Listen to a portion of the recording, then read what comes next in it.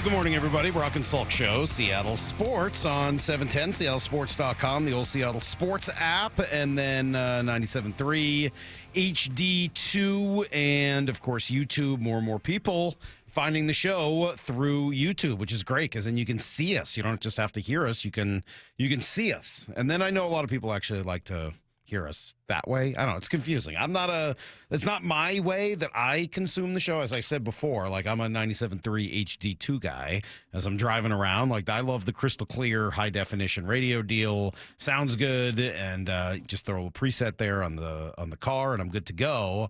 But for a lot of people, probably younger people, but maybe not. I don't know. YouTube's the way to go. That's their chosen method for just about everything. I'm a little out of sorts this morning.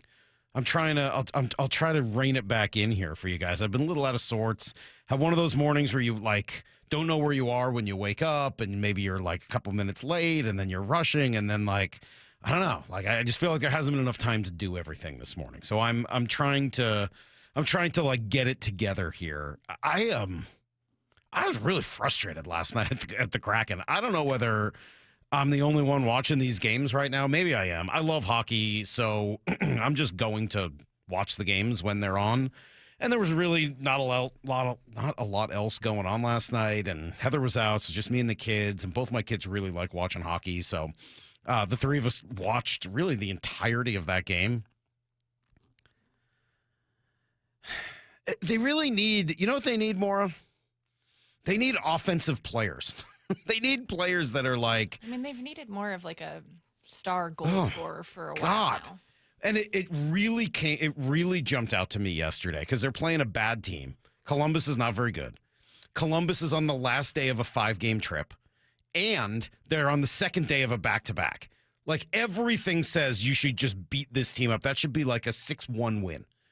And instead, you're up 1-0, and you're just messing around with them and eventually you take a couple penalties. You give up a goal in a 5-on-3. No shame in that. But unfortunately, because you can't score, you end up you finish at a tie. So of course you get another point. You got nothing in overtime. I mean, there's no threat. And then they go to a shootout, and I don't even think they have a prayer of winning a shootout. Not a prayer.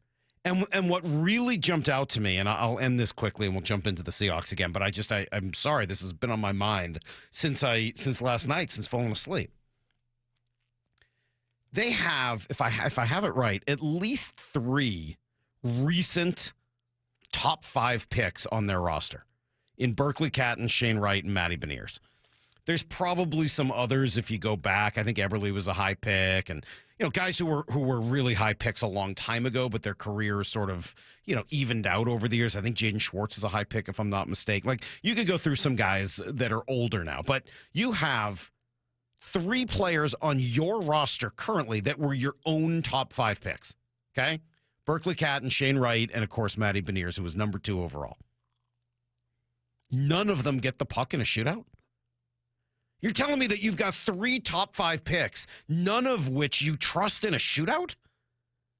Like you got to find somebody to put the puck in the back of the net. You can't win a game when you don't score at all, and when they're giving you one-on-ones with the goalie at the end of it, and you score 1 in 4, and even that felt like a miracle. It really frustrating. Really, really frustrating to watch. Well, it just feels like if you went in the season without that confidence in the guys you drafted, you probably should have added someone in free agency. Well, I think that's exactly right. That's exactly right. Like, and maybe that's why we talked a lot about Mitch Marner last year. So, and I know it's not easy to find those guys. I know that 50 goal scorers don't grow on trees. I get it. But unfortunately for them, the 3 guys they've drafted in the top 5, and I know Berkeley Catton's only in his 11th game in the league, whatever. But like, if you don't have guys that can put the puck in the net, then you don't have a chance to win these games.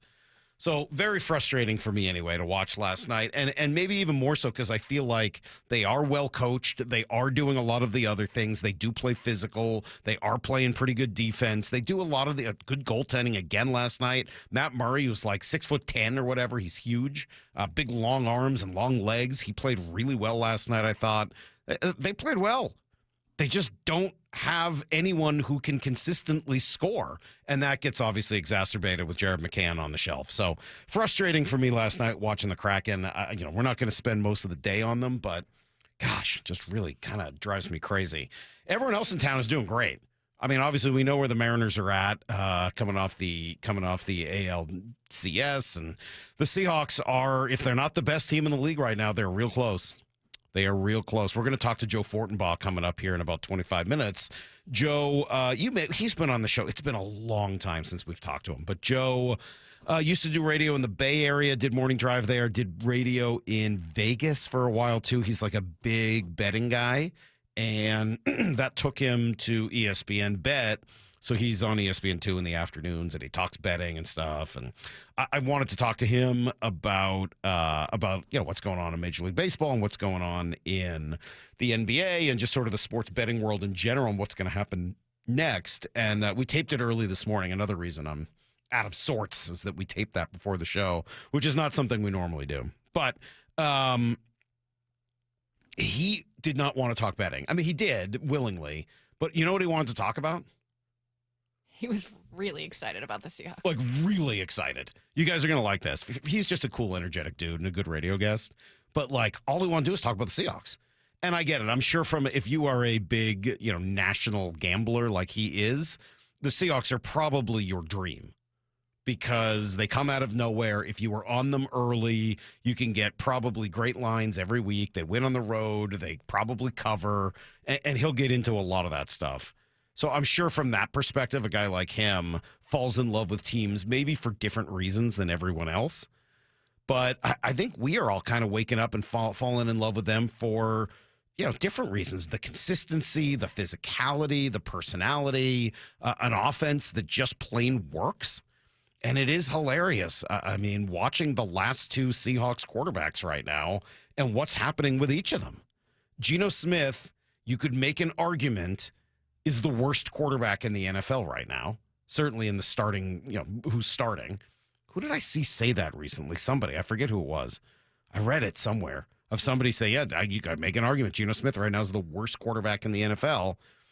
And Russell Wilson just got benched in New York for Jameis Winston. I mean, don't you have to say benched again or benched? Yes, I do. Russell Wilson just got benched again. Yeah, that's right. Because previously he had been benched for Jackson Dart. Now he's been demoted to what is essentially the third quarterback. Because Jackson Dart has a concussion. Right. But he wasn't good enough when he came in relief. So now they're going to go with Jameis, who's going to end up probably starting even though he's the backup, and Russell's going to back him up even though he's the third quarterback. And most teams don't even carry three quarterbacks. So, I mean, it's crazy seeing what's happened now to the last two guys that have brought this team to the playoffs. And they hadn't won a playoff game in a long time, but at least both of them had made playoffs with the Seahawks. And both look like they are nowhere close, not just to elite, but maybe even to being starting caliber in the NFL. I got my buddy texting me last night, shooting me like Raiders, comments from the comments section somewhere of like, man, Pete's kryptonite is going to be his love for Geno Smith. And Geno's going to end up dragging Pete down and maybe even tainting the very end of his career here, which is too bad. In the meantime, the Seahawks are just sitting pretty. And Sam Darnold looks great. And Mike McDonald looks great. And Clint Kubiak looks great. And John Schneider looks great. And you put all those things together with, the Leonard Williams and some of the other just fun dudes. I'll tell you who's becoming one of my favorite players on this team. We've talked about him a little. And I don't mean to bring this up after he ran back 2 touchdowns here last week. That's not why. DeMarcus Lawrence has become one of my favorite players on this team. I do kind of like the number 0. I didn't think I would like it as much as I do, but it looks pretty sweet on the edge, the way he wears it, because he's such a big dude. Just like the exact form you would want for a big defensive end like him. And I just love how much chaos he creates. I love the grown man strength. He's kind of been on my mind ever since we watched him pick Abe Lucas up that day in training camp and just move him backwards picked him up off the ground. I would say with all the injuries that they've suffered and been able to just kind of plug in guys and have success, we noticed one of the bigger differences when he was out. I think that's right. Yeah, that's true. Now that we're, 9 games into this, and you've seen life without Witherspoon and life without Eamon Warry and life without Derek Hall and Ernest Jones, Julian Love. I mean, we've seen life without essentially everyone on that defense, and it's been okay. Except when they were missing DeMarcus Lawrence. Now, I don't know that means he's the number one guy in the defense. I think Leonard Williams and life without him would be pretty rough. We're experiencing life without Jaron Reed right now, and we'll see how long they can handle that because I think he's a big part of what they do, and they haven't lost Byron Murphy for any amount of time either. So, there's guys that are really anchoring this thing. But man, as a pickup this offseason, that when they got him, I was like, I don't know. Been around a long time. He doesn't really sack the quarterback much anymore. He has been significantly better and more fun than I thought. And then you add in the leadership and the personality that goes with it. That's been one of the best signings the Seahawks have had in a while, at least as of now. All right, let me take a quick break. We'll come back here and we'll give you guys everything you need to know. Tell you what happened with Dan Wilson yesterday as he was up for Manager of the Year. And then Joe Fortenbaugh coming up at 6:30. You'll love him, I promise. It's Brock and Salk, Seattle Sports on 710. Get inside the huddle. The handoff inside. He's going to go. Touchdown, Seahawks. Taking you inside the VMAC every week. Thursdays, noon to 2. Our guys show up to play. Player interviews. It's obviously been paying off. Just going to continue to do that. Previewing this week's matchup. We'll say they come out and just run the ball down the Niners' throats. And everything Seahawks. If anybody had a doubt, don't. The Huddle. Every Thursday at noon. Exclusively on the home of the Seahawks. Seattle Sports. The stock market's on fire. AI stocks are performing at all-time levels. We hope you, like many of our investors, have taken advantage of it. A famous man once said, buy low, sell high. There's also $8 trillion of cash sitting on the sidelines. Investors are either scared or they don't know where to go. Hi, I'm Scott Rireka, CEO of Legacy Group Capital in Bellevue. Legacy Group Capital develops local real estate, lends money, and shares profit with our investors. We've been doing it for 19 years, averaging double-digit returns with zero investor losses. Diversify with Legacy Group Capital and invest in our family of funds. From a 3-year investment with double-digit returns to only a 90-day commitment returning 7%. We also accept IRAs. Find out why 1,300 local investors have invested over $350 million. Legacy Group Capital at LegacyG.com. This is not investment advice. Investments available to accredited investors only. Details at LegacyG.com.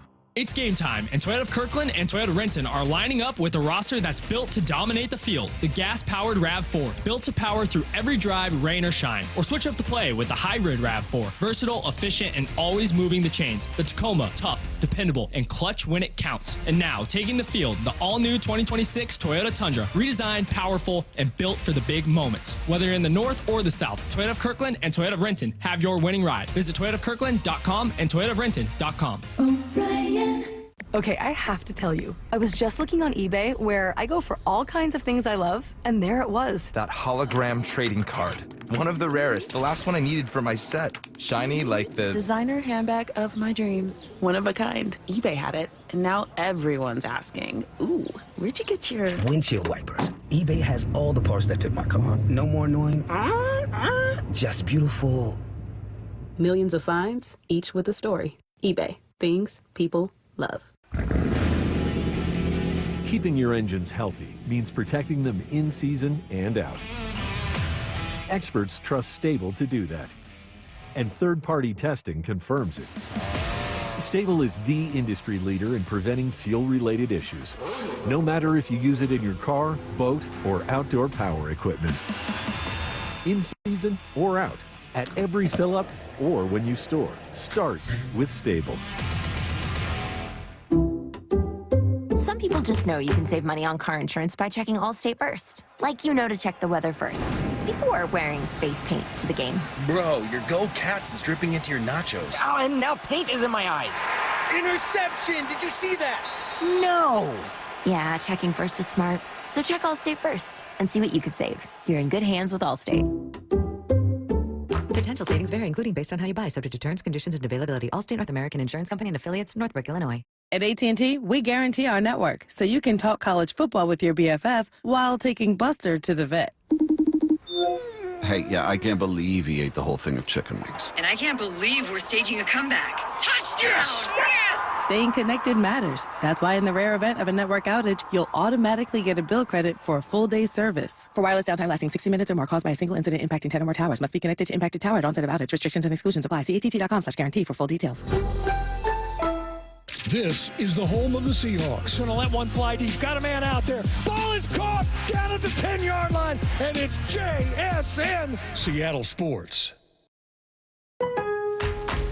Lowe's knows pros want more. Join My Lowe's Pro Rewards for free to get $20 off your first qualifying purchase of $100 or more just for signing up. Plus, enjoy free standard shipping and more ways to save on your next job.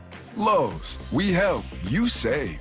Offer valid for new members only. Not valid with any other discount. Free standard shipping not available in Alaska and Hawaii. Exclusions and more terms apply. Loyalty program subject to terms and conditions. Visit Lowe's.com/pro loyalty for details. Subject to change. Ryan Rowland-Smith here. For more than 35 years, the NBA Health Insurance Trust has been helping local builders, contractors, and their employees save money and gain peace of mind. They offer customized group health plans from the state's leading insurance providers. Small and mid-sized businesses deserve big healthcare access. The NBA Health Trust brings you the coverage you want at a price you can trust. Find out more at MBAHealthTrust.com. That's MBAHealthTrust.com. I had pain, I had numbness in my feet. That pain and that numbness just got worse and worse and worse as time went on. This is Greg describing life with neuropathy. I went to 5 podiatrists, tried different treatments, tried different orthotics, tried different shoes, had cortisone shots in the tops and the bottoms of my feet. Saw a neurologist. All my medical doctors said, can't help you. Live with the pain. You're not going to be able to sleep. This is your life.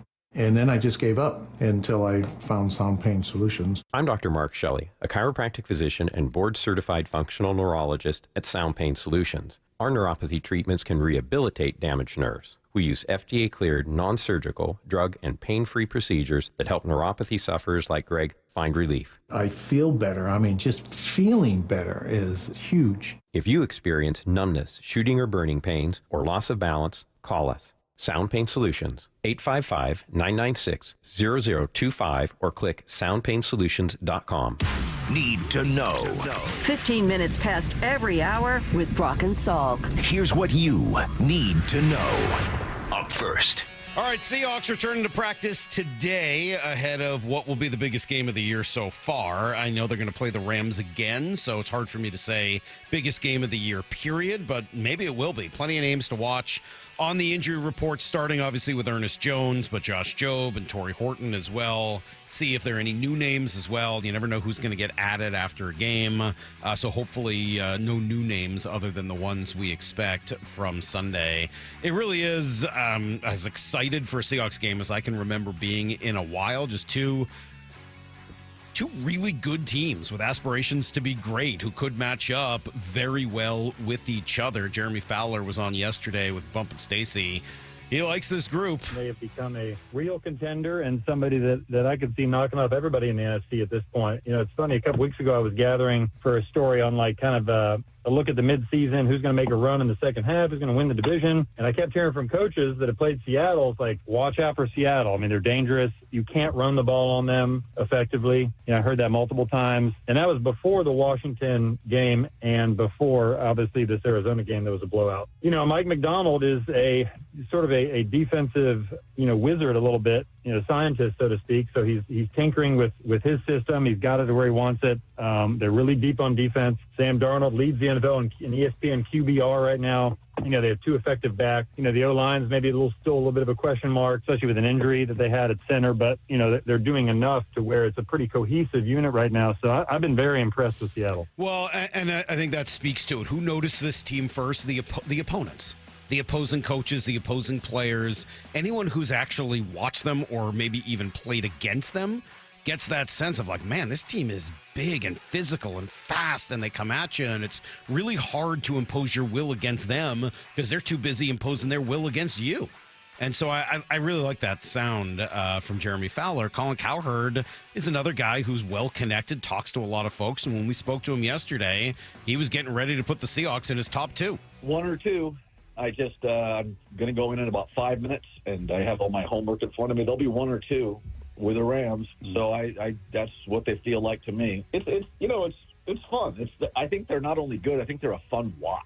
It's JSN and Sam Darnold, and they're fast, and they go get Rashid Shaheed, and they just got a lot of speed, and they're aggressive defensively, and it's so great in the NFL when you can have your quarterback and your head coach. And they're both pretty young. They're both in their prime. It's such a great place to be in the NFL. And there's about 7 of those in the whole league. Yeah, well, the Seahawks are one of them, as are the Rams. And so a great opportunity to see these two teams play on Sunday.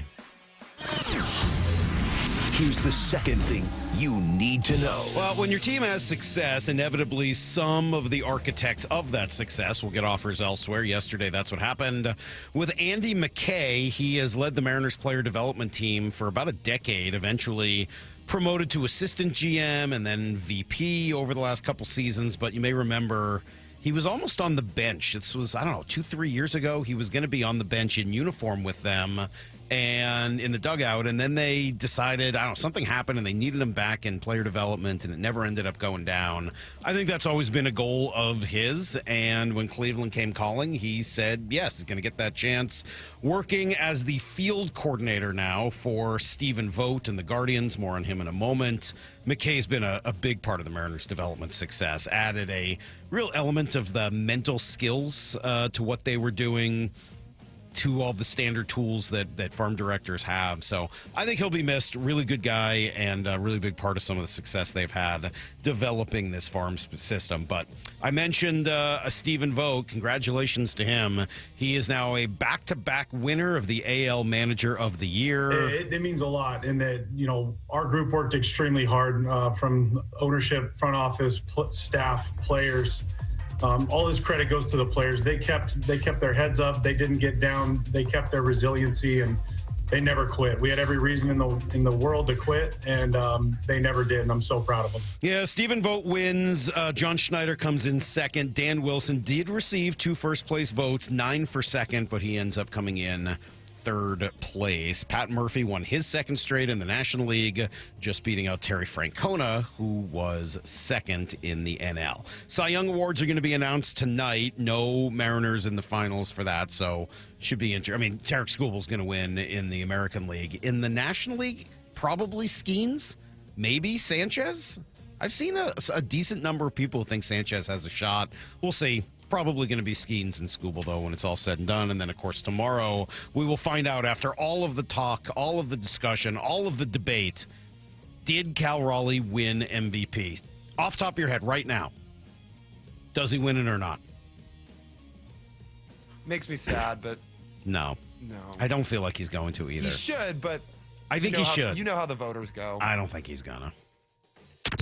Here's the third thing you need to know. All right, very frustrating loss, as I mentioned, for the Kraken last night. Gave up a 1-goal lead after taking a couple penalties, so they give one up in a 5-on-3 and then lose in the shootout, where they just don't have anything to threaten the opponent. They just don't have enough threatening players who make you back off, who allow you to have success on the power play, who can score one-on-none in the shootout. And unfortunately, just very frustrating to see that when they're playing a last-place Columbus team in the last game of a 5-game trip and the back half of a back-to-back. Just very, very frustrating. They'll host Winnipeg tomorrow night. That is everything you need to know. 1:15 every hour here on the Brock and Salk show. All right. Hey, showdown you don't want to miss. We've been talking about it a lot. Sam Darnold against his old team, kind of, the Rams. Seahawks,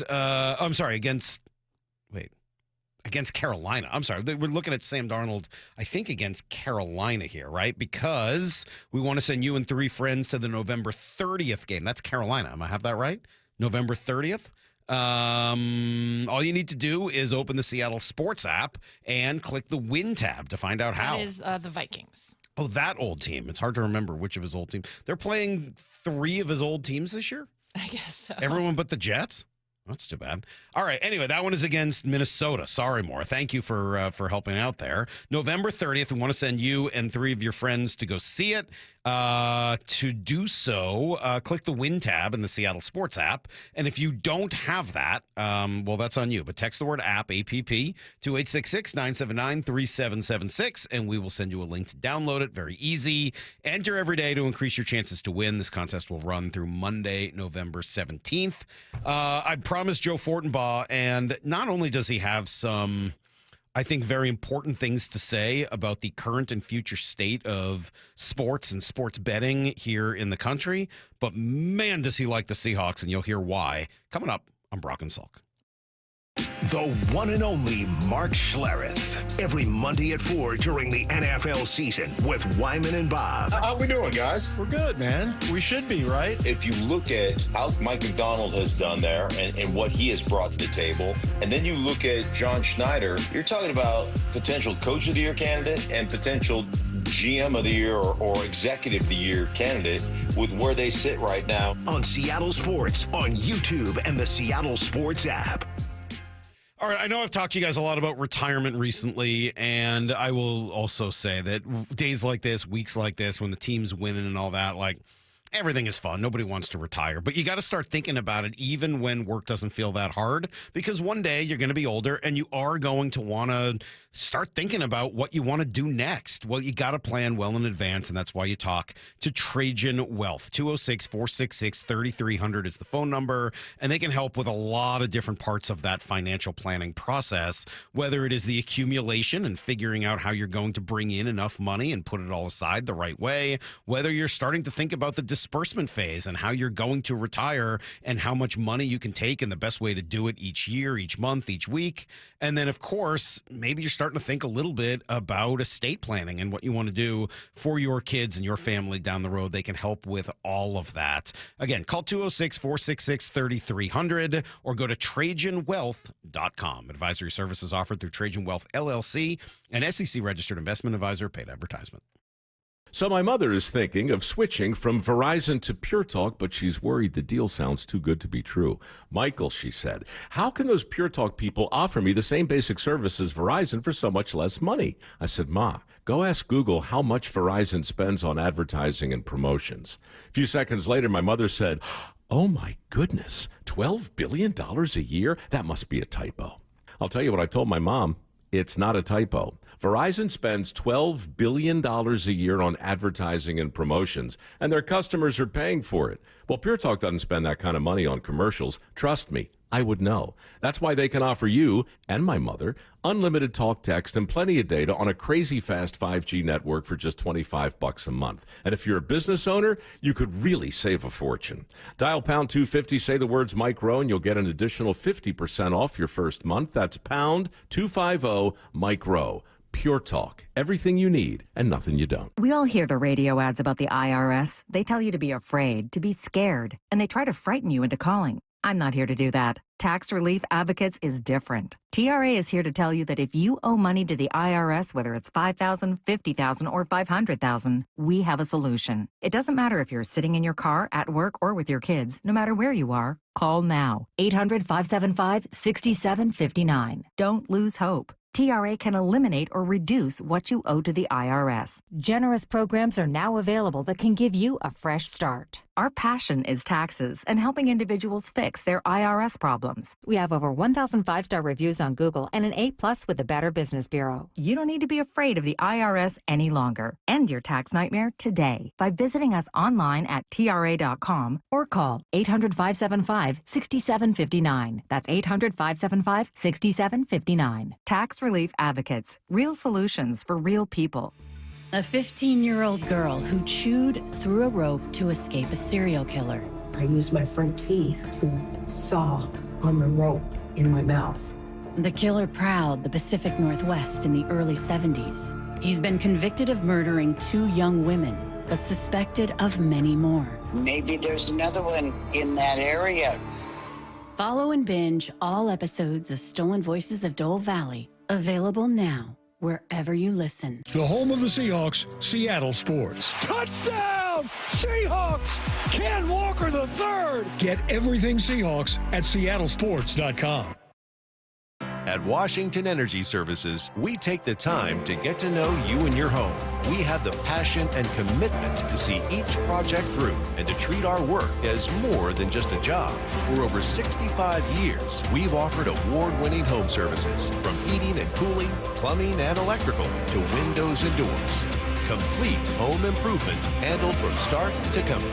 For peace of mind when you need it most, count on Washington Energy Services, bringing good energy to your home. Hey, Brock Heward here with Shannon O'Kelly, President and CEO of IRG Physical and Hand Therapy, inviting you to come work with IRG. And Shannon, what kind of staff are you looking for at IRG? Brock, we're looking for all kinds of clinical staff, physical therapists, occupational therapists, athletic trainers, certified occupational therapy technicians, physical therapy assistants, you name it on the clinical side. We are looking for those folks. But we are really looking for folks that want to come to an organization that want to be part of our culture and change the culture and work with us to provide the best care and service we can to our patients, our team, and our community. So those clinical people out there, we're looking for you. We also provide advanced certification. We want to provide you mentorship. We want you to grow personally and professionally here at IRG. And with over 40 clinics throughout the Pacific Northwest, you've got the opportunity to work in the city you want. Just head over to irgpt.com/careers. That's irgpt.com/careers.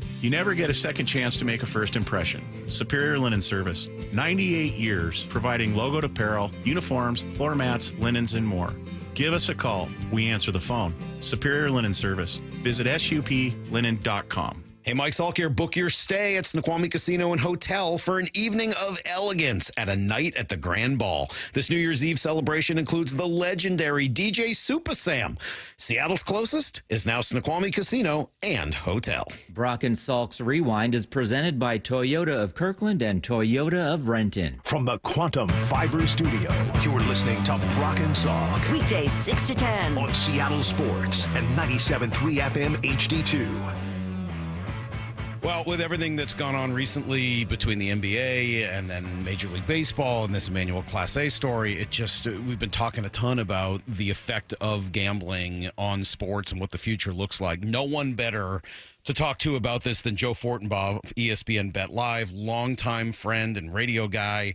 He's been all over the country, and he's found himself a great home in Bristol at ESPN. He's kind enough to take a few minutes. Joe, hello. How are you? Salk, I'm doing great, and it's a pleasure to be on. I love the fact that we're leading with gambling, but I also am very excited to talk about your Seahawks because that is a team I have very much enjoyed for several reasons this year, but we'll keep that one in the holster for a few minutes. All right, we'll get to the Seahawks in just a sec, and then I'm going to spend the rest of the day talking about them. But let's start with with what's going on. I mean, what do you just generally? Your reaction when you first read about what's happening in the NBA and then Major League Baseball comes down here over the weekend, as somebody who is deeply involved in the odds making and odds world, what do you make of it? Oh, ignorance. Ignorance is the first word that comes to mind because if anybody who's been popped so far for any of these prop betting scandals had any idea how easy it is to catch them, they never would have gotten involved in any of this to begin with. It's really simple, okay? The data that's out there will point to a problem almost instantaneously. So here's how this works. Take any sports book. We'll call it Salk Palace. Mike Salk has opened up his own sports book. He's taking bets. And each night, he's able to see the amount of action coming in on prop bets. For example, maybe, just maybe, night one of the Lakers, he gets $3,500 worth of prop bets on LeBron James. And then night two, it's $4,000. And then night three, it's $2,800. And then night five, it's $250,000. That's going to stand out to a bookmaker when there's a massive jump for some reason. On top of that, when item number two comes up, well, what are they betting on? Oh, it's unders. Okay, something we can control and influence. Like, the public likes to bet overs, but you can't fix the game so a guy scores 31 points unless the entire defense takes a dive. So now we've got an under situation on our hands. And then when you watch the game, lo and behold, oh, here comes a mysterious muscle injury, guys checking out early. This is nothing new to people in the sports betting world. There was a big tennis scandal years ago, 2016, where so many of these matches, men's and women's, were fixed in these tournaments, in which someone would go out, and on the women's side, for example, you might have female A winning the first set. So she's up one set. She only needs one more to advance. And then she goes into the second set, wins the game, up, back tightness, I need to withdraw. boom, everyone gets paid on the other side. Like back in the day, you used to fix the game by getting a bunch of people to take a dive or by having a guy in the game commit too many turnovers. Now you just check out due to injury. All that stuff adds up to a guy getting popped the first time he tries it. It's just too obvious.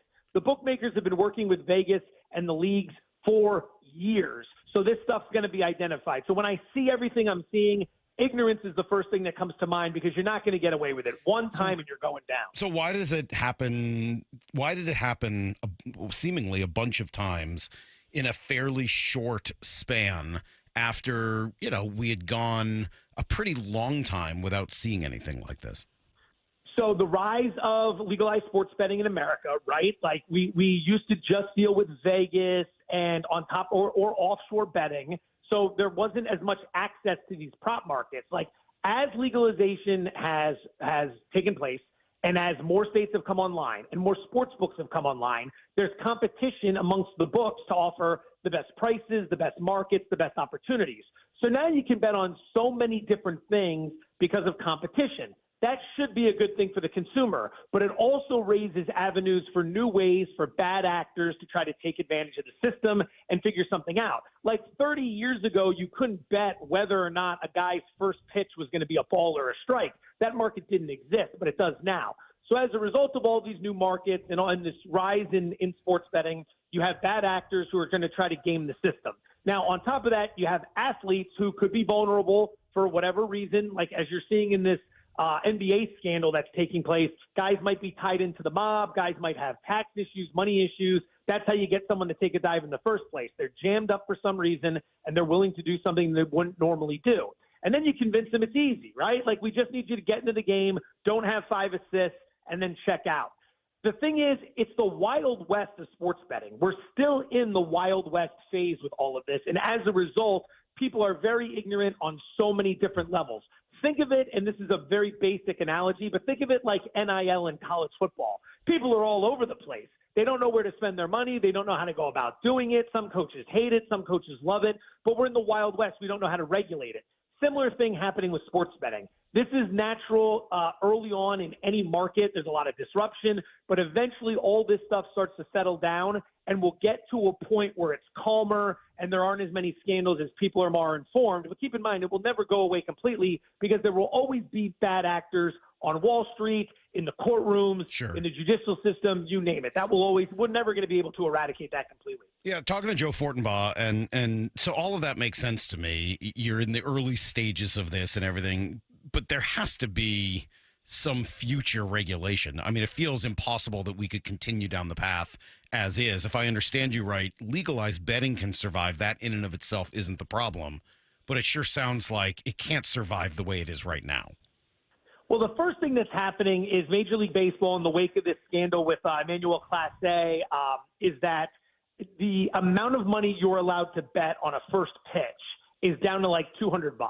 So that's not even worth it for guys who are trying to game the system to try to fix something where you can't get enough money down. You need to be able to get exorbitant amounts of money down. So first thing you can do is kind of limit that, but that stings all of us who are playing if we'd be interested in betting more, but that's the lesson. So what's going to happen is there's going to be, if we haven't reached already, like a breaking point amongst society. There's so much society is willing to tolerate until you eventually get to a point where enough's enough. And when that point happens, there's pushback. And when the pushback happens, people need to act. Like a lot of us, myself included, we wanted legalized sports betting. We wanted more opportunities. We didn't have to do what we were doing back in the day, dealing with offshore accounts and bookies and all this other stuff. We wanted the convenience factor, but with great opportunity and great privilege comes great responsibility. And if everyone's showing that we can't handle this sort of thing, and if addiction is on the rise and gambling debt is on the rise and depression is on the rise as a result, then we need to do something to curtail this so that we don't damage the fabric of society. I know that sounds very heavy, but we still do have a responsibility here to keep things a certain way without letting people spiral out of control. Well, and not just the fabric of society, but maybe more specifically just the fabric of sports. I mean, I go back to the Tim Donaghy thing, which to me is one of the 5 biggest sports stories of my life, and yet we hardly ever talk about it anymore because nobody really wants to think about the fact that a referee was in on, fixing a game in some way. But if you don't have trust in the sport that you're watching, that it's real, at some point we're just watching wrestling. Like it just goes away. All this whole business we're all a part of, doesn't it disappear if we all lose trust in what we're watching? Yeah, and we're already a conspiracy theory-based society where, like, with the NBA, and this is not to advance any of these theories, but the frozen envelope with Patrick Ewing and the draft with the Knicks back in the day, everything we just watched, like, think about this. Whether it's legit or not, I'm not here to make any case, but the whole thing with Luka getting traded to the Lakers and then Dallas as a less than 2% shot of getting the number 1 pick for Cooper Flagg, like, a lot of people found that suspicious. It could very well be above board. I believe it's above board. It's just one of those things where a long shot came through. It happens. But when you throw in several different betting scandals in your sport in a short time frame, people are going to put all of it together and say this thing is not on the level. And that's the big problem the NBA is going to be dealing with right now. And all sports will be dealing with it. You don't want all of this steamrolling. If there's one bad actor and one bad instance, okay, let's shut it down. Let's make the corrections and let's move on. But when you have all this different stuff happening, when a long shot like Cooper Flagg to the Mavericks comes through, people are not going to buy into that, and that's going to create bigger problems. So you're exactly right. On a smaller scale outside of society, like sports in general, the integrity of it is so important. We got to find a way to clean this up. I'm not a huge betting guy in terms of sports, but when I go to Vegas, I don't mind throwing a little something down, and I did on the Seahawks before the year began because the over-under was 8.5. And you're just looking at this team like, wait, they won 10 games last year. They're not going to win at least 9 this season? It didn't make a ton of sense. That is poised to hit here in just a couple of weeks. So from your perspective, what do you like about the Seahawks so far? I love this team. God, I love this team. I was on them last year. I got tipped off from a buddy who knows his stuff. And he was like, this is the team to look at. The way I played it was McDonald to win Coach of the Year last year. Now, that didn't come through, but so be it. I look back on it now, and I see the job he's doing and what this team looks like, and I think, all right, the handicap was good. The result might not have been great, but the handicap and the process were strong. I mean, like, where to begin with this team? There's a little bit of an old school Legion of Boom throwback with the way they play defense, which is what I love about Seattle. Like from back in the day, just this defense that would absolutely maul you, laying the wood day in and day out. Like there's something very comforting about knowing you have that kind of defense backing you up when it's either your team or you're making a wager. On top of that, something I love more than anything, the ability to win on the road. Like McDonald is the best road coach in the NFL right now. You look at it again, to bring it back to sports betting, I think they're 11-1 against or straight up and something like 10-2 against the spread in road games under McDonald. They've had no problem covering these numbers. So now you find yourself in the game of the year, which I'm furious about that it's a 4:05 kick. I get that we have Lions-Eagles Sunday night. That's going to happen. But come on, man. Like somehow we get these 4 o'clock windows that are generally awful games and one good game. And now all of a sudden you're giving me Chiefs Broncos. Someone's in trouble there. You're giving me Rams Seahawks. And then the nightcap is Lions Eagles. Like that's a nuts afternoon, evening slate. What we have seen in this matchup, and this is game of the year in my opinion, because I love both these teams. I think the Rams haven't been power ranked properly all year either. Game open Rams -2.5. We saw the money for the Rams hit last night. Move through the key number of 3 to 3.5. Now, why do we call 3 a key number? Most important number in football betting. Why? Because more games end on a differential of 3 than any other number. 24-21, 31-28. You see where I'm going here. So you want to find yourself on the right side of 3, but when you see a move through 3, that's a big red flag. So Rams money hits the market, moves it from 2.5 to 3.5. Significant move. I find myself on the Seahawks catching those points. I see this as a coin flip game. And if you're going to tell me it's a 50-50 game, but I'm catching 3.5, I'm good with it. You're also going to give me the team that's the best in the business on the road this year. Thank you very much. And on top of that, and this is the one story I don't think is being covered enough because it's really only analytics nerds that pay attention to this. The Rams defense is not as good as the numbers indicate. They spent 3 or 4 weeks beating up on nobody, padding the stats, and then Mac Jones and the Niners hung a number on them last week. So I want to keep that in mind. I think Seattle's offense has more success moving the ball in this game than the Rams offense. Yeah, it's funny you bring up, I just ranted yesterday for, Moore's looking at me right now, because I just ranted yesterday for about 15 minutes about not just the fact that they're not the Sunday night game, because that makes sense. That's a good Sunday night game, Detroit and Philly. But they're not even getting the number one Fox crew. They're getting the Joe Davis, Greg Olson crew instead of Brady and Burkhardt. And I was like, you got to be kidding me. Like, Seahawks, Rams, both 7-2, both with a legitimate claim right now to be the best team in the NFC or maybe even the best team in the NFL, taking it out of the betting world and just looking at just what you know, power ranking when you look at the league. Are we watching potentially the two best teams in the league play on Sunday? This is the biggest game of the year because the winners in the driver's seat for the division, possibly home field. And as I assess all these teams, I know we just talked about how much I love Seattle on the road. I worry a little bit about Sam Darnold in a place like Philadelphia in January. Like, as much as I'm all for everything I'm seeing from Darnold. The last 2 years have been a wonderful story, but a guy like me is not just going to move past what I saw in Week 18 and then the wild card round. Those are the two biggest games of the year. Everyone in Seattle, I'm sure, has discussed this. You don't need me to go in depth on it, but when you see that in the big spots, you don't just move on from that. So Seattle having home field at a place with the 12th man, like that place is insane. That's what this is all about this weekend, being able to dictate terms to the rest of the NFC. I think it's the biggest game by far. I'm a Philadelphia guy. You know that. I grew up in Pennsylvania. Eagles are good, don't get me wrong, and I love what I saw from the defense in Green Bay. I still got problems and worries about that offense. Like, I don't know if you send them to Seattle if they're able to handle their business in that game. They got lucky against the Rams with the way that broke late. So there are concerns there. Detroit's got big-time concerns on the offensive line. You can't put them in Seattle with that crowd noise and expect them to protect Jared Goff, of all people, in that spot. So this game this weekend, like, you're up against Mahomes, which is going to be difficult for everybody. And the Sunday night game's already set with two big markets and two big teams, so I get it. West Coast bias here. We're kind of jacking around with the Seahawks and the Rams. But without question, this is the big, most impactful game of the entire weekend. What does the Fortenbaugh setup look like on Sundays? Like, are you just watching at home with one TV?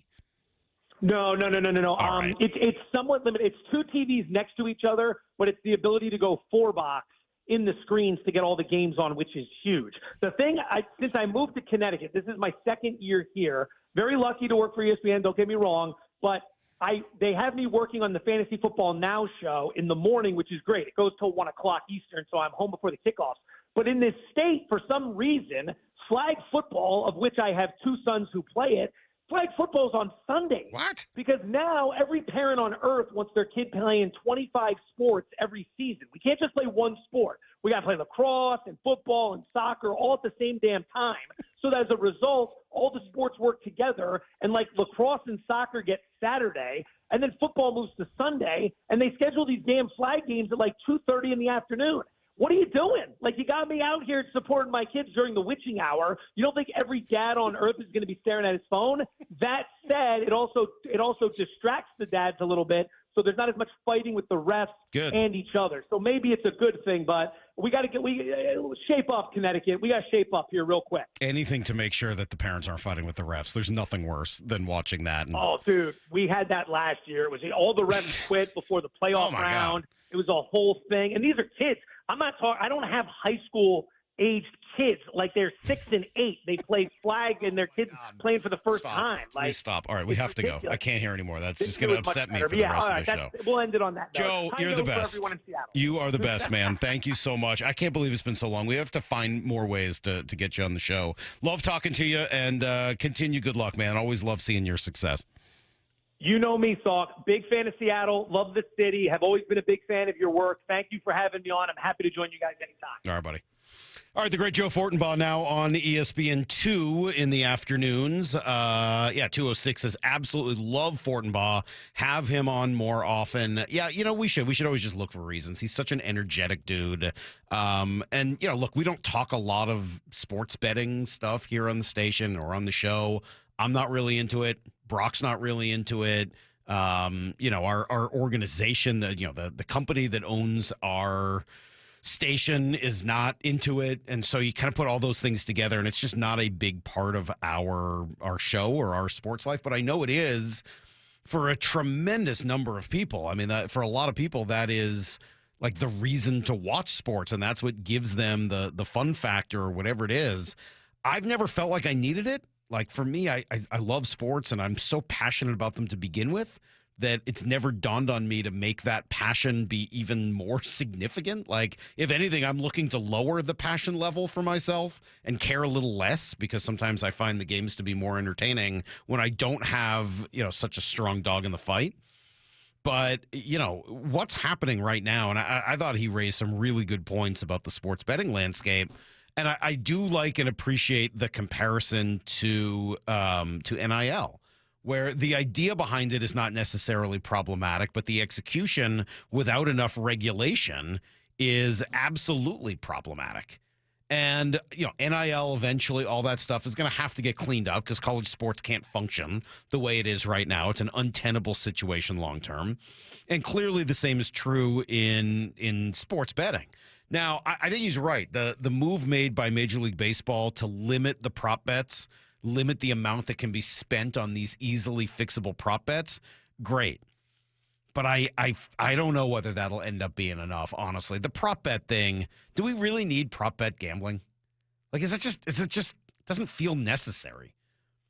I get that like, I'm not a person who says we should. You're wading into territory of, like, it might be becoming problematic for you if you're making bets on that many little things anyways, and then it's easier to throw games that way. It just seems unnecessary. Or do things you shouldn't be doing, yeah. I don't really see any reason for it. Like, I have no problems whatsoever with people betting on sports. Occasionally I will do it. Because I do like to gamble, like I like to play blackjack or craps or something like that. Because of that, I specifically don't want to get involved with sports betting from home. I don't want to be in a situation where I start doing it because I love to gamble. And so I that's like my own personal, like, keep that away from me so that I don't end up losing a ton of money that way. So but I don't have a problem with other people doing it. I'm a pretty live and let live person in general with people's life choices. And I like things to be legal in general. But I don't see why we need prop bets. The risk associated, man, we're watching the hockey game last night. I swear to God, I was watching with the kids. Every commercial was either for betting or for gambling addiction. I was like, what are we doing? Yeah, we're getting a couple of texts right now saying they're happy that we don't advertise betting because they're getting it from every other thing they watch sports-wise. And again, I love to go to casinos. You've heard me talk about it. I make blackjack analogies all the time. But I was watching, and it's one of the look. You guys know I endorse Snoqualmie Casino. I love the place. I have a blast every time I go. But one of their competitors is running an ad that's just like bet. You can bet here. You can bet there. Bet. I was like, this is the tackiest thing I've ever heard. I was just blown away by just bet. It just felt in your face, and especially in the wake of the scandals. Look, I want sports to be legit. If what we need to do is ban prop bets, fine with me. That would be just fine. And that to me would be like the great first step here. I don't think we need to ban gambling. And I think Joe made some really good points about how, again, having it out in the open, having it legal allows for much better government regulation so that these things do get caught. Right? I mean, that's the good news here. We found out about Class A and Ortiz. We found out about Chauncey Billups and Rozier and the rest of the guys in the NBA. That's good news. I'm glad we found this out, and hopefully it scares the crap out of all the other guys out there who might be tempted to do something like this. But banning the prop bets feels pretty easy. Well, let's just do that. Because I absolutely do not ever want to think that the games I'm watching aren't real. That somebody has decided preemptively who's going to win those games. And that would be, that would be too much for me. That would really, really upset me. All right. Good stuff. Thank you to Joe Fortenbaugh. And yes, I do love this. I love the Seahawks stuff as well. See if we can play some of that sound later, because he had some really good reasons for loving this team and being excited about the game this weekend, which we all are. I found myself thinking, I wrote this down yesterday during the show, and I wanted to get back to it today. Maybe this is going to go too far.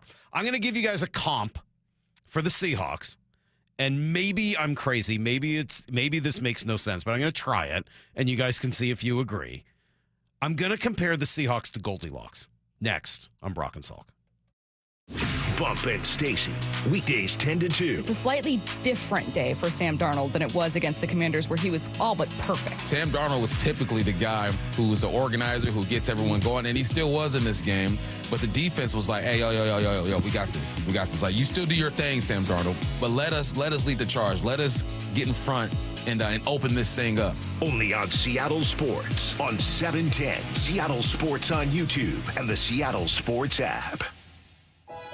I had a young woman who was on a new SUV, and she had attachments to her old car because it was her first car, and she had questions because she was doubling her spending budget, and she was very fiscally responsible. It was almost making her sick. And the best path at that point was to, let's stop for the night, and you go home and take a breath. She came back in the morning and bought the car. She was way happier. These are major life accomplishments. You have the ability to afford at this tier. You've secured one of the major needs in your life. You should be feeling a tremendous amount of pride and respect for your accomplishments. I'm just grateful that we get to celebrate it with them, that we get to be part of it in that aspect of it. The LJ way is the Lee Johnson Auto family. I'm Chris Davis, former King County prosecutor and founder of the Davis Law Group in Seattle. If you've been injured in a crash caused by impaired or drunk drivers, there are special considerations that need to be taken to protect your legal rights. Davis Law Group's team of investigators and lawyers know how to properly investigate DUI crashes and identify all parties who might be legally responsible for your injuries and damages. Call Davis Law Group at 206-888-8888 or get my free book at WashingtonAccidentBooks.com. Running a business means wearing multiple hats. So if you're like me, you probably started out using your personal phone, taking client calls and texts nonstop. As my business grew, I needed something smarter. That's when I switched to Quo, the #1 business phone system. Quo works right on your phone or computer. No carrying 2 phones, no clunky landline, just one easy app you can try for free. Your team can share one number and handle calls and texts together like a shared inbox. Any teammate can jump into the conversation, so customers get faster responses. And Quo's AI assistant summarizes your calls and responds to customers 24/7, so you never miss a lead or opportunity. All this starts at just $15 a month. That's basically 2 coffees. You can even keep your current business phone number. Find out why 90,000 businesses trust Quo. No missed calls, no missed customers. Try Quo for free at quo.com/sports. That's quo.com/sports to try Quo free. QUO.com/SPORTS. More fiber and laxatives, eh?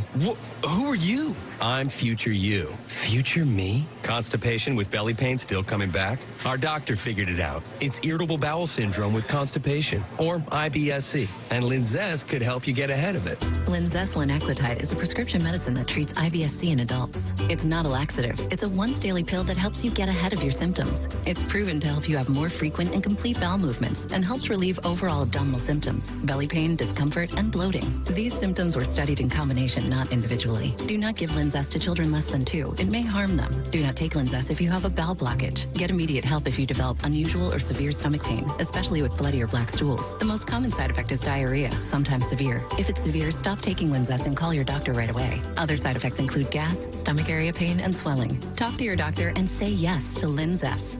Learn more at linzess.com or call 1-800-LINZESS. Ooh, that face. Quantum Fiber Internet loves that face. That's Jamila. Hey, Jamila. She's thinking outside the box from inside the box. Quantum Fiber Wi-Fi keeps her meeting game strong. From the back door to the front lawn. Rushing all of the video calls. Back to back to back video calls. Quantum Fiber Internet blowing the soxies up all those people in all those boxes. Yay to you. Switch today at quantumfiber.com. Additional pods may be needed to achieve Wi-Fi coverage in some locations. Limited availability. Service in select locations only. Some people just know you can save money on car insurance by checking Allstate first. Like you know to check the weather first, before wearing face paint to the game. Bro, your Go Cats is dripping into your nachos. Oh, and now paint is in my eyes. Interception! Did you see that? No! Yeah, checking first is smart. So check Allstate first and see what you could save. You're in good hands with Allstate.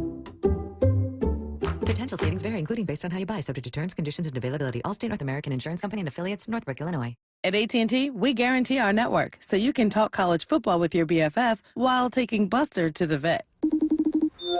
Hey, yeah, I can't believe he ate the whole thing of chicken wings. And I can't believe we're staging a comeback. Touchdown! Yes! Yes! Staying connected matters. That's why in the rare event of a network outage, you'll automatically get a bill credit for a full day's service. For wireless downtime lasting 60 minutes or more caused by a single incident impacting 10 or more towers, must be connected to impacted tower at onset of outage. Restrictions and exclusions apply. See att.com/guarantee for full details.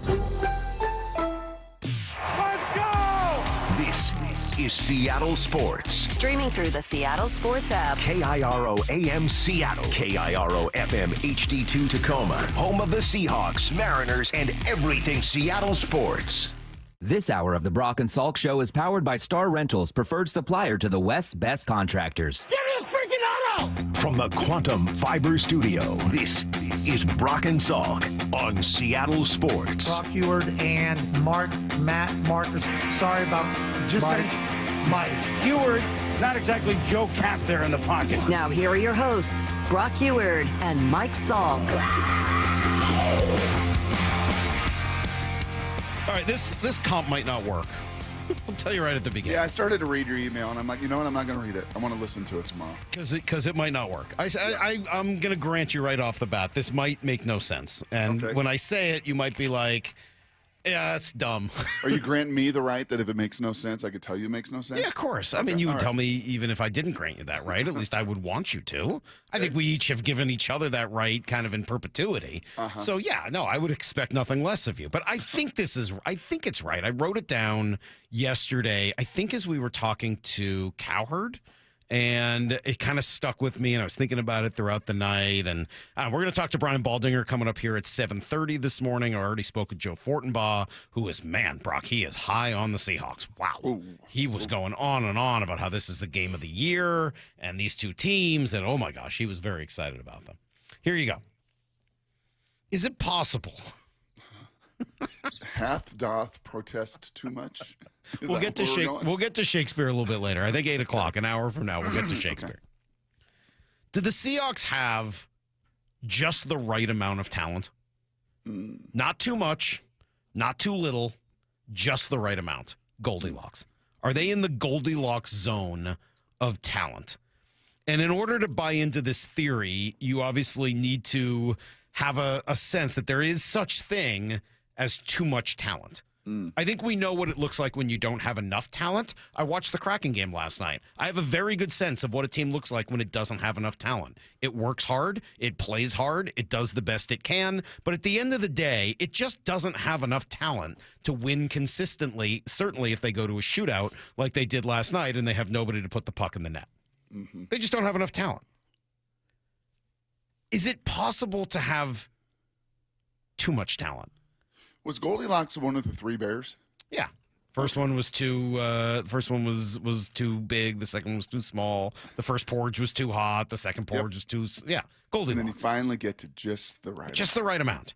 The theory is that the Seahawks have essentially the right amount of superstars, the right amount of stars, the right amount of role players, and the right amount of depth players. If you want to divide people into basically those four categories, maybe there's one in the middle of it all, just players, I don't know. But that they have a pretty good balance of each of those. That JSN is able to play right now like a superstar, or maybe is a superstar, because he doesn't have DK Metcalf there anymore.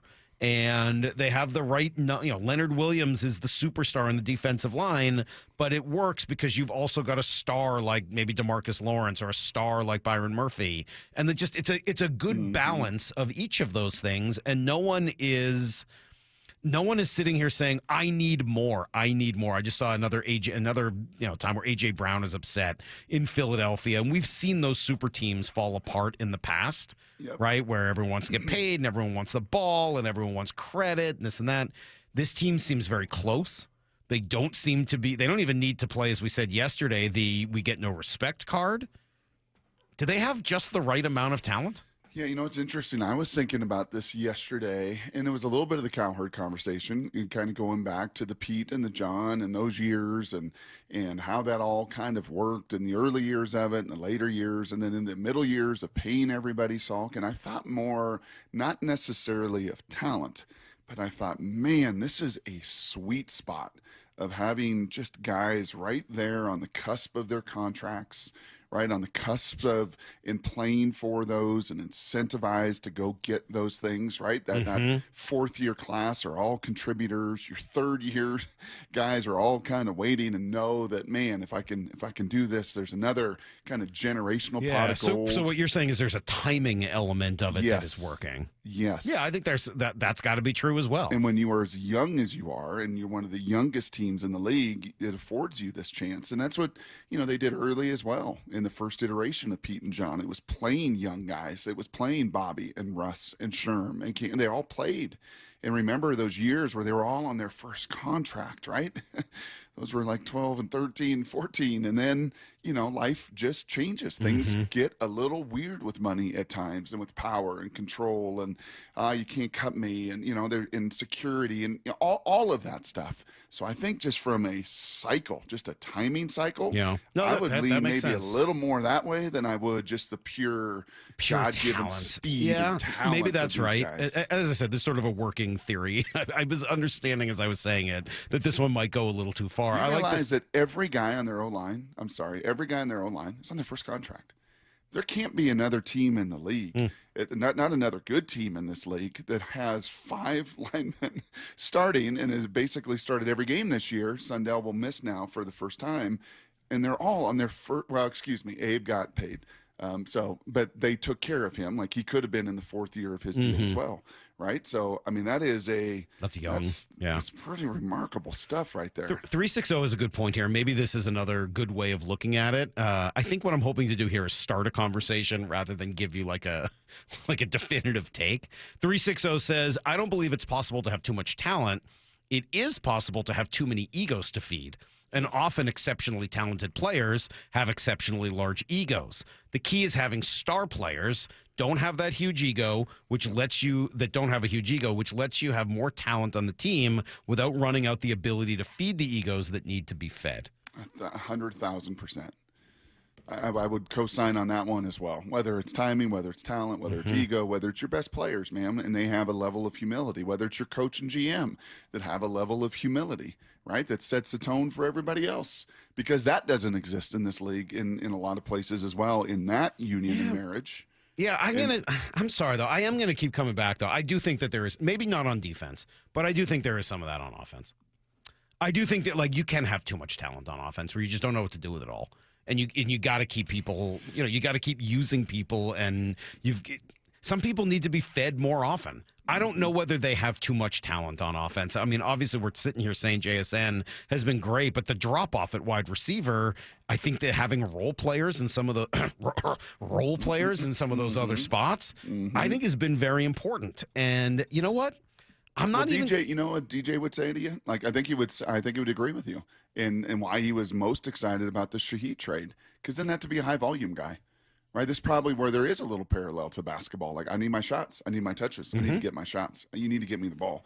I'm at my best as a running back, I'm at my best as a receiver, I'm at my best at this. I need high volume, I need more cracks at it, I need more shots. Well, Brock, we talk about it more often on offense, but listening to Mike McDonald with us on Monday talk about the 4-man rush and the amount of sacrifice that needs to go into that, I think it's happening defensively as well. Play off one another. You got to set each other up for success. Sometimes guys have to take, they got to be the pocket push guy. They got to be the A-gap push guy, and that means that they're probably only going to get, that's not necessarily their rush, or they're setting their team up for success. But it always has to work together. And then at the end of the day, you can't get to the quarterback if he doesn't have the ball. So you got to be able to do a great job on the back end of creating doubt with the quarterback, and and understanding that.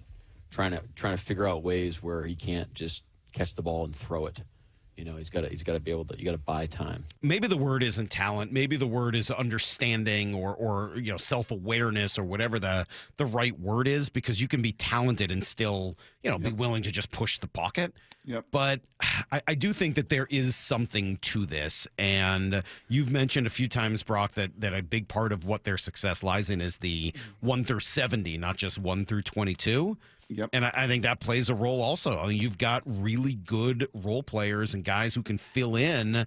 Rob Statton was on yesterday with Bump and Stacy, and he used the term relief players. Maybe that's a good way of looking at it. To the players' credit, first and foremost, that they've all shown major improvement. Like from Tyre Carter's first starting relief to Julian Love to where he's playing now. Same with Drake Thomas when he first started getting reps earlier in the year to what he's showing now. Like, first of all, you've got to give the players a lot of credit. But doesn't it just speak to this staff and what a great job they're doing as well? Because with the greatest respect, we all love Pete Carroll. It feels like we shouldn't have to say this. But I think towards the end of his tenure, we weren't quite seeing that. You know, when star players were missing, if they were to lose a Julian Love and Ernest Jones, you wouldn't necessarily bank on the replacement being somebody like an undrafted free agent who would come in and then elevate their performance over 3 or 4 weeks. We're definitely seeing that now. And Aiden Dirty loves when they have Rob Staten on. Absolutely loves it. And he's really fun to listen to and works his tail off. On offense, Salk, we call these. We just had some install yesterday, some new plays for the game. And coach is like, well, you know what this route is? This is for the love of the game route, right? Your job here is to run as hard as you can and as high in post here, and you're going to take the safety out for the love of the game. And I think I got a new term for it. And when you were talking about playing that Mike McDonald, it's for the love of the team. This is a for the love of the team play. This is for the love of the team kind of line stunt. This is for the love of the team sacrifice that you're going to make, and they sure got a lot of that going on as well. All right, coming up, we'll give you guys everything you need to know. The latest, Brock, as they did announce managers of the year. How did Dan Wilson do? We'll discuss. And then Brian Baldinger, a guy with all kinds of talent, will join us coming up in 20. It's Brock and Salk, Seattle Sports on 710. Hawks Live. Touchdown! Presented by the Dining District at the Bellevue Collection. Thursday nights from 7 to 9 p.m. Live from Bellevue Square Center Court. Come on by and join hosts Michael Bumpus and Paul Moyer and a different Seahawks player every week. This should be fun. Hawks Live. Thursday nights from 7 to 9 p.m. Exclusively on the home of the Seahawks. Seattle Sports on 710 and the Seattle Sports app. Do I have this right? I think I do. 2 weeks from tomorrow is already Thanksgiving. How did that happen? And then right around the corner will be Christmas and the New Year. Hard to believe the holidays are almost here. And do you or someone on your wish list want the gift of fitness this year around? Well, Brock Ewart and the Top Fitness Black Friday sales event is going on right now. Yes, the Top Fitness Black Friday sales event is on, where I'm talking about saving up to $1,000 on Inspired gyms, Inspired treadmills, and True treadmills. Plus, get free delivery and assembly on Precourt treadmills, ellipticals, and exercise bikes as well. You can also save up to 50% on last year's display models, with Olympic weight bars starting at just $50 and home gym attachments and accessories, well, they're up to 50% off as well, starting at only $10. Those are some great stocking stuffers. No secret why everyone, from personal trainers to pro athletes, love Top Fitness. You can visit them in Tukwila, Linwood, or Bellevue, or go to topfitness.com for all the Black Friday sales event. All the deals going on right now. Top Fitness, your very best place for home fitness equipment. Lowe's knows pros want more. Join My Lowe's Pro Rewards for free to get $20 off your first qualifying purchase of $100 or more just for signing up. Plus, enjoy free standard shipping and more ways to save on your next job. Lowe's, we help, you save. Offer valid for new members only. Not valid with any other discount. Free standard shipping not available in Alaska and Hawaii. Exclusions and more terms apply. Loyalty program subject to terms and conditions. Visit Lowes.com/pro-loyalty for details. Subject to change. Pros don't just show up. They prove how it's done. With precision and without shortcuts. Makita tools are built the same way. With a dedication to lasting quality. Trusted performance, and results that reward your effort year after year. When the job calls for the best, call on Makita. Built to be the best. Available at the Home Depot. Workdays can be unpredictable, but your workwear shouldn't be. With the Cintas Apparel Plus program, you'll have freshly laundered garments for everyone on your team delivered every week. Cintas has workwear for just about any job imaginable, with high-performance fabrics and an uncompromising fit that stretches and moves with you. Don't leave looking and feeling good to chance. Visit Cintas.com. Oh, I'm ready! And get ready for the workday. Okay, I have to tell you, I was just looking on eBay where I go for all kinds of things I love, and there it was. That hologram trading card. One of the rarest, the last one I needed for my set. Shiny like the designer handbag of my dreams. One of a kind. eBay had it, and now everyone's asking, ooh, where'd you get your windshield wipers? eBay has all the parts that fit my car. No more annoying, just beautiful. Millions of finds, each with a story. eBay. Things people love. How do you stay humble when you're America's #1 wiper blade? That's what we're currently dealing with at Rain-X. Is it even possible to humble brag when you bully Mother Nature like we do? Do we sound too conceited if we keep repeating how Rain-X is the #1 brand of wiper blades in America? No, we'll take a lesson from our wipers and just keep doing our job with humility. As America's #1 wiper blade. Rain-X. Outsmart the elements. Want more Seahawks content? Join me, G. Scott, on The Reset. New episodes of the podcast every Monday and Thursday on YouTube or on the Seattle Sports app. What's your holiday tradition? It's G. Scott here. For me, it's gathering with loved ones around a meal that brings joy. For many families, that tradition feels out of reach. Next time you shop at Safeway, please donate to Nourishing Neighbors. Your gift provides groceries to families across Washington, giving them access to nutritious food and the dignity to shop like the rest of us and choose what's meaningful for their holiday table. Visit nourishingneighbors.com and donate at your Safeway checkout. That's nourishingneighbors.com. I saw her texting, coming up to a stop sign, and so I saw the accident coming, and she T-boned us. In the blink of an eye, Crystal's life changed when she suffered a severe spinal injury. The pain was something I had never experienced before in my neck. I got massage therapy. I saw a chiropractor. I was prescribed muscle relaxers so I could sleep. I got depressed. Nothing was relieving the pain. Drugs, sleepless nights, and depression. Sound familiar? I'm Dr. Mark Shelley, a chiropractic physician and board-certified functional neurologist. At Sound Pain Solutions, our treatments include high-dose laser combined with spinal decompression and other comprehensive therapies to rehabilitate damaged discs. We use treatments that are non-surgical, FDA-cleared, drug and pain-free. I was able to get off my pain medicines, and I was able to sleep through the night, and that was what I was desperate for. To learn if you're a candidate for our treatment, call us. Sound Pain Solutions. 855-996-0025 or click soundpainsolutions.com. It's game time, and Toyota of Kirkland and Toyota Renton are lining up with a roster that's built to dominate the field. The gas-powered RAV4, built to power through every drive, rain or shine. Or switch up the play with the hybrid RAV4, versatile, efficient, and always moving the chains. The Tacoma, tough, dependable, and clutch when it counts. And now, taking the field, the all-new 2026 Toyota Tundra, redesigned, powerful, and built for the big moments. Whether you're in the north or the south, Toyota of Kirkland and Toyota of Renton have your winning ride. Visit ToyotaofKirkland.com and ToyotaofRenton.com. O'Brien. Need to know. 15 minutes past every hour with Brock and Salk. Here's what you need to know. Up first. All right, Seahawks getting back to practice today, Brock, as they get ready for what I think is the game of the year, at least so far. Lots of names to watch for in the injury report. Ernest Jones, biggest among them, but Josh Jobe and Torrey Horton. Then you got to find out whether or not there are any new names that popped up over the weekend that will surprise us, because that always seems to happen as well. But this is... It's about as excited as I can remember being for a Seahawks game in a while. I mean, just two excellent teams that I think have aspirations at this point to not just be in the postseason, but to go all the way. So to see them battle it out, I can't wait.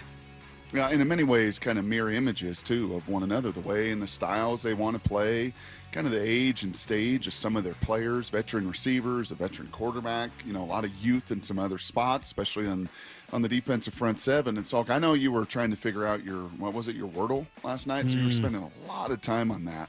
I don't know if you were in the social realms like I was. No. Did you see Ernest Jones' tweet? No. Oh, why don't you check it out? What is it? I think you'll like it. Oh, you do? Oh, I think you'll like it. I generally like Ernest Jones. Uh-huh. I like Ernest Jones more than I like social media. The indication is he's back. Oh, good. Yeah, I like by it. all indications. Well, that sounds good. Yeah, if you want to read into it. Aaron Schatz was on yesterday, and I thought you would appreciate this. It's something I've been talking about a lot. We asked Mike McDonald about it this weekend. If you are looking for something to separate these two teams that are both top 5 in offense and defense, How about the third phase of the game? The difference between Seattle and the Rams is almost entirely special teams, where Seattle is number 2, and I have the Rams 23rd. And the thing that the Rams were worst at was field goal kicking, and now they have a new kicker. So the gap between the teams may not be that large, which makes for an even better game. I mean, offense and defense, these two teams are about equal. The Rams are a little better on offense. The Seahawks are a little bit better on defense. And the Rams are more balanced. You know what they got, too, now? I think this is their third or fourth kicker. They got the thicker kicker. Oh, yeah? He's 260 pounds. Yes, they should. Oh, he's a big, big boy. They kick. Now, as excited as I get about that, on the flip side of that, you know what it also means? Probably a lot of 4 downs. You know, and I think we've learned that from McDonald and some of the decision-making process and when to go for it and otherwise. And they're going to be, both teams, sharpening their pencils with their analytics, because I think that will come into play. And if there are struggles with them in that phase of it, it may mean going for it a little bit more often as well. Here's the second thing you need to know. Well, one thing you know, Brock, when your team succeeds, you tend to lose people. Some of the architects of that success get offers elsewhere. And that's what happened yesterday. Andy McKay, who has led the Mariners player development team here for a decade, was eventually promoted to assistant GM and then vice president over the last few years. You might remember he was almost on the bench a couple of years ago. He was supposed to be on the bench as in uniform as I don't even remember what his job was going to be. But it never ended up coming to fruition. He ended up going back into the front office because they needed him there. Mm-hmm. Well, yesterday, it sounds like he took a job. He's going to go to Cleveland as the field coordinator for Stephen Vogt and the Guardians. It's a loss, man. I mean, he's been a big part of what they do. I think partly because he comes at it in a different way. He is much more from the mental skills side of development than just the physical side. Mm-hmm. And he wanted to do this, right? Yep. To your point. For a while. Like, and there just was not really a spot in a path here to get on the field. And I'm sure he and Mr. Vogt, was Vogt here just for 1 year? Yeah. Golly. He's done an awesome job. I know you're going to get to that here in just a second as well. So, had a little connective tissue built in that season here, and now he'll get a chance to do what he really wants to do at this stage of it, and that's get on the field. All right, well, speaking of Vogt, he did win his second Manager of the Year award in a row. It means a lot in that, our group worked extremely hard from ownership, front office, staff, players. All this credit goes to the players. They kept their heads up. They didn't get down. They kept their resiliency, and they never quit. We had every reason in the world to quit, and they never did, and I'm so proud of them. Yeah, he wins. Brock, John Schneider came in second, and yes, Dan Wilson was third, did receive 2 first-place votes. Lyle said both of them came from Chicago. Not sure if it was White Sox or Cubs writers, but 2 first-place votes as he finishes in third. Does this play any role, worry you whatsoever at all with the results coming on tomorrow? It does not. I don't think Cal's going to win, but it has nothing to do with whether or not Dan Wilson came in third. Okay. Yeah.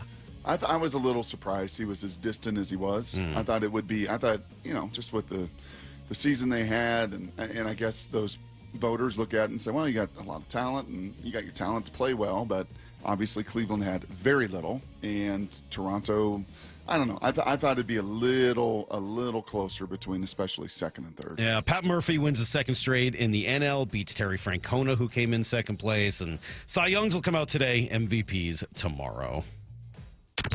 Here's the third thing you need to know. I'm glad you weren't at my house last night, Brock, watching me watch the Kraken game. I was getting very annoyed. Just a frustrating loss. You're playing a Columbus team that's not very good, is on the last day of a 5-game road trip, and is playing its second game of a back-to-back, and you manage 1 goal. Just really frustrating. I mean, that's through 3 periods and overtime. And then, the shootout, they're just helpless. Thankfully, Tolvanen had 1 to preserve, to send it to a 4th round. But it was jumping out to me as we talk about talent. They've got 3 guys who they've picked in the top 5. I know there's probably some older guys on the team who were top 5 picks back in the day. But Matty Beniers, the number 2 pick. Shane Wright's number 4 or 5 pick, and Berkeley Catton, I think, is number 5. All 3 of them are on the roster. None of them are tapped for the shootout. If that's who you're taking in the top 5, and I get it, maybe that isn't their strength, and Catton's only in his 11th game, but of course you don't have enough talent to win in a shootout. The guys you're picking in the top 5, you're not even asking to do that. It's really bizarre. And and I'm not blaming the coach. He's coaching them really well. I think he's getting the most out of them. They just need a star. They need somebody to threaten the other team. Star? Yeah, star. They'll host Winnipeg tomorrow night. That is talking about stars. That's everything you need to know. 1/4 every hour here on the Brock and Salk Show. All right, let's get to Brian Baldinger. He's a star in his own right. You know what he likes? Not stars. He likes guys up front. He likes guys who do the dirty work. He likes Grace Zabel. He likes Leonard Williams. He likes Byron Murphy. We'll see what he's thinking about this offense or defense and everything else next on Brock and Salk. The one and only Mark Schlereth. Every Monday at 4 during the NFL season with Wyman and Bob. How we doing, guys? We're good, man. We should be, right? If you look at how Mike McDonald has done there and what he has brought to the table, and then you look at John Schneider, you're talking about potential Coach of the Year candidate and potential GM of the Year or Executive of the Year candidate with where they sit right now. On Seattle Sports, on YouTube, and the Seattle Sports app.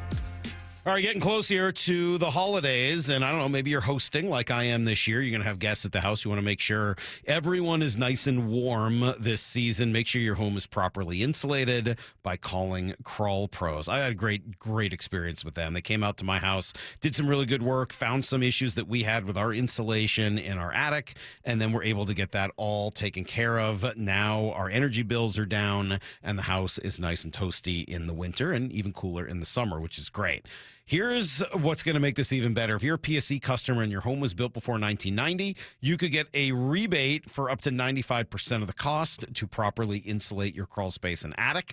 And then if you want to combine those local rebates with federal tax credits, you got to act right now because the federal tax credits are set to expire at the end of the year. Call Crawl Pros. They are the crawl space experts, and learn what's going on behind that crawl space and attic hatch for free. If you're worried about critters, mold, water damage, plumbing issues, anything else related to your crawl space or attic, call Crawl Pros or visit crawlpros.com. Thinking about new windows or doors but unsure about writing a big check up front? For the first time ever, Lake Washington Windows is offering incredible 5-year zero-interest financing, plus 15% off for a limited time. Visit lakewashingtonwindows.com today. What is that sound? Ugh, that sounds like a plumbing sound. Luckily, there's a company that fixes all the plumbing sounds across Puget Sound. That's All Sound Plumbing. Puget Sound's plumbing experts. Have a sound? Visit allsoundplumbing.com. As a quarterback, you cannot run a winning play with a messy playbook. And most companies' data, well, it's a mess. AI is changing the game, but if your data is scattered, you're stuck on the sidelines. Brock Heward here, and this is where my friends at Marquee Data come in. They get your data in shape, clean, connected, ready to perform, so you can finally put AI to work for your business. Whether sales, finance, or operations, every smart move starts with the right data. So head to mydataqb.com to draw up your game-winning data play today. That's Marquee Data or mydataqb.com. From whiplash to herniated discs, there are a few car accident injuries we've all heard of. JP Pendergast with Pendergast Law explains that even the most common injuries differ from one another. Pre-existing conditions, health history, beginning of treatment. There are hundreds of factors that make every person and every injury unique. While these variables aid medical treatment, the strongest case recoveries must also take them into account. Could you explain a little bit more? Our team at Pendergast Law is obsessed with turning over every stone to differentiate each case. This requires thorough investigation, diligent listening, and relentless research. We never pursue cases with a one-size-fits-all approach. We built our success by treating every injury and every case with the individualized attention our clients need and deserve. Pendergast Law's individualized approach to even the most common injuries makes the difference in case outcomes. It's another reason why I can't recommend them enough. If you or a loved one has been injured in a car accident, call Pendergast Law. We can help. A 15-year-old girl who chewed through a rope to escape a serial killer. I used my front teeth to saw on the rope in my mouth. The killer prowled the Pacific Northwest in the early 70s. He's been convicted of murdering 2 young women, but suspected of many more. Maybe there's another one in that area. Follow and binge all episodes of Stolen Voices of Dole Valley, available now wherever you listen. This is the home of the Seahawks. Gonna let one fly deep. Got a man out there. Ball is caught down at the 10-yard line, and it's JSN. Seattle Sports.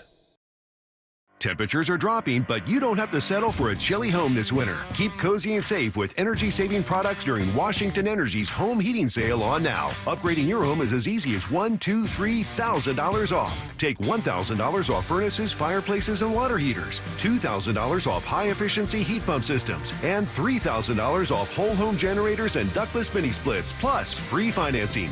Washington Energy Services, your expert resource for affordable home comfort. Call for a free estimate. You've heard the saying, you never get a second chance to make a first impression. Since 1926, my family's been helping local businesses make great first, second, and long-term impressions. We know how to make your company look good with quality uniforms, logoed apparel, floor mats, linens, and more.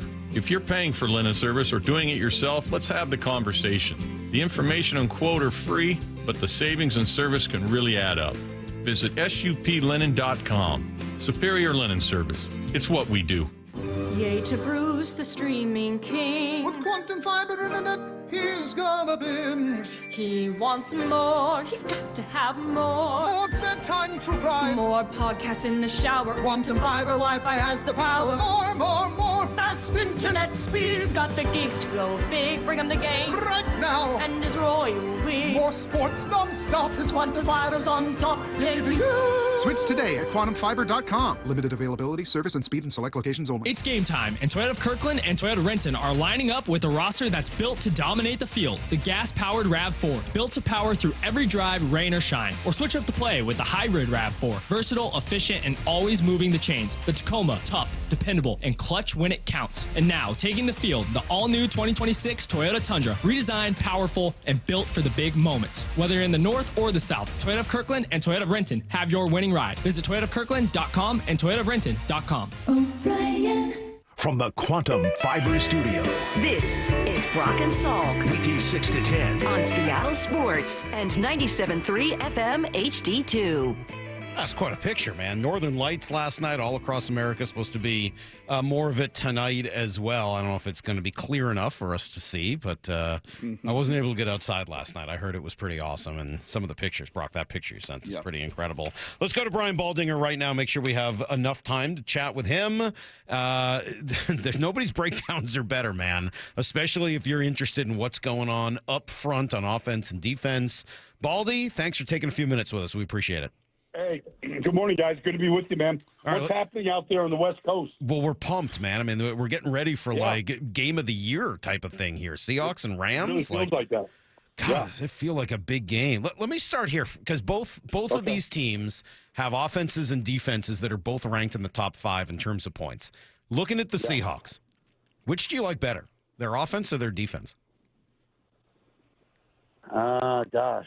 Yes. That's a good question. Yes. If I had to choose, just because I'm a big Leonard Williams fan, and I remember a couple years ago he was thinking about retiring, and he's as good as anybody in this business right now. So I guess I'll say defense. I'm a Mike McDaniel fan, Leslie Frazier, Leonard Williams. I like the big guys.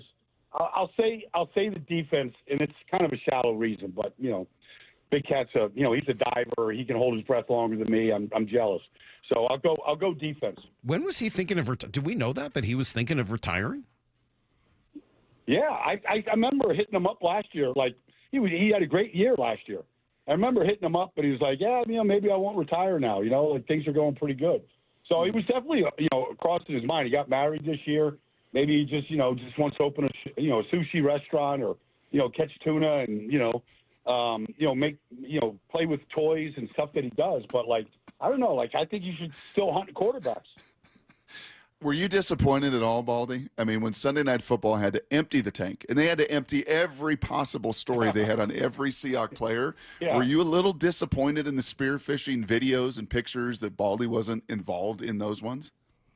No, I wasn't. I wasn't disappointed. They should, make the main thing, Brock. Just show the good stuff right there. Yeah.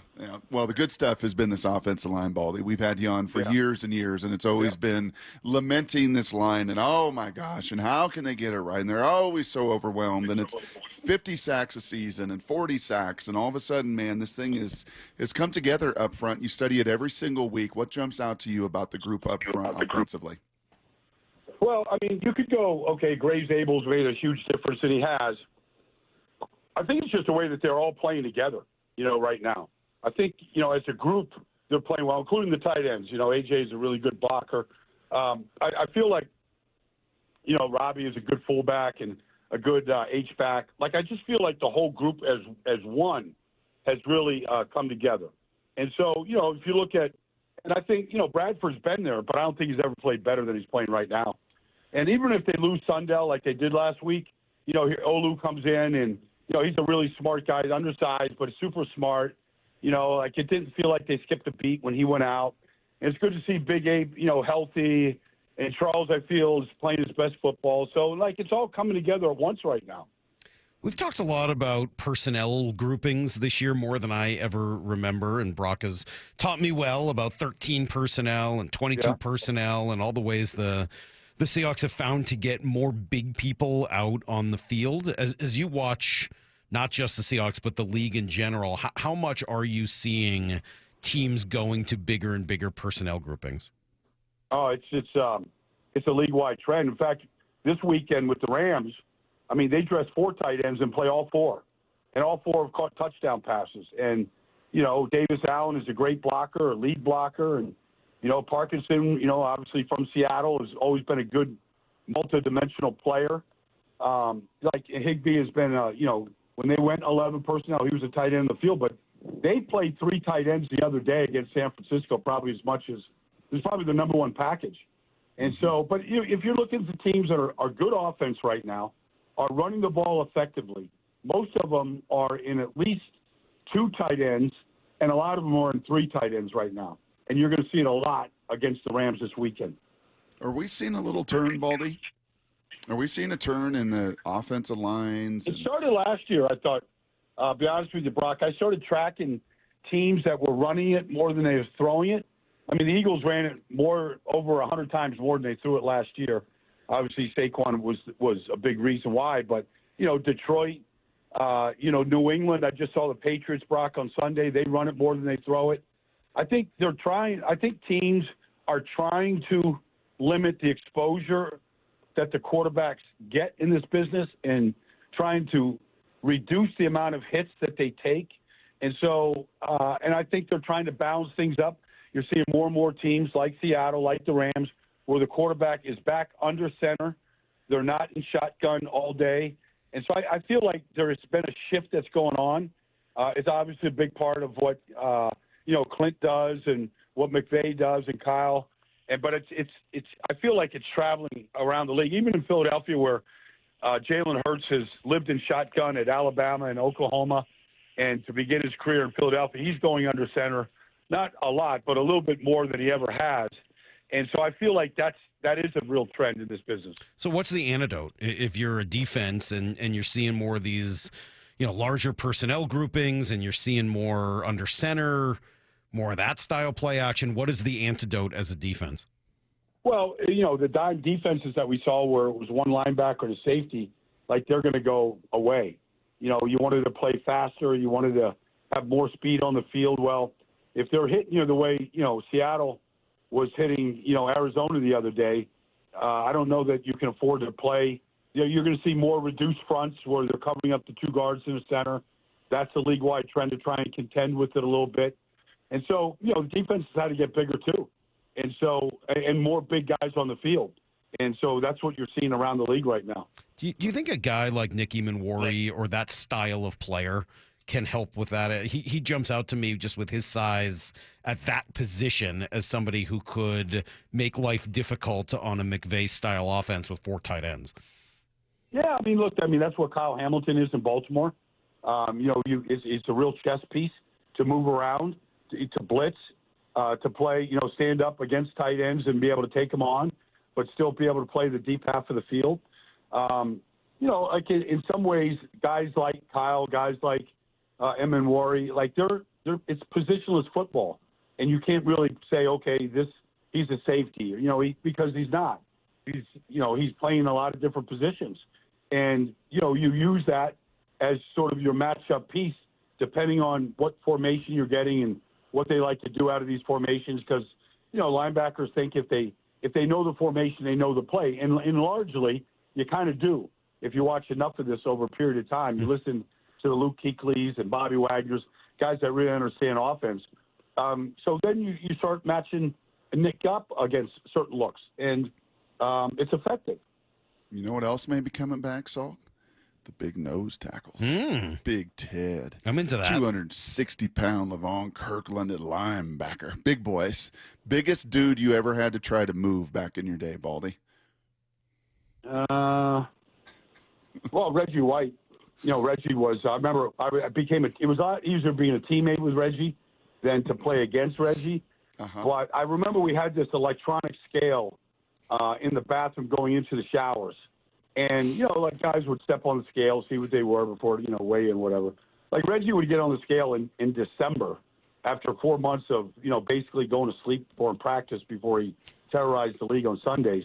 And, like, he would get off the scale when it was, like, at 330 or 335. But it was rising. He just didn't want to see the final figure, you know. So, you know, it was easier to be a teammate of Siragusa. Weight unknown. It's a lot easier to be a teammate with Tony than it was to play against Tony. Yes. And so I prefer being teammates with, you know, with big elephants than it is to, you know, play against them. Reggie White. And how about Gilbert Brown lining up next to him? Gilbert the Gravedigger. I mean, one of the great nicknames in all of sports ever. Yes. The Gravedigger. He sacked the quarterback. He's out there digging a grave for that quarterback, man. Yes. The Gravedigger. Absolutely. Do you remember Gilbert Brown's commercial? It was like for Burger King or something where they kept calling him fat, and then he looked at the camera and said, "And I'm getting fatter." I loved it. That guy was hilarious. Bring that back. I'm laughing. Yes. I got to see it. I'm going to look it up on YouTube when I finish this. So a couple of the biggest keys, Baldy. Last couple minutes here with you. We always love, I love the time, and everybody loves your breakdowns. And I'm glad you and DJ are doing a podcast. DJ's a guest of ours every week, and just love all the content you guys create. So if you look at it now, what is today? Wednesday, hump day, first day of the week of work for the guys, and you kind of project to Sunday. What will be a few of the biggest keys, you know, really to the outcome for a monumental game here for both? Well, I'm not going to, you know, make a revelation here, Brock, but honestly, like I think the weakness of this Rams team are the corners. And I expect Jackson Smith and Jigba, just like he did last week. You know, I mean, nobody runs routes like that, or very few run routes like that. I mean, I would attack those corners on the outside. Rashid, they already have a package for him. Like, I would attack those guys, number one. If you don't get to Matt Stafford, he's going to get to you. Like, he's going to find the open guy.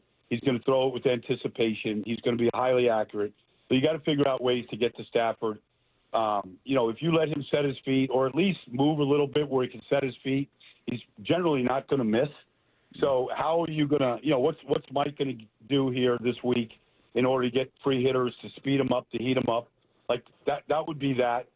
And I think that, look, they're going to run Kyron Williams and Blake Corum in some level of combination. They're both really good backs. They're good between the tackles. Like, you can't give those guys alleys to run through.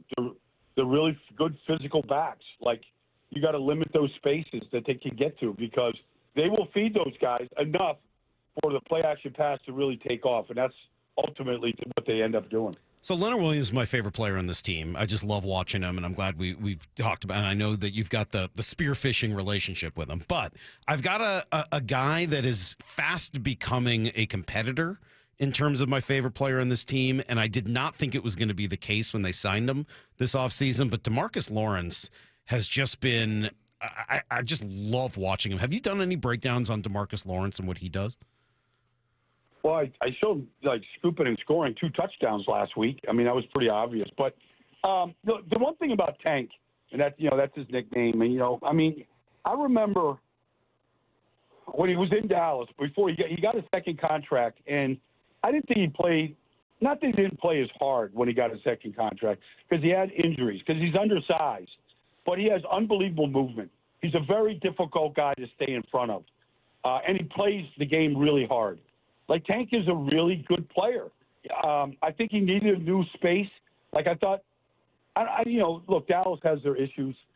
Sometimes you're a part of those issues. Sometimes you could be a culprit. But at the same time, like, his effort and the amount of football he has seen allows him to play really fast.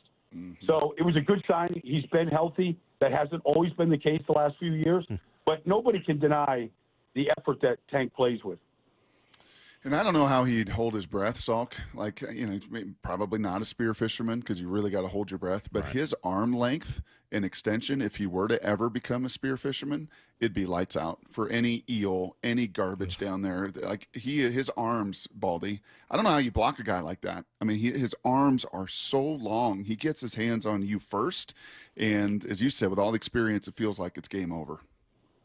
Well, there is a reason why that measurable seems like it's so important, especially when you get to the combine, because it just allows you a longer reach to get your hands on people, to get to tackles, to stay in the passing lane longer.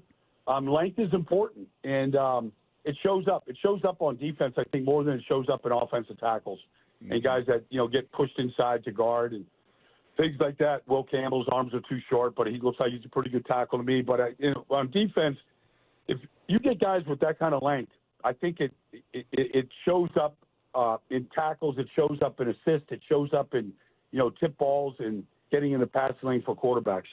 You deal with eels when you're spearfishing? Is that part of the deal? I'm not a big fan of eels. Right. Like I let them just go. The eels are snakes. Like I don't like snakes. Right. You can't kill them. Right. Their nerves always. I killed a snake one time in my sister's backyard, a rattler, and I was like Davy Crockett. I skinned it, made a headband out of it. But I figured, I'll just put the rest of the snake in a dish, and I'll put it in the refrigerator. What? Man, when my sister's, I thought, maybe she could cook it or whatever, and when she saw that, but the snake's nerves are still innervated even after you kill it, even after you skin it. So she saw a skinned snake in a refrigerator still moving, and that put her on her backside. I can't believe she's talked to you. I don't think I'd ever talk to you again. That would be... I didn't think about it like that. That really would be it. That'd be the end of our relationship. I was selfishly just thinking about the headband that I created. Unbelievable. Baldy, thank you. That was not where I thought that story was going to go, but I guess you just never know. Thanks, man. Great stuff as always. We really appreciate you. Thank you, Baldy. Take care. See you, bro. There you go. buddy. There you go. Brian Baldinger. I wasn't expecting that. That was a surprise. I always wanted to do that. I think I even had dreams and visions. That's nasty. Before they mowed down this forest behind our house and made it a parking lot. I think there was a song about that for the Puyallup Fair. We used to play Rambo. We used to make throwing stars. I thought I'd make a zip line. Yeah. There were some snakes out there, and I thought, man, what if I get one of these snakes? Could I skin it into like a Rambo headband? I could never do it. That's the most horrendous thing. At least he has a healthy respect for the fact that eels are disgusting, and he's not a big fan of them. And I respect him for going into the water, diving, knowing that those disgusting creatures could be out there. Let's do some Blue 88. This is Brock and Salk's Blue 88, powered by Xfinity. We're going to go red, right, tight, close, sprint left, G, U corner, halfback, flat, on one. Ready? Brock Heward tackles 3 football questions as only he can. Blue 88. Now here's your hosts, Brock Heward and Mike Salk. I love when you bring me stats, Brock. Show me numbers. I like when you show me numbers. What's the number that is convincing people that the Seahawks are actually legit? Aaron Schatz. Was that who was on the show yesterday, too? On the station? Yes. Bumpin' Stacy? He was. Yeah, he was on the station yesterday. Schatz. So, do you know where the Seahawks fall in DVOA? We've talked about this before. We talked about it with their defense and a couple weeks ago, and you were like, come on.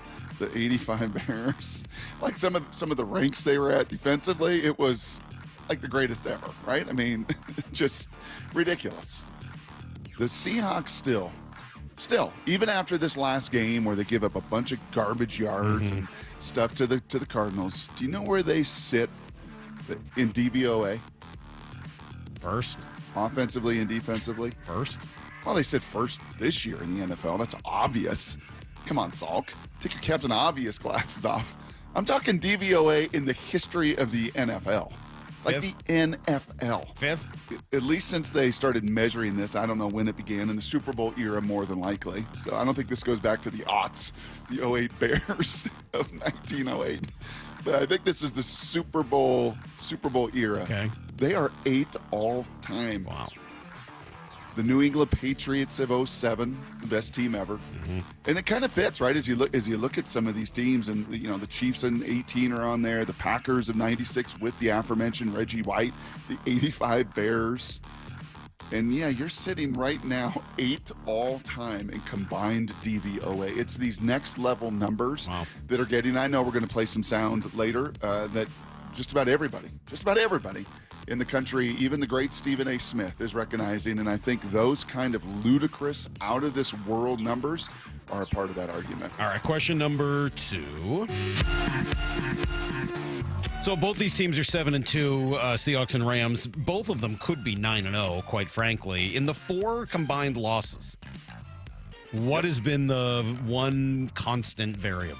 Yeah, the one bugaboo, the one piece of kryptonite, the one thing that's gotten both of them, both teams. And I did some digging on this. And first I thought, well, maybe it's yards per rushing attempt, right? Because both like to run the ball. Nope, that's not the case. Actually, they outrushed in yards per attempt 3 of the 4 opponents. So let's scratch that one. And the one situation, and it's going to come up Sunday, it's going to be the biggest, and it's going to be third downs. The 2 games the Seahawks lost to the Niners and Buccaneers, they converted less third downs than their opponent. And the 2 losses that the Rams had to Philly and the 49ers the first time around, they also did not win that third down area. Third downs will be hypercritical with a little asterisk because it might be fourth down. There might be a whole bunch. Sean McVay just may say, the heck with this. I'm playing the 8th greatest DVOA team in the history of the NFL right now. I'm not playing traditional 3-down football. My thicker kicker, I'm on my 4th kicker, and all the challenges we've had on special teams. Boys, get ready when we cross the 50 for 4-down football. We're going to go at this defense that's really good, and we're not going to give them 3 cracks. They're going to have to stop us 4 times. I could see that honestly as a big part of Sunday's matchup. But going into it, yeah, third downs for both have been a point of emphasis in both their losses. All right, question number 3. Mike Macdonald, players coach? Is he? Would you define Mike Macdonald as a players coach? Players coach? Well, Leonard Williams did. This was with Rich Eisen, and in fact, he pointed to the growth in that area as being one of the bigger steps year 1 to year 2. Here was the big cat with Eisen this week. Yeah, I mean, I would say, I love Pete Carroll. I'm so happy that he traded me here. He was a big players coach, had a lot of fun, and I think Mike came in and, they're just very different personalities, I would say. I think Mike had to learn the social aspect because he was such a, X's and O's type of guy. And Pete was a very social guy. He had the team very bonded. And I think Mike has done a good job of now learning the social aspect and being able to incorporate both his knowledge of the game and now learning how to also be really sociable and a player's coach as well. And I think, those are the best type of coaches to me that, know the game, know football, know the X's and O's, and also are personable and can get along with the players and that sort of, that stuff.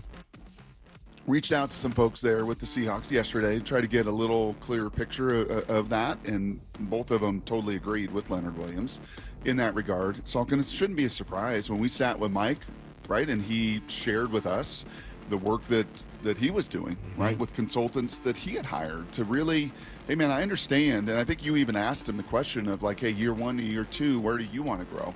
And he was, like, abundantly clear right away, like, as a CEO, not just as a ball coach, but as a human being in the building with everybody, right? My players, the staff, everybody involved in the organization just got to grow in that way to make more of that social connection. Is he a quote-unquote players coach? You know what players love, Salk? Players love when they feel their coach is right in it with them. And you know what? If my coach is being willing to be coached and be critiqued and be vulnerable, let's go, man. Let's go to battle. It isn't, hey, when things are going great, it's all about all of us, and then when it's bad, it's your fault. It's, no, we're all in this thing. All in this thing together, 12 is 1, and that is, to me, the best kind of players coach there is. All right, there you go. That is today's Blue 88. Let's see, some text coming in. Mr. Salk, somehow you're growing on me. Have a great day. You had me rolling at the end of the show yesterday. Well, that's nice to hear. Took 16 and a half years, but finally just starting to grow on you. What was the end of the show? Oh, answer the question. Yeah. That was pretty good. And then there's very little to read here. 360 sent in a picture of him holding a wolf eel. And I'm now going to have to block him from the text. No. Yeah. This thing is... Can you send me a picture of it? No, I won't look at it again. I made the mistake of looking at it Maura, once. can you send me a picture of it? No way I will look at that thing again. It's gigantic. It is terrifying. Yeah. I hope it's AI generated because what I just saw makes me want to vomit. Wolf eels love, too, when you're swimming in the water? I bet they do. They love a really hairy creature. I bet they do. Yeah, I bet. Dude, it makes me want to vomit looking at that thing. I'm like holding back vomiting right now here in the studio for how disgusting that thing is. All right, coming up next, Stephen A. Smith said something yesterday that spawned what I think could be a very fun, quick game that Brock thought of yesterday. We'll do it next on Brock and Salk. Bump and Stacy, weekdays 10 to 2. It's a slightly different day for Sam Darnold than it was against the Commanders, where he was all but perfect. Sam Darnold was typically the guy who's the organizer, who gets everyone going, and he still was in this game.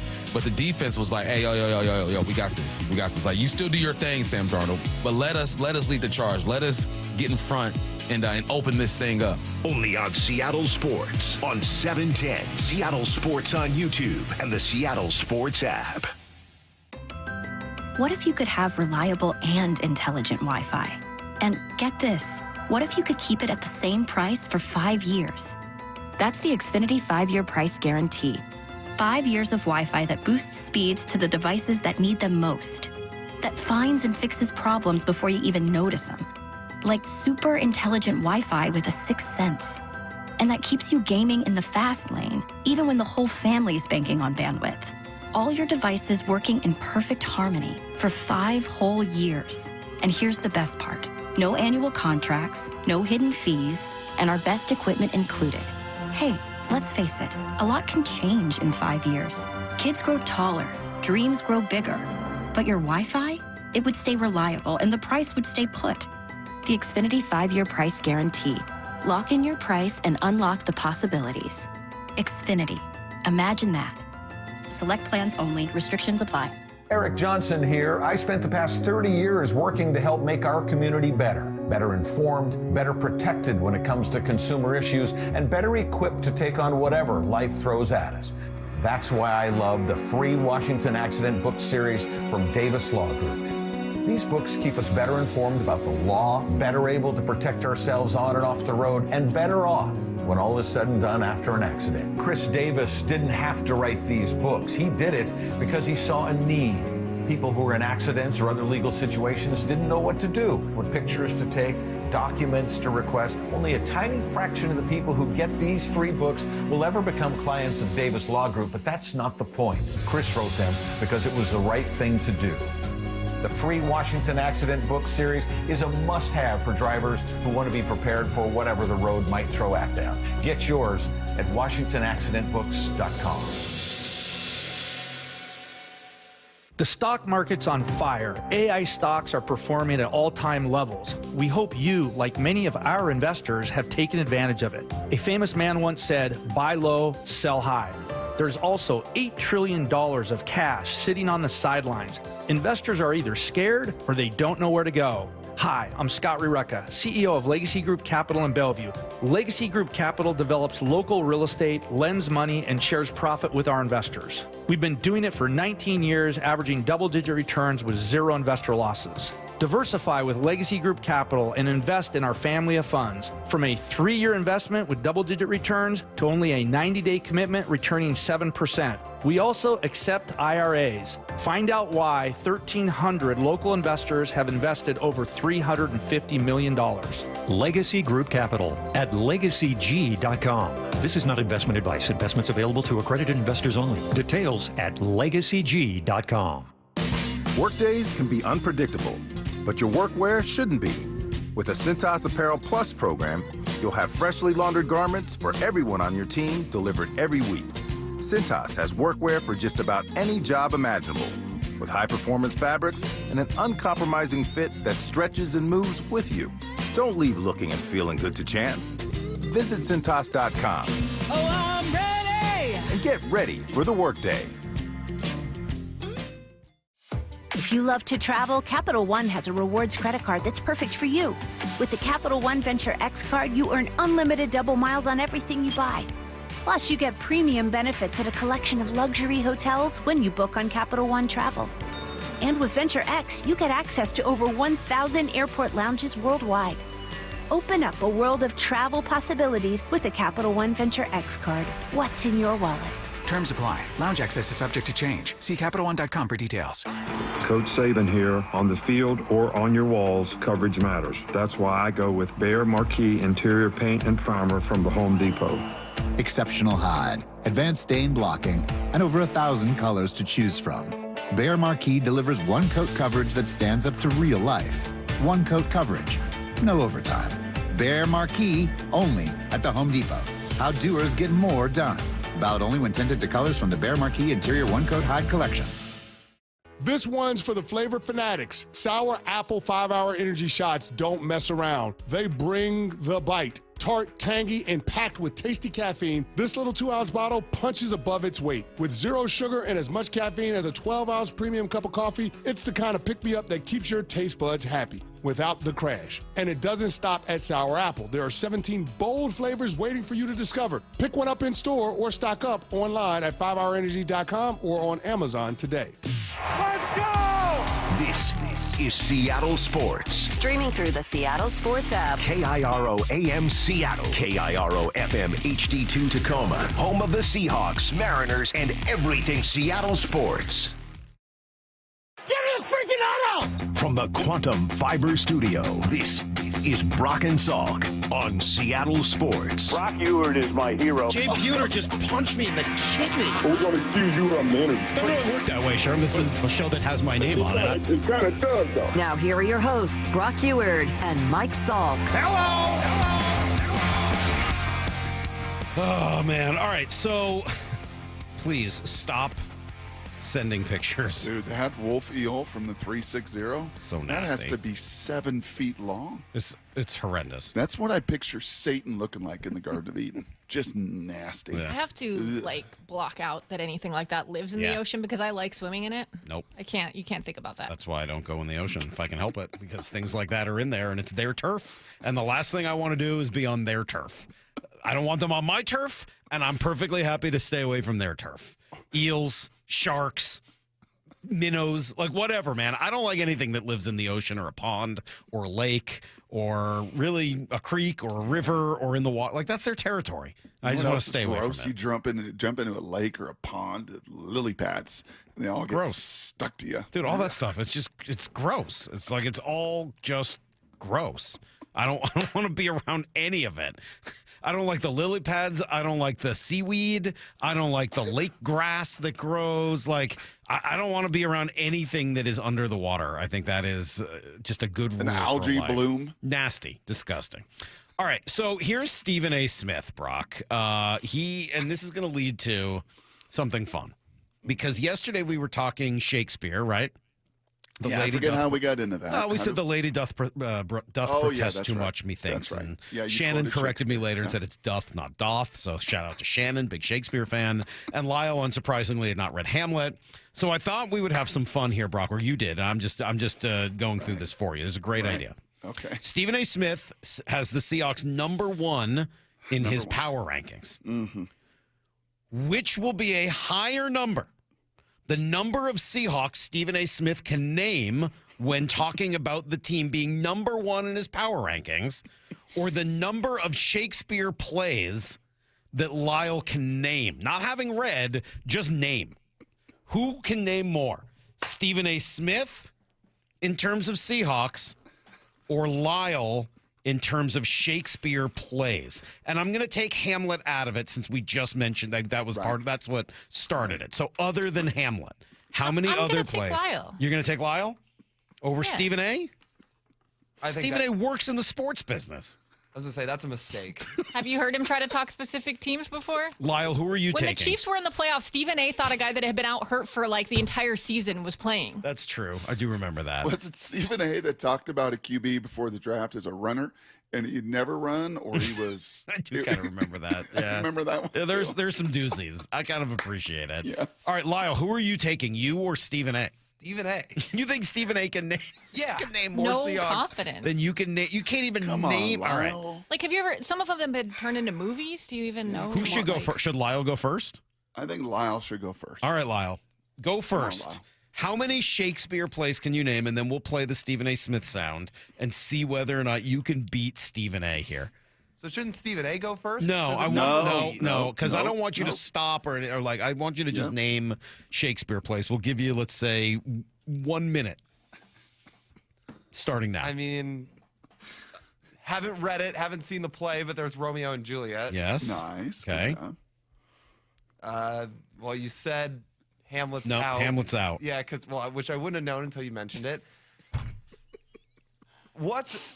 So Taylor Swift's popular new song is based on something Shakespeare related. Kind of, yeah. Yeah, well, I had to look it up because I had no idea what it was when it was popular, being played everywhere. Fate of Ophelia. Right. Is that a play, Ophelia? No, she's a character in another play. I don't know what play it is. But... Hamlet. Oh, it's Hamlet. Well, there you go. I mean, I basically had to look up what on earth she was talking about, and You've got 15 seconds to name like 2 more Shakespeare plays. Come on. Don't drown yourself out of pain, misery, and suffering. That's who Ophelia was. Okay. Well, there's the one everybody's power hungry and people die. I don't know. There was we had to read it at some point in school. What is that? Macbeth? Is that the one you were going for That there? sounds right, yeah. Okay, Macbeth. We'll give you Macbeth, even though there's no chance you could have come up with the name Macbeth. Okay, so that's all you got is Romeo and Juliet and sort of the plot of Macbeth. 1.5. 1.5. That's a remarkable Yeah, we're number. capped off. Both Arizona State and Lake Washington High School might need to be forced to turn in their credentials after this. How did you pass school? School districts shouldn't be wasting their time on Shakespeare plays. But they or are, books. and so you should at least be able to name a few. We didn't read that many. I certainly So didn't. here's my question. If we name them, will you have heard of them? No. Have you... Is there an administrator at Lake Washington High School that's listening right now? Like an English teacher somewhere who's just horrified? If there is, they should stop making people read Shakespeare or whatever. 509 says, did Lyle even go to school? He did, and he graduated both high school and college. Yes. That's a problem in and of itself. Cum laude. Yeah, no. Have you heard of Othello? No. Did you pass your tests? Midsummer Night Dream. Did I pass my test? I mean, I guess. Some of them. All right, so 1.5. Let me hear Stephen 1.5 to Stephen A. do? Over under 1.5 Seahawks named. It's these boys. Wow. These Seattle boys. Seahawks with that defense, their physicality, Sam Darnold being a leading candidate for league MVP, and Jigba being that dude picking up, Shaheed. These brothers right now have to be watched out for. Ooh, he got 2. He just beat you. He got a total of 2. Yep. Don't ask him to say Jackson Smith. By the way, and Jigba. I'm only going to give him a third for Jackson Smith and Jigba because you only got 1 of 3 names. So I'm going to give you half for Shaheed, which is hilarious, although I think he said Shahee. So I don't know whether that one counts or not. Let me hear it again. I think he said Shahee. I think he said Shaheed. It's these boys. It's these boys. Seattle Seahawks with that defense, their physicality, Sam Darnold being a leading candidate for league MVP, and Jigba being that dude picking up, Shaheed. These brothers right now have to be watched out for. All right, so here's the thing. I think that we might need to say if Lyle can't name Hamlet, Stephen A. can't name the quarterback. Like Darnold maybe needs to be cut out of that. In which case, Lyle, you might win, but you never actually got the name Macbeth. So I don't know. I'm going to call this a tie between you and Stephen A. You know nothing about Shakespeare, and he knows nothing about the Seahawks. great. Then I should be paid to write old script for millions and millions and millions of dollars per year, like Stephen A. is on ESPN. Right. That's great. That's pretty good. All right. Thanks for being a good sport and a good sport always, Lyle. Appreciate that. That was something. Hey, do you think can we maybe later in the show print out some Shakespeare for you to read? Yes. Would you be willing to read some out loud if we Yes. printed out some Shakespeare for you to read a little bit later? Are you willing to do that? I mean, I know Brock was pretty adamant about this yesterday. You're a so good sport and a good sure. sport always. She. Rob loves you. Yes. Oh my God, Brock, that was one of your better ideas. Thank you for coming up with that. I'm a big fan of that bit. I think we should do it again. We can find other things like that Lyle can't name, and yeah, isn't Romeo and Juliet just required reading in English class? Yes. Yep. Most English classes, you have to at least read that, Macbeth, Hamlet, Midsummer Night's Dream, like those four. And then maybe you get to some of the, King Richards or Othello, some of that stuff. But those four, I really feel like things that you should have to read at some point in your life. How is it going to benefit you long term reading things that are from the Stone Age? I don't think Lyle has said that he didn't have to read them. He just chose to use SparkNotes instead. But now can't remember the names. Well, of course. Some of these things appear in pop culture live. Remember we've talked about how you don't get half of the jokes that are being made because you don't understand things that have happened more than 3 days ago? You're missing out on a huge amount of humor and funny stuff out there, not to mention potential deep meaning. You're missing all of it because you don't know anything. I don't think people my age bring this stuff up.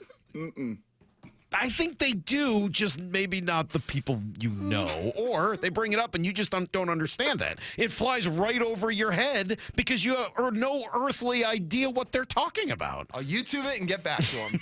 You're right, yeah. Go YouTube Macbeth and see where it gets you. We'll be right back with everything you need to know, and maybe some stuff Lyle needs to know next on Brock and Salk.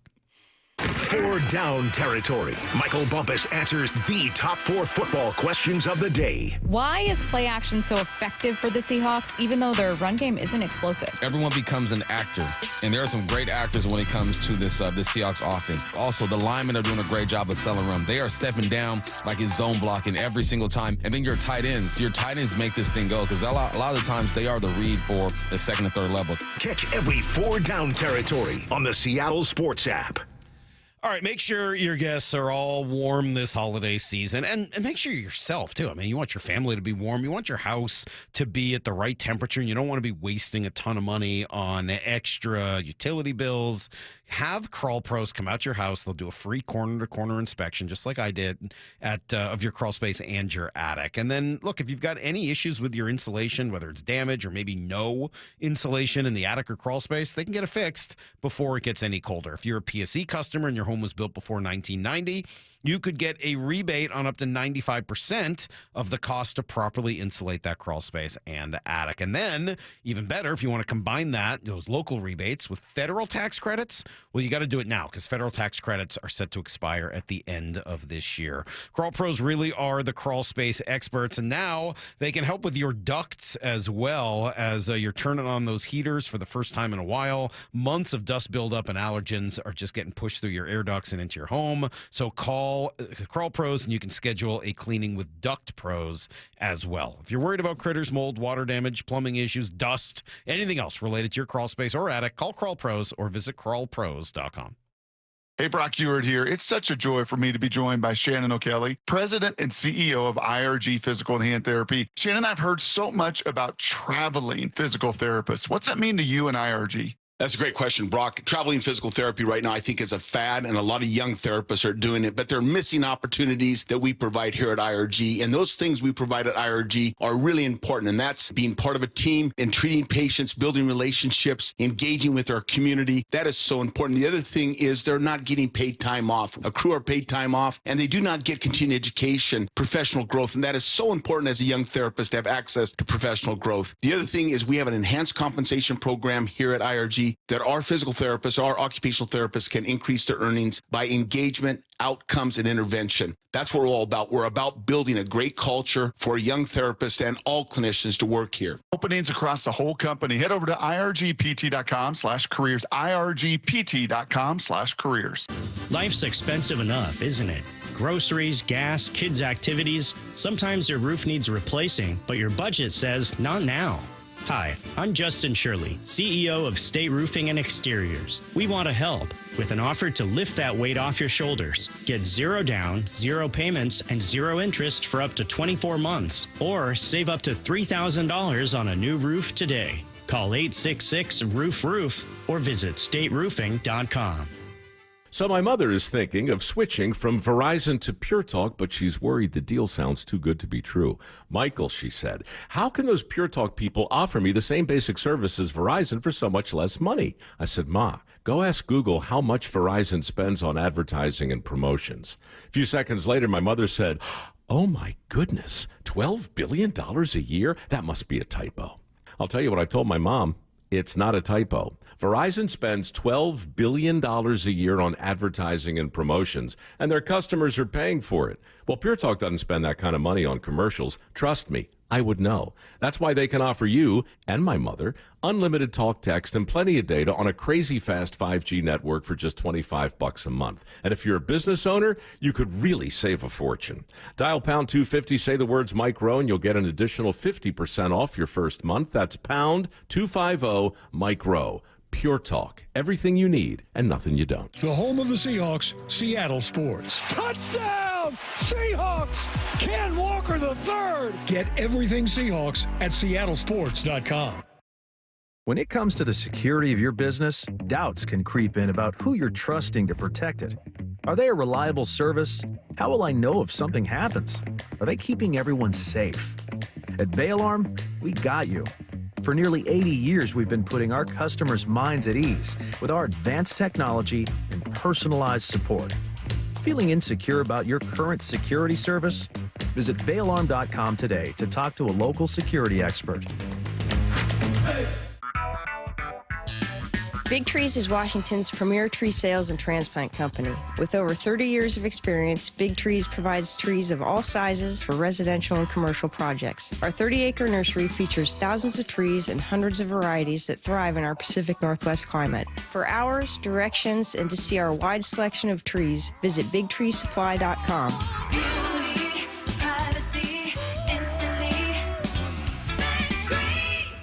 As a quarterback, you cannot run a winning play with a messy playbook. And most companies' data, well, it's a mess. AI is changing the game, but if your data is scattered, you're stuck on the sidelines. Brock Heward here, and this is where my friends at Marquee Data come in. They get your data in shape, clean, connected, ready to perform, so you can finally put AI to work for your business. Whether sales, finance, or operations, every smart move starts with the right data. So head to mydataqb.com to draw up your game-winning data play today. That's Marquee Data or mydataqb.com. John here with Happy Hauler. We want to help get your unwanted items to those in need. Furniture and household items you plan on throwing away? We'll take them and prioritize donating and recycling, keeping items out of the landfill, and giving useful items a second happy home. Happy Hauler is Seattle's eco-friendly junk removal. We work with over 20 nonprofits all over Western Washington to donate used items. Make yourself, your community, and the planet happy. Reclaim your space. HappyHauler.com, hauling with a heart. Need to know. 15 minutes past every hour with Brock and Salk. Here's what you need to know. Up first. All right, Brock, Seahawks back at practice today. What are you looking for on the injury report today when it comes out later? The guys that all missed last week. Torrey Horton, right? That was kind of something midweek that went from full participant to ultimately out. Does Josh Joe become a limited participant coming off of that concussion? Going to be all hands on deck. You know, we saw last week Ernest Jones was limited throughout the week. He eventually took his tweet down that I sent you, by the way. I think it got so much attention. There's probably asked, like, maybe not a bad idea to keep him guessing just a little bit in L.A. But, yeah, just the viability and the practice ability of those three that all missed Sunday's game. Going to be an awesome. Yeah, well, I mean, that specifically. Ernest Jones will be the one. And just sort of knowing, how important he will be. But I will put Josh Jobe up there as well. the physicality that he brings on the outside, I would think would be awfully important, and finding the right people to throw at Puka Nacua over the course of the matchup. I'd love to see Josh Jobe back in there as well. Everyone's starting to catch wind of the fact that the Seahawks are good, but I like this from Jeremy Fowler yesterday with Bump and Stacy, because I think it speaks to who noticed first. They have become a real contender and somebody that I could see knocking off everybody in the NFC at this point. You know, it's funny, a couple weeks ago I was gathering for a story on like kind of a look at the midseason, who's going to make a run in the second half, who's going to win the division. And I kept hearing from coaches that have played Seattle, it's like, watch out for Seattle. I mean, they're dangerous. You can't run the ball on them effectively. You know, I heard that multiple times. And that was before the Washington game and before, obviously, this Arizona game that was a blowout. You know, Mike McDonald is a sort of a defensive, wizard a little bit, scientist, so to speak. So he's tinkering with his system. He's got it to where he wants it. They're really deep on defense. Sam Darnold leads the NFL in ESPN QBR right now. They have two effective backs. The O-line's maybe still a little bit of a question mark, especially with an injury that they had at center. But, they're doing enough to where it's a pretty cohesive unit right now. So I've been very impressed with Seattle. You know what all those coaches noticed about that defense? You're number 2 in the league in sacks, and you're number 2 in the league in yards per rushing attempt allowed. You do both of those things, you stop the run and you get after the passer, guess what? You make life miserable for your opponent. This will be the best defense that Stafford's had to face. Philly's obviously pretty good, but made a bunch of additions after the fact and at the trade deadline. And this will be the best group they've faced, and I think equally for the Seahawks, this will be by far the most balanced team, both offensively and defensively in LA, they have faced as well. Here's the second thing you need to know. Voting came out last night. They made the announcement on Managers of the Year. He was robbed. Dan he was Wilson. robbed. Well, okay. He came in third, which I thought that felt about right. I think that's about where I thought this was going to go. Stephen Vogt had won it the year before. He wins it again. John Schneider. So because Detroit just falls on their face and collapses, has the most historic collapse in the history of baseball. I think something to do with the lack of talent on that Cleveland roster would be a big part of it. All right. And then John Schneider got his team, obviously, all the way to the World Series. How's he doing this? GM of the Seahawks and manager. I know, it's very impressive. Dan Wilson comes in third, gets 2 first-place votes. On MLB Network, they asked him actually about Lou Piniella and what he had taken from his former manager. I've talked with Lou a lot over, especially these last couple of months, and can't thank him enough for the mentorship and the help that, he has spoken into it. And I think the thing about Lou that we all loved and we all appreciated and we all respected was his desire to win and desire to win every night. And, he managed that way. And I hopefully that's something that our guys understand is the importance of the game tonight and being ready at 7 o'clock to take the field and get after it. You see some of that, Lou and Dan? Yes and no. It's just so hard. I mean, Dan is such a nice human being, and Lou was Lou was a great human being, but just such a grump. Just the big grumper. Yeah. Before the big grumper, there was a different time. Totally. Yeah. Totally. In a different era, and you managed with fear and just just eating nails. Just a fiery dude in his, throwing bases and kicking dirt and, the personalities are so vastly different. No, very different. I didn't see any base throwing from Dan over the course of the season. I don't think if Grace was the top 10 of the Dan Wilson, I don't think Grace was the top 10 of the Sweet Lou. Andy McKay is going to be leaving the Mariner organization. He ran their farm system for a long time, director of player development, became an assistant GM and then a VP in the same spot. And he's always wanted to be on the bench in uniform. And that's what he's going to do actually in Cleveland, where he's going to go work as the field coordinator for Stephen Vogt and the Guardians. National League, by the way, it was Pat Murphy who won a second straight. And Terry Francona came in. Who wins the Cy Youngs today? I think it's Skeens and Skubal, but maybe Sanchez in the NL. We'll see. Tomorrow, of course, will be the MVP. Here's the third thing you need to know. Yeah, and then I've just been frustrated really since last night with the way that Kraken game went. You should beat Columbus. You should beat them at home. You should beat them on the second day of a back-to-back that they had. You should beat them at the end of their 5-game road trip.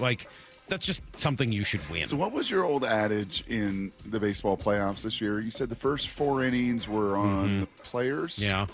The fifth inning was on the manager, and then the rest of the way, players. Kind of back to the players. So, is there a similar analogy in hockey that first three periods are on the coach and the staff and the rotation, the overtime is on the players, and then the shootout's on the talent? I mean, is there some kind of... I don't know about the first part of that, but the last part is true. I mean, like, once you get to the shootout, there's no more coaching. None. I mean, I guess the coach is choosing which guys to put out there, and if he's choosing the wrong guys, okay, fine. But, I mean, they've been so consistently bad at the shootout since they became a franchise that to me speaks of just a lack of scoring talent. You ever thought about maybe talking to him up at the Kraken Iceplex when you're up there watching him? I haven't. Did you guys thought about this with the shootouts? No. I mean, it's 4 years watching this. No, I don't think so. No, I don't. No, I'm going to stay away from that. I don't think so. They're going to host Winnipeg tomorrow night. That's everything you need to know. Do you like that picture of Cecily, though? Isn't that a great picture? Somebody just got a great, somebody just got a great action shot of her, and just it was awesome. How cool is their gear too? Yeah, the fact that it was funny. They wear like essentially Kraken gear, and one of the dads on the Tri-Cities team was like, "Man, I'm glad my kid doesn't play for the junior Kraken, because if they did, I would have gone broke buying gear by now." He's like, "The gear is just so awesome. I would have so much of it, and I would have no money left." So. Yep. All right, we got a few things to do here. We usually have a guest at 8:30. We don't today. Klatt had coaches meetings. That's true. So no Joel Klatt today. But I do have a few other things I want to do. We're going to go around the NFL. Mm-hmm. I've got some baseball conversation I want to have. And I have printed out some Shakespeare for Lyle to read, and I think it should go well. Just reading it myself here for a moment, I think this should be fun. We'll do it coming up on Brock and Salk. Get inside the huddle. The handoff inside. Charbonnet. He's going to go. Touchdown, Seahawks. Taking you inside the VMAC every week. Thursdays, noon to 2. Our guys show up to play. Player interviews. It's obviously been paying off. Just going to continue to do that. Previewing this week's matchup. We'll say they come out and just run the ball down the Niners' throats. And everything Seahawks. If anybody had a doubt, don't. The Huddle. Every Thursday at noon. Exclusively on the home of the Seahawks. Seattle Sports. All right, we're coming up towards the end of the year. You know how dark it is essentially all day, but the days are getting shorter. The nights are longer than you would want them to be. And those real external factors can definitely impact your mindset and your health. And yes, your weight if you let it. So don't this year. Instead, use this time to make a big final push and finish the year strong with the help of Eastside Weight Loss Clinic. Certainly helped me lose 35 pounds in the span of 8 weeks. That could be you by the time next year starts. You could be a whole new person by, let's say, Thanksgiving. That's only a couple weeks away. So you could start this thing by Thanksgiving, celebrate your success, and then finish the year even stronger. And you can look forward to watching the pounds melt off as you feel and look a whole lot healthier.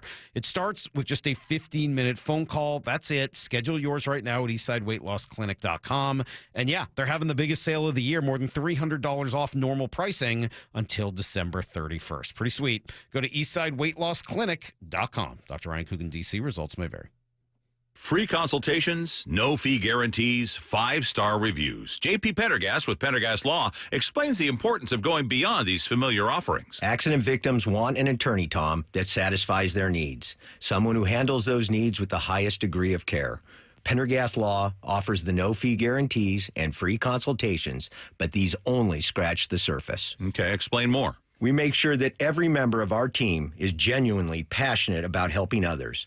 Customer service and communication are our top priority. It's how we take care of our clients so they always feel one step ahead of the insurance companies. Our strong reputation for high standards provides comfort and confidence when it's needed most. Pendergast Law offers the free consultations, the no-fee guarantees, and, of course, they are 5-star rated. But what really makes them different is their genuine passion for helping others. I can't recommend them enough. If you or a loved one has been injured in a car accident, call Pendergast Law. We can help. That's PendergastLaw.com. Running a business means wearing multiple hats. So if you're like me, you probably started out using your personal phone, taking client calls and texts nonstop. As my business grew, I needed something smarter. That's when I switched to Quo, the #1 business phone system. Quo works right on your phone or computer. No carrying 2 phones, no clunky landline, just one easy app you can try for free. Your team can share one number and handle calls and texts together like a shared inbox. Any teammate can jump into the conversation so customers get faster responses. And Quo's AI assistant summarizes your calls and responds to customers 24/7, so you never miss a lead or opportunity. All this starts at just $15 a month. That's basically 2 coffees. You can even keep your current business phone number. Find out why 90,000 businesses trust Quo. No missed calls, no missed customers. Try Quo for free at quo.com/sports. That's quo.com/sports to try Quo free. QUO.com/SPORTS. Bonneville International radio station contests are open to participants 18 years of age or older that are residents of Washington State unless otherwise specified. Employees or agents of the station, Bonneville International Corporation, other area radio stations, or any entity associated with the contests are not eligible to win unless the station otherwise specifies at its own discretion. Persons who have won in the last 60 days from a station contest or event may not be eligible. Full general contest rules are available on seattlesports.com or in person at the station during regular business hours. Want more Seahawks content? Join me, G. Scott, on The Reset. New episodes of the podcast every Monday and Thursday on YouTube or on the Seattle Sports app. Nobody hooks you up like Popeyes. The big box is the reward that keeps on rewarding. Crack it open and you're greeted by 2 pieces of crispy signature chicken. Or if you want, 3 tenders, nestled in there with the 2 sides speaking to you most in this moment. You got that biscuit, and what are you waiting for? Dig right on in. That's feast mode activated, and you're in big box business for $6. Love that chicken from Popeyes.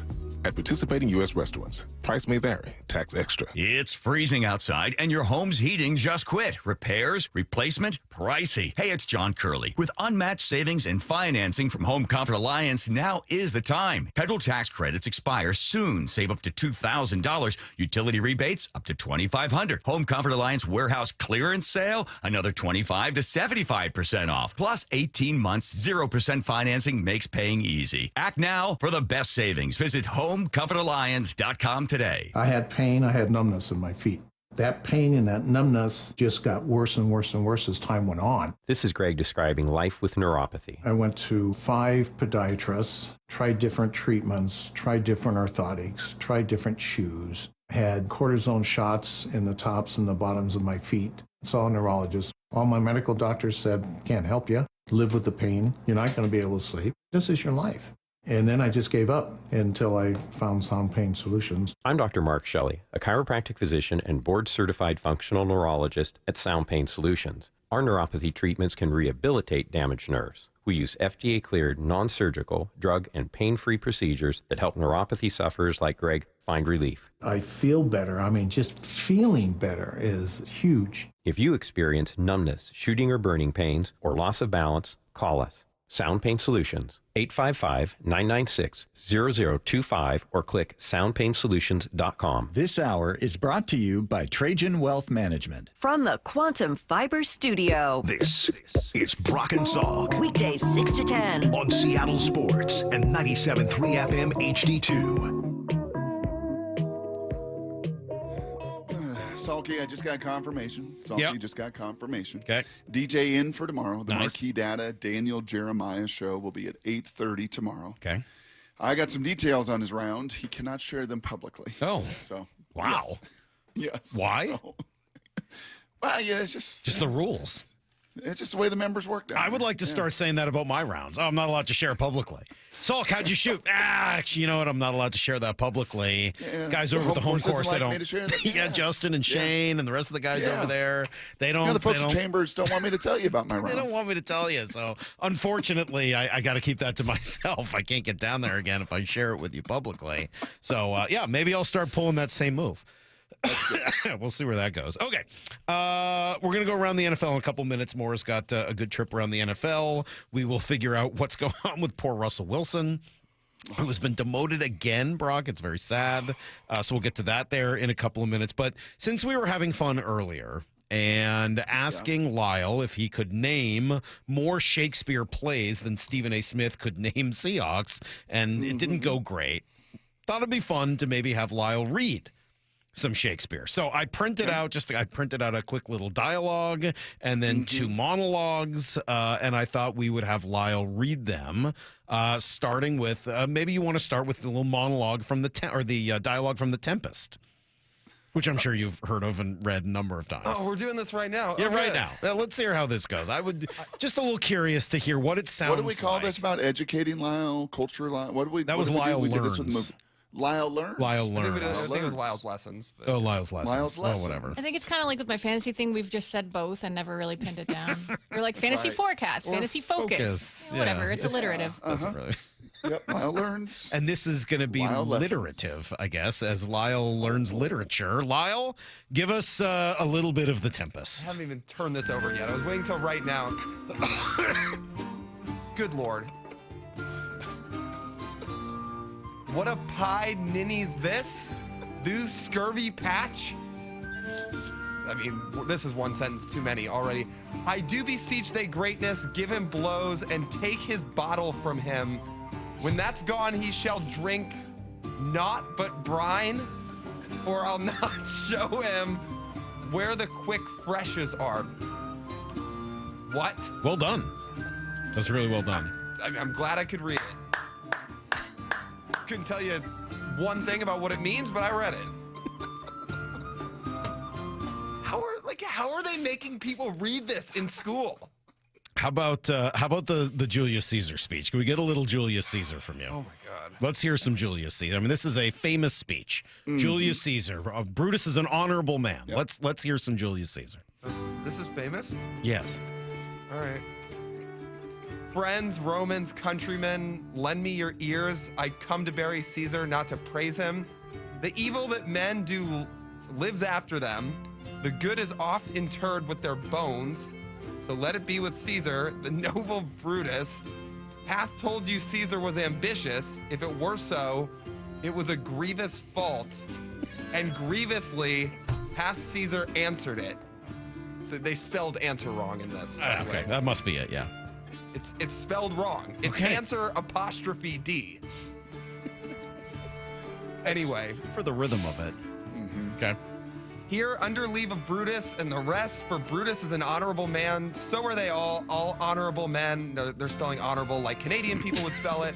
Come I to speak in Caesar's funeral.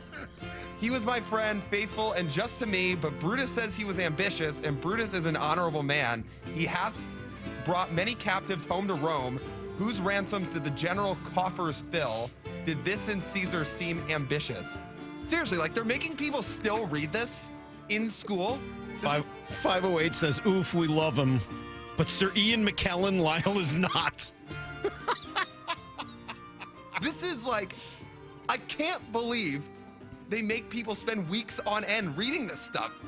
This is not like, this ain't real English. It ain't modern English, that's for sure. We're going to do one more. But here, this time, Lyle, we're going to do one from Macbeth. And here's what I would like this time. Could you read it as if you were on stage, speaking to an, not just reading like the words, but trying to give it some emphasis? Style. Yeah. Some flair. Give us some charisma. flair to the Macbeth speech here. It's a famous Macbeth speech. Okay. But you got to give, like you were on stage doing Maybe Shakespeare. stand up. Maybe you need to stand up for it. I don't know if I need to stand up. I gotta be real. How long? This is insane. You don't have to do the whole thing, but give us a little, come on. Go bid thy mistress when thy drink is ready. Come on, give us a big... Some panache. Yeah. Oh, God. Okay. I want to hear some Shakespeare. Do it for Tom Tagney. He's rolling over right now in his house. Whoever that is. Anyway. Oh. Be mean to our buddy Tom. He used to work here. Yeah. Well, not when I worked here. Okay. When you interned, he was here. That's true. That's probably true. All right, come on. Give me some Shakespeare. Let's go. Go bid thy mistress when my drink is ready. She strike upon the bell. Get thee to bed. Why don't they just say go to bed? Is this a dagger which I see before me? The handle toward my hand. Come, let me clutch thee. This is ridiculous. All right, that's it. And we got a little Dire Straits in the background, a little Romeo and Juliet. I think All you right. two moved on to the next. Thank you, Lyle. I guess that's it. That's all we can ask Am I for still today. on camera? Oh, good. Yeah, you're still. Oh, you're crumbling it. Lyle, not It's a a fan. waste of people's time. Just threw that at the wall, nowhere near the trash can. I was hoping he would get a little lower in that speech, Brock, because some of it's pretty funny. Nature seems dead and wicked dreams abuse. The curtains sleep, witchcraft celebrates, pale Hecate's offerings, and withered to murder. It goes on and on. It's pretty awesome. And I was really hoping Lyle would get to all of it, but unfortunately, we'll have to go around the NFL instead. Now I have to try to do this? Well, you don't have to read Shakespeare. Would you You prefer? guys, it's going to be one of those where you guys are going to interrupt everything I try to say. Why would you say that? You're already like... What? Why would you say that? Because... The mood we're in? Yeah. You think you think we're in an interrupting mood? Yes. Okay. More. You're still thinking about Lyle Shakespeare. Knock, knock. Who's there? Interrupting cow. Oh. Interrupting cow who? Moo. Wow. All right. Bill Belichick has a long history with the New York Giants, and it's hard to imagine this college football thing lasting a long time. So naturally, his name has been mentioned among the possibilities in the Giants' search for a new head coach. He was asked about it at his UNC presser yesterday. Yeah, get ready for Wake Forest. That's all I got this week. Has anyone asked you, or the players or recruits want to know about your future? I mean, I've been asked about it from time to time, but yeah, I've been down this road before. I'm focused on Wake Forest. That's it. And that's my commitment to this team. And next week it'll be to our next opponent and so forth. But, I'm here to do the best I can for this team. Do you think he's ruined any chances at an NFL comeback? He's actually, they've played a little better. I think they've won their last couple games defensively. They've kind of put it together a little bit. And maybe, it's just, Lane Kiffin said it right. Like, you lose one, everybody gets mad. You lose two, you start to lose recruits. You lose three, you lose your job. Like, it's just, college football is that finicky right now, is that transactional. And, a couple weeks ago, he's horrible, right? He's 1-5 or whatever it was. Fired, terrible, legacy's tarnished forever. Yeah, you win like 3 in a row. All of a sudden, you may go to a bowl game in year one. He is still a much better fit for the pro game than he is the college game. Yeah, I would agree with that. Now, the idea of Jordan Hudson in New York on page 6 every day is hilarious. You've seen that documentary where Belichick and Parcells are talking to each other, right? And they end up going back to New York. Yeah, that part's awkward. But remember, maybe it's a different one where they go back to New York and Belichick's crying in the Giants locker room looking through all the stuff. It's clear that he has a lot of feelings about his time there. It's pretty big. I don't know. I think Belichick would still be interested in that job. Just a gut feeling. I think that his love and respect for that franchise is still something to him. I just hope he doesn't end up getting the job and ruining the legacy even more by screwing it up there. I think what you're seeing as well is a little bit the end of Pete in Seattle was the end of Belichick in New England. Not only obviously the loss of Brady, but the loss of great people around him and trying to make Patricia an offensive court. Like just some of the things that he did staff-wise was so bad. And Josh McDaniels, a great offense coordinator, he's doing in New England for Mike Vrabel, right? Those guys were great. What do they call that? Brain drain? Like when you lose really good coaches, you lose that football acumen and that DNA. And I don't think the end of the tenure there was very good from a staffing standpoint. I think it's mixed at North Carolina. So that would be if you're the Mara Tisch family, like, okay, what are you going to do, Bill? Who are you going to bring in? Right? Obviously, Romeo Crennel is out of this thing. When you were really going and you were really good and you had some really great young people and talented people and the Josh McDaniels, what are you going to do? What kind of staff are you going to put together? I think that would be kind of the key considerations there. All right, following the Packers' loss to the Eagles on Monday Night Football, they now sit at 5-3, and they're in third place in the NFC North. They've had strong play from their defense, but the offense has only mustered 20 points total in their last 2 games, both losses, and Jordan Love had no touchdowns in either of those games. People are starting to question if he's the answer at quarterback for Green Bay. Jeff Saturday on Get Up yesterday said no. When we were talking about Jordan Love this morning, Jeff, your thought is? Yeah, he ain't the guy. That's what you're going to get. Like, I appreciate when you see Jordan Love in big moments. At halftime, we're going into halftime. We got 3 points secured. You can't make that decision. Wow. Is that right? Is Jordan Love not it? Maybe that's true. He seems. I think Chris Candy said he might get Matt LaFleur fired. He seems to me to be good, not great. 5-3-1, by the way. You throw that tie in there as well, Yeah. right? Which could come back to bite them in that division and in the playoff picture and everything else. Again, I'll say the same thing. It's like urgency. And I know not every quarterback's got to be like, hey, man, the sheriff's in town. But there is something, some kind of vein between just a sense of urgency with the great players. And he is so, he is just so neutral. And you could say, well, Russell Wilson was neutral, and you celebrated all of that. Yeah, but there was still emotion, there was still passion, there was still urgency. Right. And I just don't feel a lot of that. I never really felt that in Jordan's game. He sat for a long time. I mean, they made a really big bet on this, right? I mean, they essentially ended their relationship with Aaron Rodgers over the drafting of Jordan Love, right?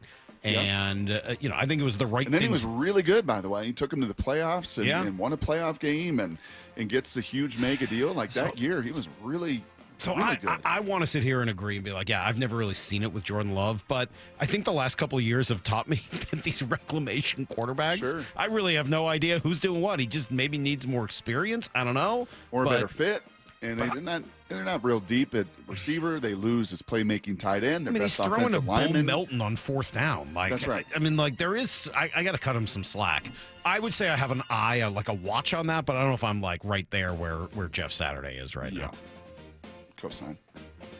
I mentioned this as one of my takeaways week before last, I think, when we were talking about the Seahawks game, and it's beginning already. Harry Douglas dropped Clint Kubiak's name as someone the Giants could have at the top of their list of new head coaching candidates. The two that stand out to me, when you just mentioned Jesse Minter, he's done a phenomenal job being the defensive coordinator for the Los Angeles Chargers. Clint Kubiak, he is the son of Gary Kubiak. You see what he's doing right now out there in Seattle with Sam Darnold. Those are the two names that I would think that would be at the top of the list. I don't think it necessarily has to be an offensive-minded guy, especially when you're looking at a guy like Mike Vrabel and what he's been able to do with the New England Patriots. Look at us not interrupting, by the way. Well done, Saul. I'm not only not interrupting, not even saying it. Yeah, well done. I'm just sitting here. Always the contrarian. Clint Kubiak's presence, persona, DNA fit New York. Is he a head coach? Yeah, I don't know if it fits New York. Now, like a Tennessee or maybe something like that. A little smaller market. Not in the public eye as much. I think for New York, too, and it is a smart ownership group that's won a bunch of Super Bowls through different coaches and different decades. I think you also look at, to that point about Vrabel and what he's done to disrupt the AFC East. What Mike McDonald has done to disrupt the NFC West.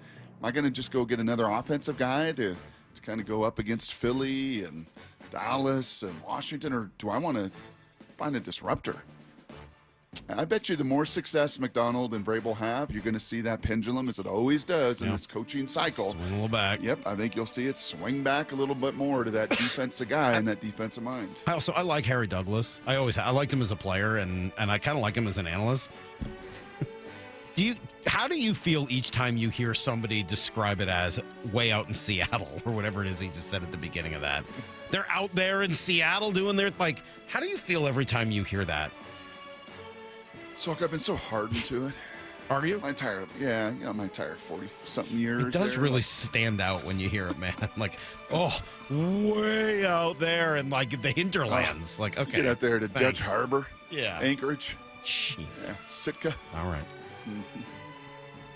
How many Alaskan towns can you name, Salky? Of course, you got Fairbanks. Ketchikan. Yeah, you got Juneau. You got Homer. Got Anchorage. Wasilla. You got Juneau. Good job. Look, I'm doing pretty well. Yeah. Way to go. That might be the end of it, but that was a few. Good job. Thanks. Appreciate that. All right. Before Brian Daboll was fired, he admitted that no one noticed Jackson Dart had suffered a concussion on Sunday after a fumble, and he was permitted to go back out there before coaches noticed something was off and took him out of the game.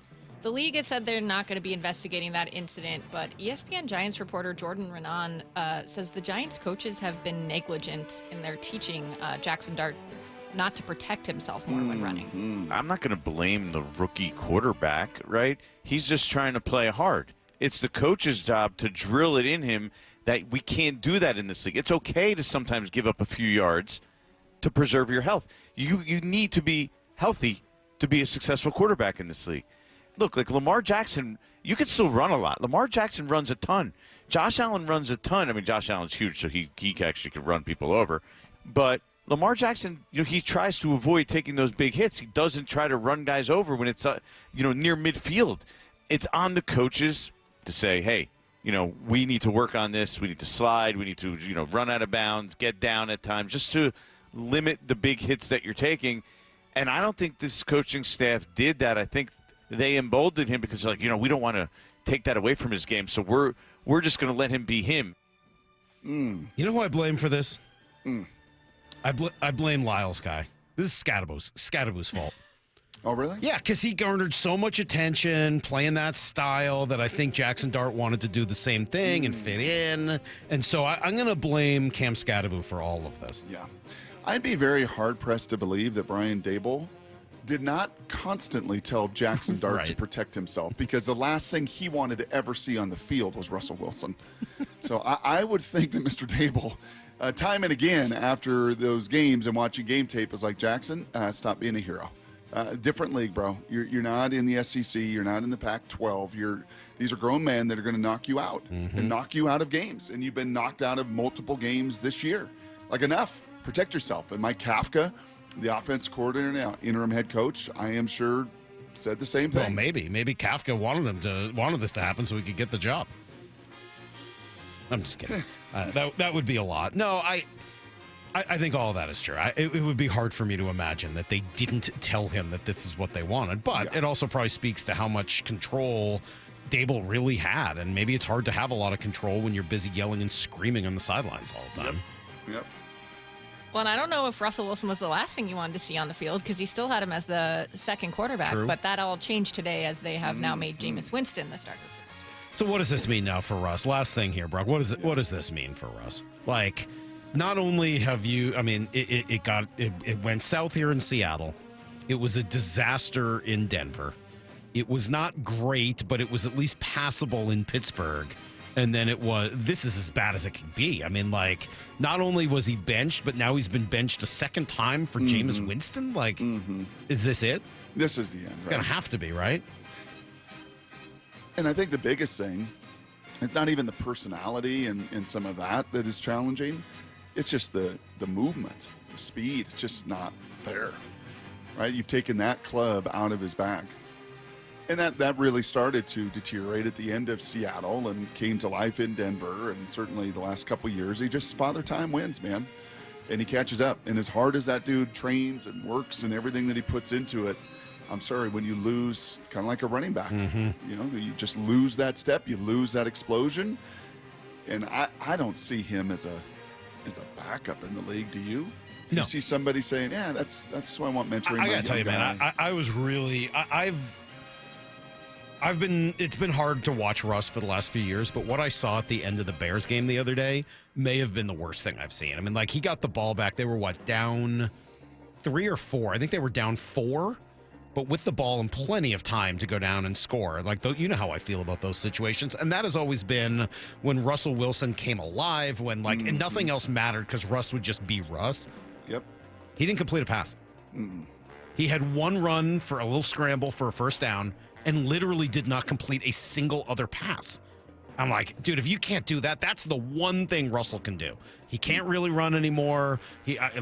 All the other little things that were always sort of problematic with Russ. You'd say, all right, but the game is close. You get him the ball at the end. The Wizard does his thing. We watched it a million times. It's why I love Russ so much. But if he can't do that, there's no reason for Russell Wilson. It hasn't the last 3 organizations, so I can't imagine a 4th one. And then kind of the Cam Newton effect, you've been an MVP. You talked about it with the Goldilocks. You're just kind of overqualified. What does he do? So what does he do? So he retires at the end of this year? And what? He's going to get into coaching? He's going to get into media? What does Russ do? There's no way he can stay out of the public eye. No. So what does he do? I have felt this way. He'll be a stewardess and do high knees. don't think you'll be a stewardess. You mean a flight attendant, Lyle? Yeah, same thing. My God. What Sometimes you generation don't know are you old from? things, and then other times, like that, no one says that anymore. Stewardess. People haven't said stewardess in 30 years. I don't know. I probably heard it somewhere recently. Sure, flight attendant, and he'll do high knees on the plane every day. What is legitimate question? Two what does things Russ do? Two things, and I've said this to you a bunch. I think there are two routes he goes. Number one, and the first one will be the media. Yeah, that won't be good. Thinks that a great talker, great communicator, going to do the media thing. And the other one is motivational speaker / politician. How about I could see his personality. No, I could see his personality going into politics. I could grew up in Virginia, right? Kind of around. The need to be liked and get votes. I could absolutely just see. Do you think he'd be good at that? DNA and his personality and his wiring. Generally, people are really well liked. Like you go into politics like that because you're well liked. I don't know, man. Are well liked. Well, at first, until they actually start talking. I don't know. I don't see it. I don't see it. Maybe you're right. Look at how many people say he comes across as fun. Yeah, I'm with Salk. You have to have that initial likability factor. Yeah. You know what comes? Charisma. What comes across as phony? Politicians. It's just that. But they have a charisma. There's a charismatic element that the way that Russell's talked about is not someone that people follow. Yeah. I think he's going to want it, like the investing part of it that he loves, like his 29 different companies and all that. He'll get more into the investing world. This is a good texter says he bribes his way onto Shark Tank. Yeah, that could be the case. Yeah. Like he would probably love to do something like Shark Tank, but I don't see how he stays out of the public eye. And I don't know. I don't know what role there is for him. Certainly not as a coach. And I don't see it on TV or doing anything like that every day either. We'll see. All right, coming up, Brock. It's Washington Wednesday. Do we still do Washington Wednesday? Mm-hmm. I wanted to make sure. I know the season's over, so I wasn't sure if we were going to continue doing Washington Wednesday every week. But I guess we are. So we'll do that next on Brock and Salk. The one and only Mark Schlereth. Every Monday at 4 during the NFL season with Wyman and Bob. How we doing, guys? We're good, man. We should be, right? If you look at how Mike McDonald has done there and what he has brought to the table, and then you look at John Schneider, you're talking about potential Coach of the Year candidate and potential GM of the Year or Executive of the Year candidate with where they sit right now. On Seattle Sports, on YouTube, and the Seattle Sports app. This is for all you guys on Viagra. ED pills are no longer needed. The brutal side effects like 4-hour headaches, blurred vision, and that flush feeling can all be put behind you with our treatment. Here at West Coast Men's Health, we have a better approach to ED. Acoustic wave therapy creates blood flow circulation by safely removing the plaque in your arteries and restoring function naturally. Guys, let me be clear. Pills will never fix your problem. Our equipment is the latest technology, and our medical staff is the best in the industry. So give West Coast Men's Health a call today. Speak with our clinic manager. Ask him any question you like, how it works, the science behind it, and even the cost. If you suffer from ED or Peyronie's disease, give West Coast Men's Health a call today. It's not just about better health. It's about a better life. With clinics in Redmond and Tacoma, call 206-519-6541. That's 206-519-6541. Online at westcoastmenshealth.com. Stacy here, and I have had a horrible experience selling and buying a car. That's real. So trust me when I say I know a good experience when I see and feel it. Selling that old car or getting a new one from a place you can trust does make a difference. And that's been my experience at Wayscar Ford in Auburn. These are real people I'm talking about here. Mark and Chris have been absolutely wonderful. I also met The Way himself. They all care about making sure you have a hassle-free, low-pressure experience. And they mean it, because you can sell your old car to Wayscar Ford, get paid for it that day, and then get a second check when they split the profit of selling that car with you. You can also explore a competitive selection for your new ride and upgrade like I did. I upgraded to a 2025 Bronco Sport, heated steering, all-wheel drive, leather interior. I'm obsessed. Wayscar Ford is family-owned and operated for 103 years in Auburn. Lifetime powertrain on all new Fords, never any pressure. If you change your mind within 5 days or 500 miles, take it back for a 100% refund. WayscarFord.com. As a quarterback, you cannot run a winning play with a messy playbook. And most companies' data, well, it's a mess. AI is changing the game, but if your data is scattered, you're stuck on the sidelines. Brock Heward here, and this is where my friends at Marquee Data come in. They get your data in shape, clean, connected, ready to perform, so you can finally put AI to work for your business. Whether sales, finance, or operations, every smart move starts with the right data. So head to mydataqb.com to draw up your game-winning data play today. That's Marquee Data or mydataqb.com. Hi, I'm Justin Shirley. We offer 0 down, 0 interest, and 0 payments for 24 months on new roofs. Call 866-ROOF-ROOF now. State Roofing and Exteriors, held to a higher standard since 1968. You never get a second chance to make a first impression. Superior Linen Service will help your company with logoed apparel, uniforms, floor mats, linen, and more.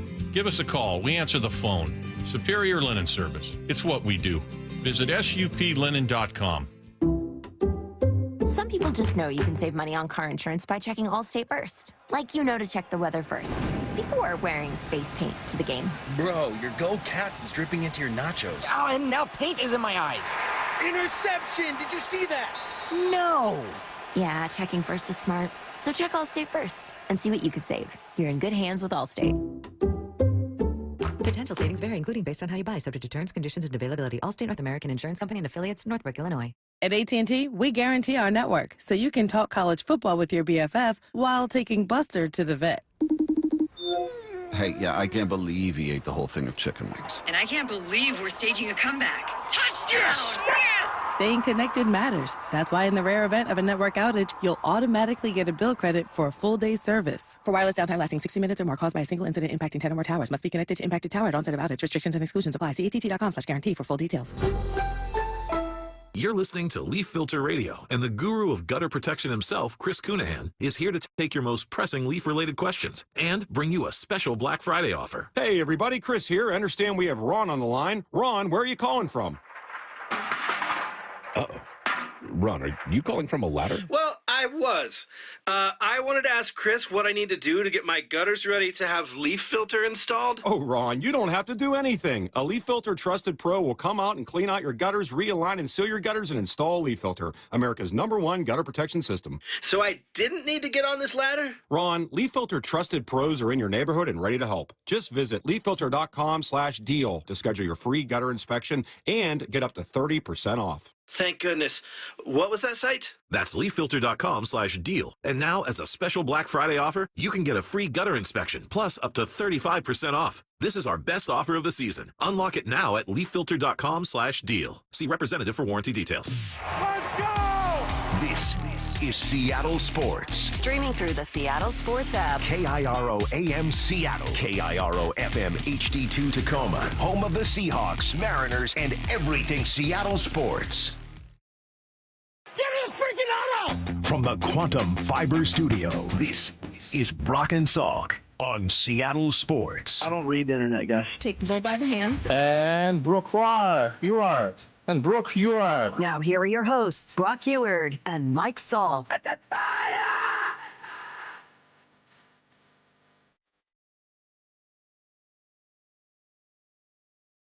Gee, get out of here. It's not Friday yet. Stop asking me about pies. It's too much G. Scott here. Don't tell me about sweet potato pie. It's overrated.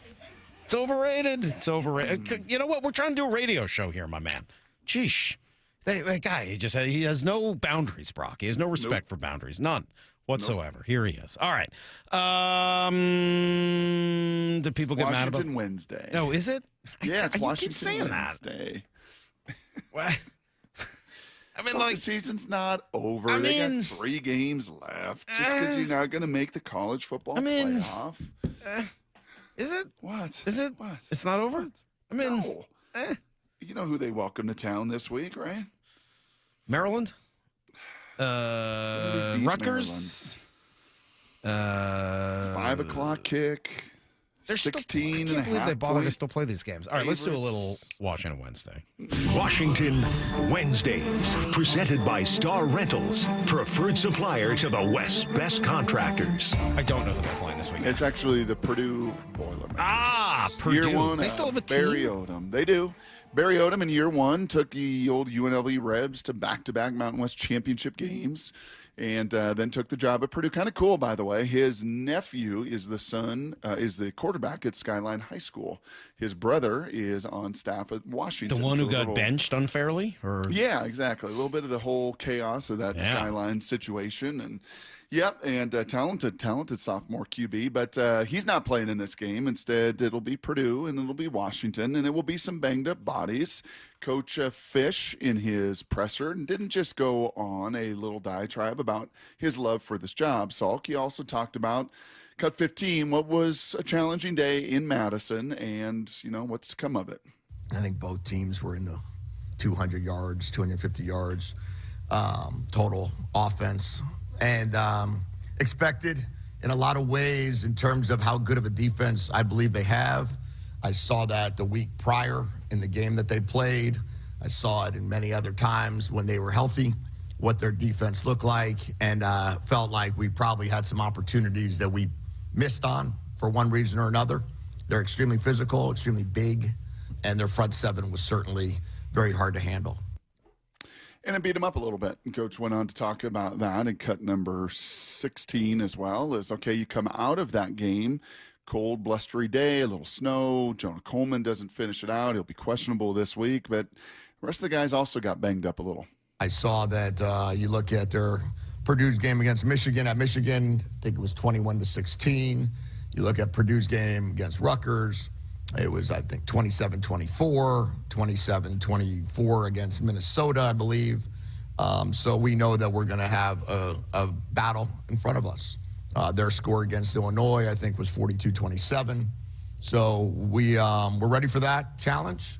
Looking forward to it. We have some guys that are not able to play probably, or will have to monitor. We certainly had that in the second half of the game. I can't do this. Brock, let me ask you a real Husky question, because talking about what happens against Purdue, I don't care. I don't care what happens. Get to 7-3, and then hopefully 8-3. Whatever. I don't care what happens against Purdue. That just doesn't mean anything to me at all. Okay. Where does this program go next? Like, if you're Jed Fish and you are going to stick around this offseason, what do you need to do? Like, because this year, well, here's the reality. Coaches have said this for 20 years. All right, coaches have said this for a long time, but it carries way more weight in college football now than any other sport at the high school or professional level of football, and that is your tape is your resume, and that's the reality. And it's always been that reality. But, there were times in college football that you had a chance to develop and cultivate and grow and maybe, redshirt and maybe develop. Right, but that's not a thing right now. Those days are gone. So what do they need to do in the offseason? So now literally it's like every one of these weeks is your tape to create your next transaction. Bigger NIL money, maybe a transfer. You're going to be in constant, how many guys do you want to stick around here? How many guys want to stick around? How many want to leave?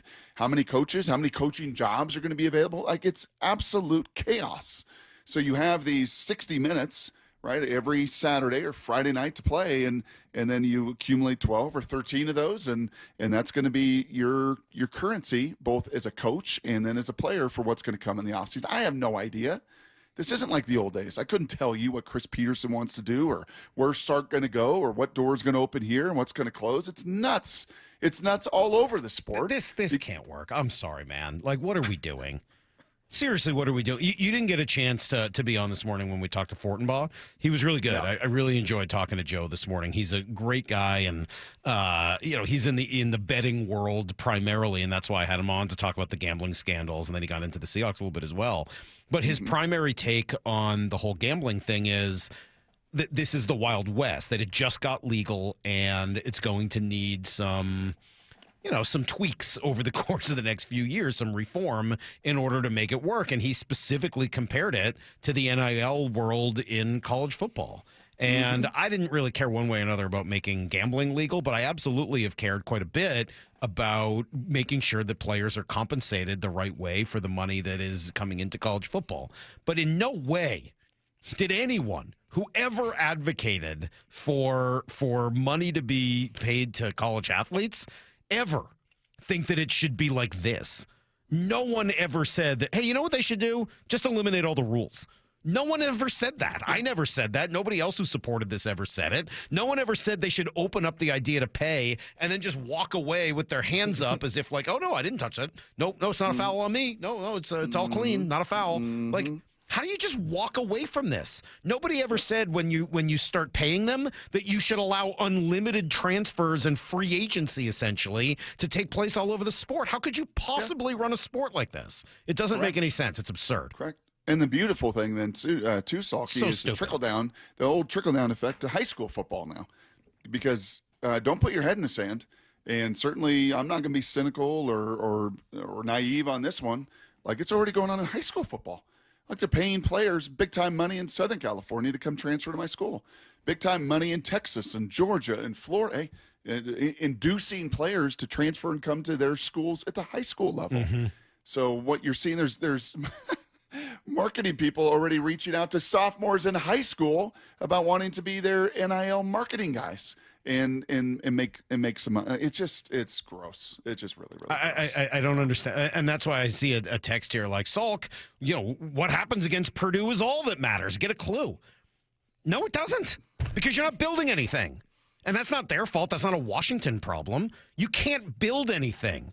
Great, you beat Purdue. Cool. Or you don't. Whatever. Doesn't matter. Half the guys are going to leave at the end of the year, and a whole new crop is going to come in. You're not developing a bunch of cool freshmen. You're not developing these guys. They could all leave. It makes no sense. It's anarchy. But you just can't run sports like this. It makes no sense. You have to have some level of leadership. Yes, athletes need to be compensated for what they do. It's unfair that all of the money goes into the pockets of other people who aren't playing the games. That's just not fair. It's not right. It's not just. But this is dumb. This is so absurd. How can I not be able to ask you, Brock, what we can do this offseason to how can you not even ask that question? I don't know. How do you watch a sport like that? Is Damon Williams going to be here? Are these guys going to be here? I don't know.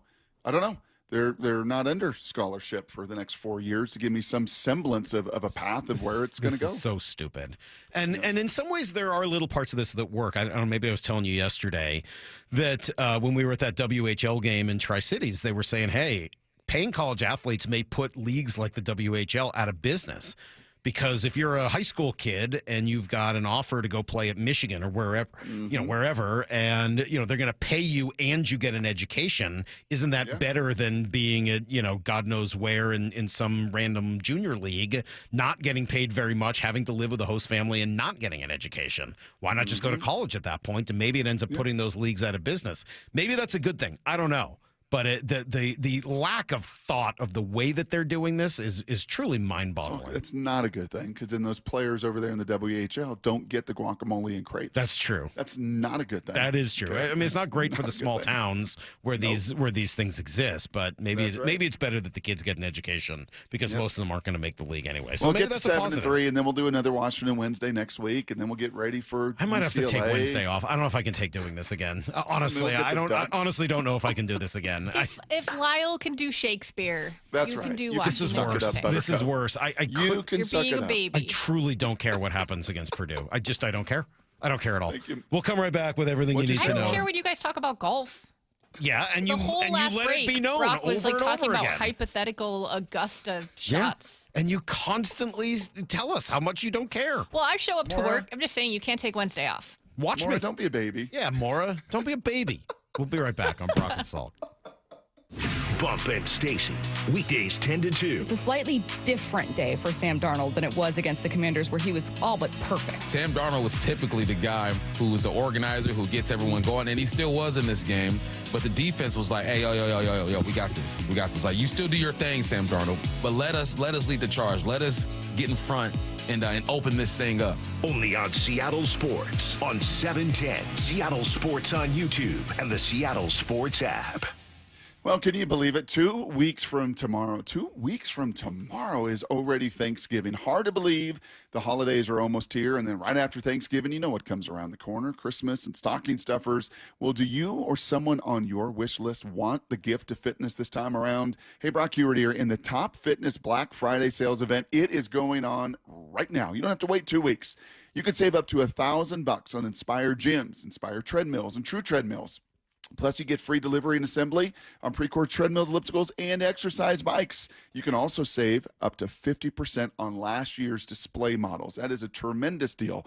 And Olympic weight bars starting at $50, and home gym attachments and accessories, well, they're up to 50% off as well, starting at just $10 for a great stocking stuffer. It's no secret why everyone, from personal trainers to pro athletes, love my friends at Top Fitness. You can visit them up in Tukwila, Linwood, or Bellevue, or go to topfitness.com for all of the details on the Top Fitness Black Friday sales event going on right now. It's Top Fitness, your best place for home fitness equipment. 1-877 Cars for Kids. K-A-R-S Cars for Kids. 1-877 Cars for Kids. Donate your car today. Call 1-877-CARS-FOR-KIDS to reach a friendly live agent. Donation's super easy, and your car can be picked up as soon as tomorrow. Call us now, 1-877-CARS-FOR-KIDS. Donate your car today. Did you know you can donate real estate too? Workdays can be unpredictable, but your workwear shouldn't be. With the Cintas Apparel Plus program, you'll have freshly laundered garments for everyone on your team delivered every week. Cintas has workwear for just about any job imaginable, with high-performance fabrics and an uncompromising fit that stretches and moves with you. Don't leave looking and feeling good to chance. Visit Cintas.com. Oh, I'm ready! And get ready for the workday. Oh no, stomach issues again? Stomach issues? Who are you? Your pancreas. I could be the real reason for your diarrhea, gas, bloating, stomach pain, or loose oily stools. I thought it was my stomach. People often do, but any of these symptoms could mean having a condition called exocrine pancreatic insufficiency, or EPI. With EPI, the pancreas doesn't release enough enzymes to break down food, but EPI is manageable. Use the symptom checker on identifyepi.com and speak with your doctor. That's identifyepi.com. Sponsored by AbbVie. You're listening to Leaf Filter Radio, and the guru of gutter protection himself, Chris Cunahan, is here to take your most pressing leaf-related questions and bring you a special Black Friday offer. Hey, everybody, Chris here. I understand we have Ron on the line. Ron, where are you calling from? Uh-oh. Ron, are you calling from a ladder? Well, I was. I wanted to ask Chris what I need to do to get my gutters ready to have leaf filter installed. Oh, Ron, you don't have to do anything. A Leaf Filter Trusted Pro will come out and clean out your gutters, realign and seal your gutters, and install Leaf Filter, America's #1 gutter protection system. So I didn't need to get on this ladder? Ron, Leaf Filter Trusted Pros are in your neighborhood and ready to help. Just visit leaffilter.com/deal to schedule your free gutter inspection and get up to 30% off. Thank goodness.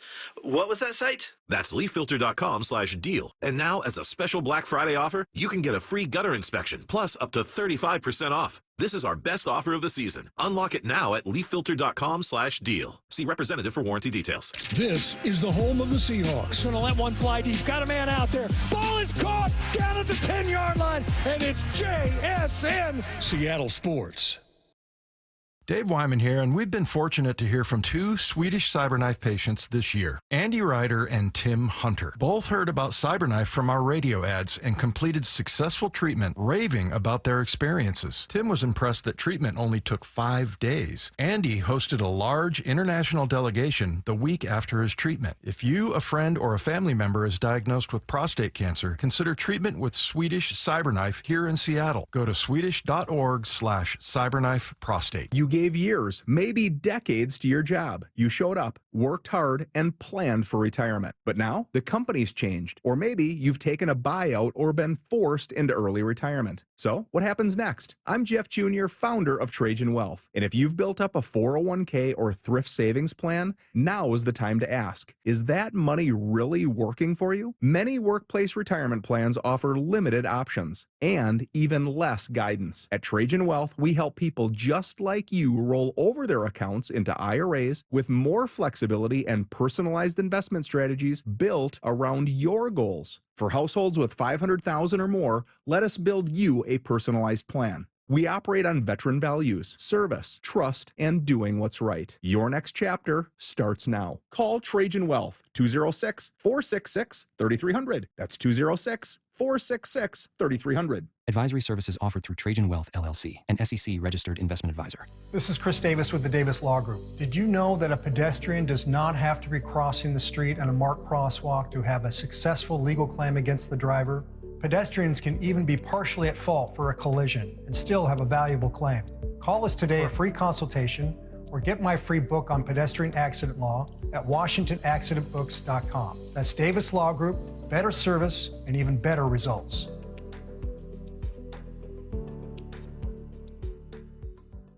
Need to know. 15 minutes past every hour with Brock and Salk. Here's what you need to know. Up first. Hey, that's kind of cool. 509 texted in, said WHL sets money aside for education fund for players. Canadian players are eligible for scholarship money in Canada to attend school after junior hockey. That's awesome. Nice. That's really cool. I didn't know that. Thank you for informing us. That's pretty cool. Digging into, Brock, what should be a great football game on Sunday. We've been talking about it all week long, and we still have a few more days to go. Like, let's go. Let's get I wish this was a Thursday night game. Like the next one's going to be. Like, let's go. I'm ready to see what happens when the Seahawks and Rams actually get out there on the field with each other. This was Rob Staten talking about what this matchup looks like yesterday with Bump and Stacy. I think it's a fascinating game. And you've got an offensive genius in Sean McVay. You've got a defensive genius in Mike McDonald. You can't ask for anything more. This is the perfect game to have this weekend, and all eyes are going to be on this game. And I just hope that the Seahawks come out with a win in the end, because that is what, I mean, just imagine what next week is going to be like if the Seahawks win this game. Like the euphoria amongst the fans, the national and international attention the Seahawks are going to get if they win this game. It's going to be something that's going to have people wondering what is possible for the rest of the year. Yeah, and the leg up it gives you and down the stretch as you see them again. We saw it last year in these matchups. By not beating them, it cost you a trip to the playoffs. So whether it's to win the division, that's always the first goal, to win the division. And this would go a long ways to doing so. And then ultimately you win the division. You hope for, the number one seed and favorable home field advantage and field, It sets you up because you're still going to have to play them again, right? That's right. But it just sets the table for so much, and to do it in their house. Yeah. Not a real difficult place to play, by the way. Right? It's not as if the Rams, as Colin Cowherd told us the other day, have this rabid fan base and fill up their stadium. It's not like that. The 12s are going to travel incredibly well. Yeah, this is just a table setter for the second half. Here's the second thing you need to know. I was just thinking about. What? I miss the pies, Mariners. Thanksgiving pies. I miss the Mariners. Really? Yeah. It's only been a couple weeks, but I miss baseball already. I'm not there. You're not ready yet? I kind of needed the emotional break. I miss it. I miss the Mariners. I'm happy to have had a little break. It's been a few weeks. No, I miss it. Look, I'm ready. Let's go. Let's get to spring training already. No, you got to do everything. Got to have everything that comes in between, and the off season start earlier, by the way, because of the WBC. I think so. The games start way earlier. Like they start playing a bunch of games. I think I was looking at the schedule like in mid-February. Wow. So when are we going to be down there? Well, let's hope not too early, because if you're going to too early, it's not nice there yet. I mean, you're going to go. Let's do the Super Bowl. I don't want to be there in early February. February. From the Super Bowl to spring training. I don't know. We'll have to figure that out. I don't know. But I will say, I am kind of ready to start thinking about this off season and what's going to happen. GM meetings wrapping up today. They are going to have these last two awards today and tomorrow, with Cy Young's coming out today, and then MVPs, of course, tomorrow. Dan Wilson did finish third in the Manager of the Year voting, behind Stephen Vogt and behind John Schneider. What do you think happens with Cal tomorrow? I don't feel great about it. You don't feel good about it, huh? No, I don't. Feels like that conversation had so much steam for so long. I know. Week after week after week, month after month, in July and August. It wasn't just us and passing every week. It was the national audience, and then through September. And I mean, just 60 home runs for a catcher. And I know his OPS plus and his WAR, and Aaron Judge had an amazing offensive season. And it is New York. I think it is going to be unbelievably close if he does not win. Which I think it'll be very make close. it even more gut-wrenching. I think it'll be within a couple of votes. Either way. Do you think that the two of them get every first place and second place vote? They would have to, right? Jose Ramirez would be the third, yes. Yeah, I would imagine Ramirez and probably Bobby Witt or someone like that end up getting some third place votes. And but I would be shocked if anybody else gets a first or second place vote. Yeah, that would be a major mistake, I would think, on behalf of the voter. Here's the third thing you need to know. Oh man, I've been complaining about the Kraken loss all morning long. I don't know. Let's be done with that. I just don't have left to say about it. Complaining today, complaining about Eels, complaining about the Kraken, complaining about college football, Huskies. Anything else you want to get off your chest? Any other complaints? I mean, it's really just the weather. That's what gets me, and it's such a lame. You think you have that seasonal disorder? Yeah, I think so. You probably do. Yeah. Should I get you one of those lights for Christmas? No, I don't want a light. I want to move. Sure. For like 4 months a year. You've always said that. Yeah. Can I do the show for 4 months from our Arizona sister station? If I could just move to Arizona for the next few months, or maybe somewhere else where my parents aren't there, that would be too much. But What? huh? What'd you just Did I say that out loud? I mean, somewhere else, not Arizona. But you know what I mean. That'd be nice. Yuma? Yeah, far enough away. The 310 to Yuma? Yeah. My parents are so funny. That's everything you need to know. My dad, they've been living out there in the winters now for what, 3 or 4 years? Yuma? No, in Scottsdale. Oh. I think it's 3 or 4 years they've been there. And my dad says to me yesterday, "Hey, you know what we're going to do this year is we're going to go to Tucson." I was like, "Okay." You've been talking about this for 3 years. Why haven't you done it yet? Well, we're doing a lot of preparation. It's like a 2-hour drive. Just drive to Tucson. You're there. Drive around, see what there is, and if you want to drive home, drive home. If you want to get a hotel, get a hotel. You're retired. You don't have a dog. You don't have any kids. There's no reason to go back home. You can drive there and then decide when you get there. Why, kid? We've been doing a lot of preparation. We're going to do this, and I've got a hotel here, and we're going to do that. Why do you have to do any of that? How far is Tucson from Scottsdale? 2 hours. 2 hours max? Yes, max. It really is like a progressive commercial. Those progressive commercials have just nailed it, right? It's the exact same thing on my side as well. It's not that big a deal. Just go to Costco. It's really not that. No. Oh well. Timing of it. Traffic patterns. My parents are retired. Every day I talk to them, they're like, "We're having a very busy day." I'm like, no, you're not. What do you mean? And then they tell me the things they've done today. It's like, oh, so what did you do? Well, we took a walk. Oh, well, I can see how that was that must have the timing of that. You had to get it exactly right. Went to the post office. We went to the store. Jeez. We're cooking dinner. No way. They're not cooking dinner. They're deciding what restaurant they want to order in from every night. Cooking dinner. My rear end. Cooking dinner. They're like, oh, we spent a long time looking at these 3 menus to figure out where we wanted to eat. That must have been hard. I was thinking the same thing as I drove my kids to 8 different practices. My God. All right. There's a lot of good sound about the Seahawks, Brock. We'll come back to a whole bunch of it. By the way, I don't think I have the trashiest take, but I think I got the hottest take we've ever had. It is hot. It is a hot take. Okay. That I don't think you could ever say this on a radio show. I can't wait. Yes, it is hot. 253 says, Salk, we don't want to hear about your parents. You're a spoiled little rich boy. We want to hear about Purdue. All right. What do you want to know about Purdue? What do you want to know? You know what a Boilermaker is, Salk? It's when you take a shot of whiskey, dump it in a beer, and chug it. We'll be right back on Brock and Salk. Bump and Stacy, weekdays 10 to 2. It's a slightly different day for Sam Darnold than it was against the Commanders, where he was all but perfect. Sam Darnold was typically the guy who was an organizer, who gets everyone going, and he still was in this game. But the defense was like, hey, yo, we got this. We got this. You still do your thing, Sam Darnold, but let us lead the charge. Let us get in front and open this thing up. Only on Seattle Sports on 710. Seattle Sports on YouTube and the Seattle Sports app. All right, no complaining here. Going to talk about something I love, and that is Snoqualmie Casino and Hotel. The new hotel really is incredible. It's a great place for a little weekend getaway. The spa is phenomenal. Oh my God, we were just walking through. It's like I could spend a whole day just hanging out here. The pool area is great. It's like this whole indoor-outdoor thing, so you can still use it even as the weather's getting worse. The food is awesome. Big, expanded, non-smoking gaming floor, the works. Find out more and book a room at snocasino.com. Seattle's closest is now Snoqualmie Casino and Hotel. If you use carpool or toll lanes along SR 167 without a Good-to-Go account, you'll now receive a bill in the mail. That is a change. A Good-to-Go pass saves $2 on every toll. That is not a change. Learn more at goodtogo167.com.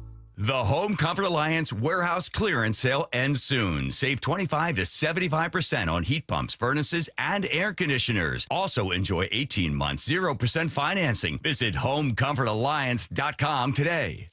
If you love to travel, Capital One has a rewards credit card that's perfect for you. With the Capital One Venture X card, you earn unlimited double miles on everything you buy. Plus, you get premium benefits at a collection of luxury hotels when you book on Capital One Travel. And with Venture X, you get access to over 1,000 airport lounges worldwide. Open up a world of travel possibilities with the Capital One Venture X card. What's in your wallet? Terms apply. Lounge access is subject to change. See CapitalOne.com for details. Workdays can be unpredictable, but your workwear shouldn't be. With the Cintas Apparel Plus program, you'll have freshly laundered garments for everyone on your team delivered every week. Cintas has workwear for just about any job imaginable, with high-performance fabrics and an uncompromising fit that stretches and moves with you. Don't leave looking and feeling good to chance. Visit Cintas.com. Oh, I'm ready! And get ready for the workday.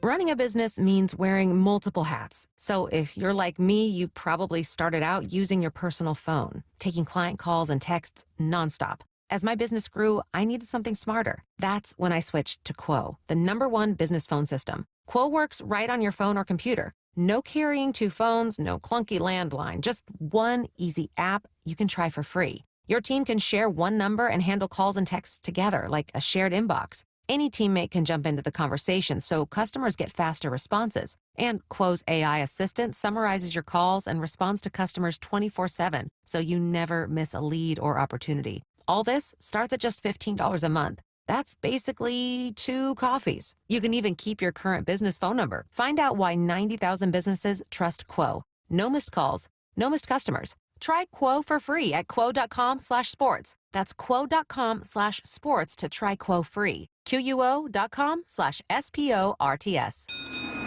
Sounds like your sleigh's about to get prepped for the season. And at Valvoline Instant Oil Change, we don't just change your oil. We also check your tire pressure, battery, wipers, and lights. All in about 15 minutes. Just stop in at one of our 2,000 locations, stay cozy in your car, and let our trained pros handle the rest. Oop, sounds like your sleigh's ready to roll. Valvoline Instant Oil Change. Oil changes in about 15 minutes. No appointment needed. The home of the Seahawks, Seattle Sports. Touchdown! Seahawks! Ken Walker III! Get everything Seahawks at seattlesports.com. Hey, Brock Heward here. For my friends at People Come First or PCF Construction Group, are you tired of just grilling in the cold and rain every winter in the Northwest? Well, with a patio cover, heater, and fireplace from PCF, you can enjoy your outdoor deck or patio all year long, staying warm and dry, even in the wintry months. And I have a special offer for you. PCF's Black Friday sale runs through November, and you can get up to 20% off your entire project, plus no payments and no interest until 2027. Most people don't consider building a deck in winter, but if you want yours ready by next spring and summer, then contact PCF right now to start planning. Spend the winter dreaming, designing, and approving your project so you're ready to build by the spring. Remember, planning and permits take time, so get started right now. Find all the offer details, get project ideas, and browse photos at PCFgroup.com or call 425-629-8476. That's 425-629-8476, PCFgroup.com. Stacey Rost here from Seattle Sports. Ladies and gentlemen, this is for you too. Stubborn fat is really hard to get rid of. And then there's all those gimmicky lasers, fat freezing methods, prescriptions. But imagine a simple solution that takes just one day and provides immediate, noticeable results. Introducing ProSculpt. ProSculpt uses air-assisted technology that's safe and gentle, yet powerful, delivering instant fat-reducing and skin-tightening results. Performed by board-certified plastic surgeons while fully awake, ProSculpt contours your body with minimal downtime. It's designed to target problem areas: waistline, face, neck, arms, thighs. ProSculpt gently removes unwanted fat and tightens loose skin with FDA-cleared plasma technology, all in a simple, guaranteed one-day procedure. ProSculpt is one and done. For your free consultation and $250 off, visit prosculpt.com for powerful permanent fat removal and skin tightening that works for ladies and you men. It's prosculpt.com. From the Quantum Fiber Studio, you're listening to Brock and Salk Weekdays 6 to 10. on Seattle Sports and 97.3 FM HD2. All right. I got trash takes, Brock. We got those coming up in 15 minutes. I got the hat. I'm going with just the cap, the little ball cap. Oh, you don't want to do the bucket cap? I didn't feel like Alaska? it today. No, I didn't feel like it today. I'm just going with the straight baseball cap today. So, all right. You want to hear some sound, Brock? You want to hear some sound before so trash much takes? Good sound. When you get a game of this magnitude coming up on Sunday, you do. You get the whole country speaking about it.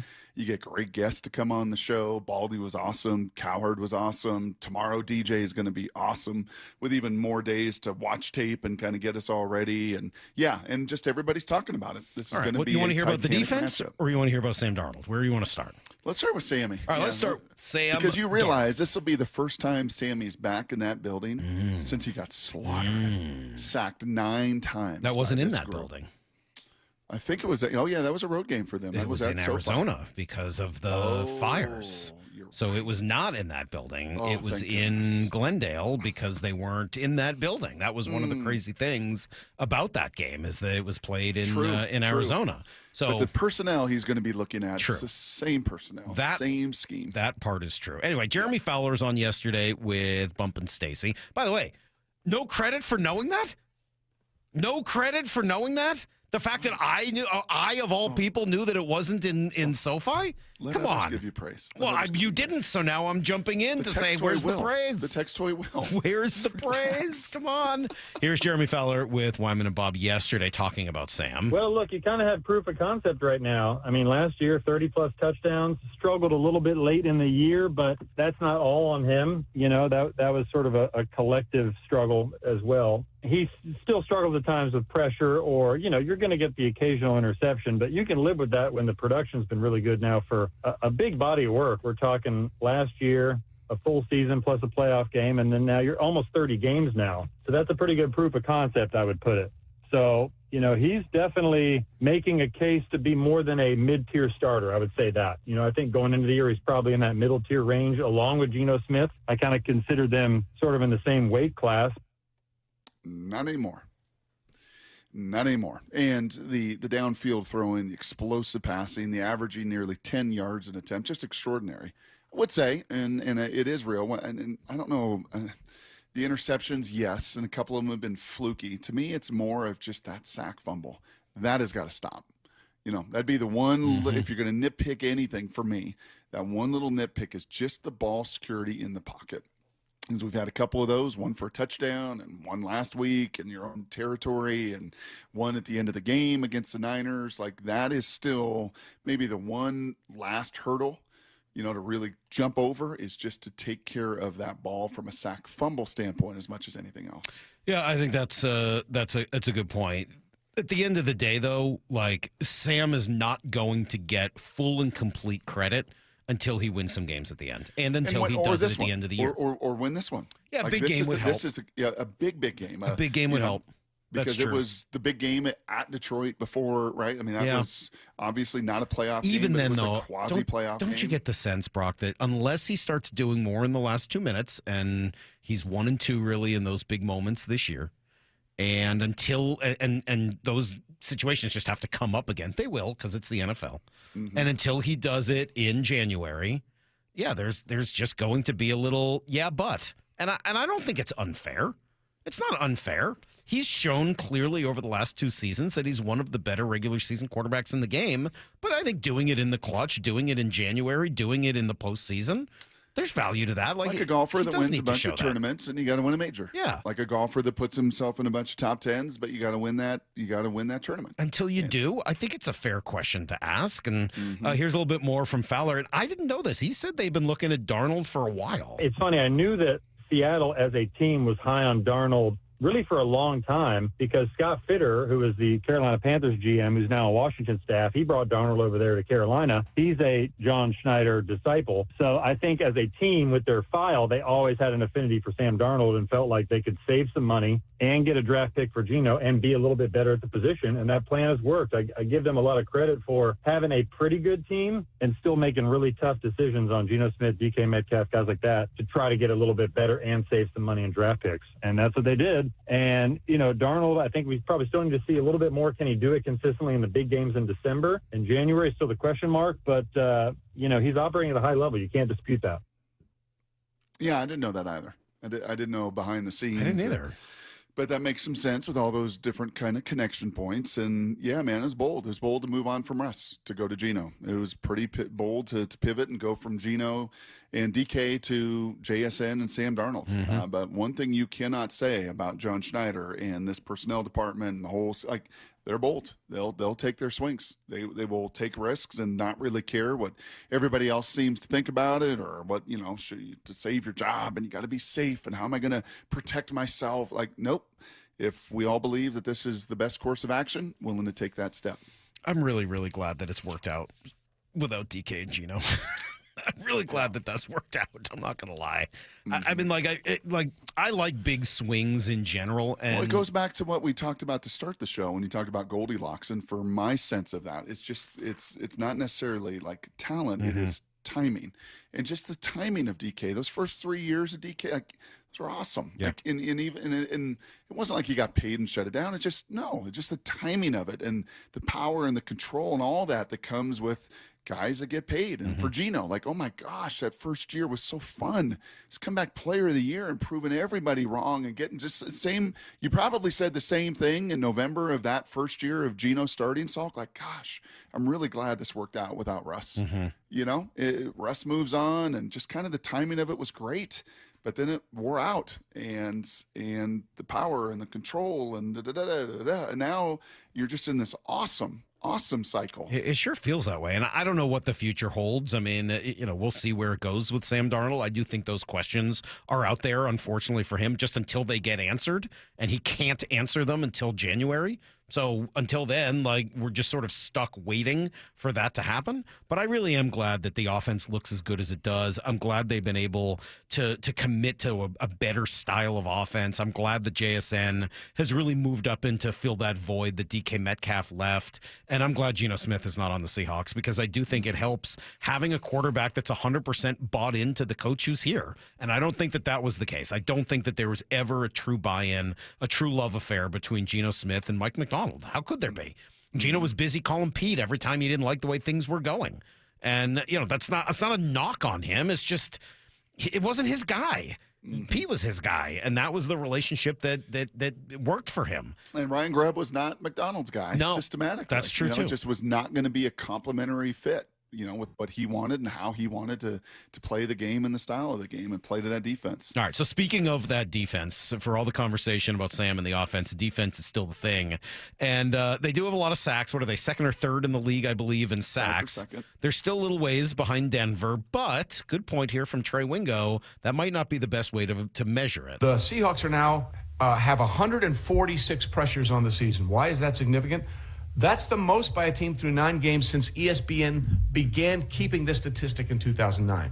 And what did we talk about yesterday, or last week rather, when the Bills took care of the Chiefs? It wasn't that they sacked Patrick Mahomes a lot. They got to him once or twice.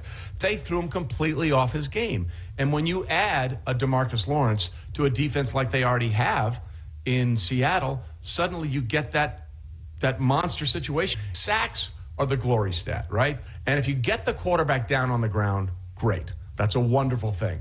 But as long as you make the quarterback uncomfortable, as long as you move him off his spot, as long as you make them rethink the play, that's going to be the end of a lot of plays for a lot of quarterbacks and a lot of offenses. So when you see those pressures adding up for Seattle.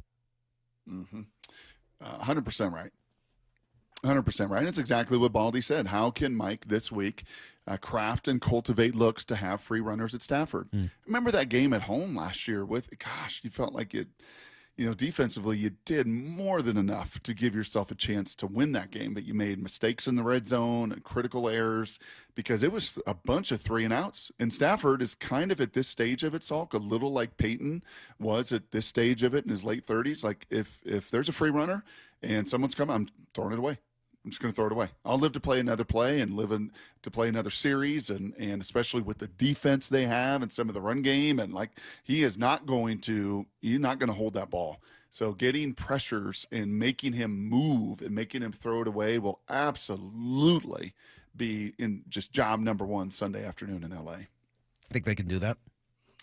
I think they can. I don't think their tackles are particularly good. They're going to protect with a bunch of those tight ends. Mm-hmm. You're going to have to be so good in your run-pass reads, right, between their run game. You cannot give up leaky yardage, right? We'll get a ton of this with DJ, and certainly into Friday as we get closer to game action, Salk, and I'll give you some of my biggest keys. I thought Baldy gave us 3 great ones today, and he did kind of start, and make sure that you handle Williams and Blake Corum. Like those guys, you can't have leaky yards.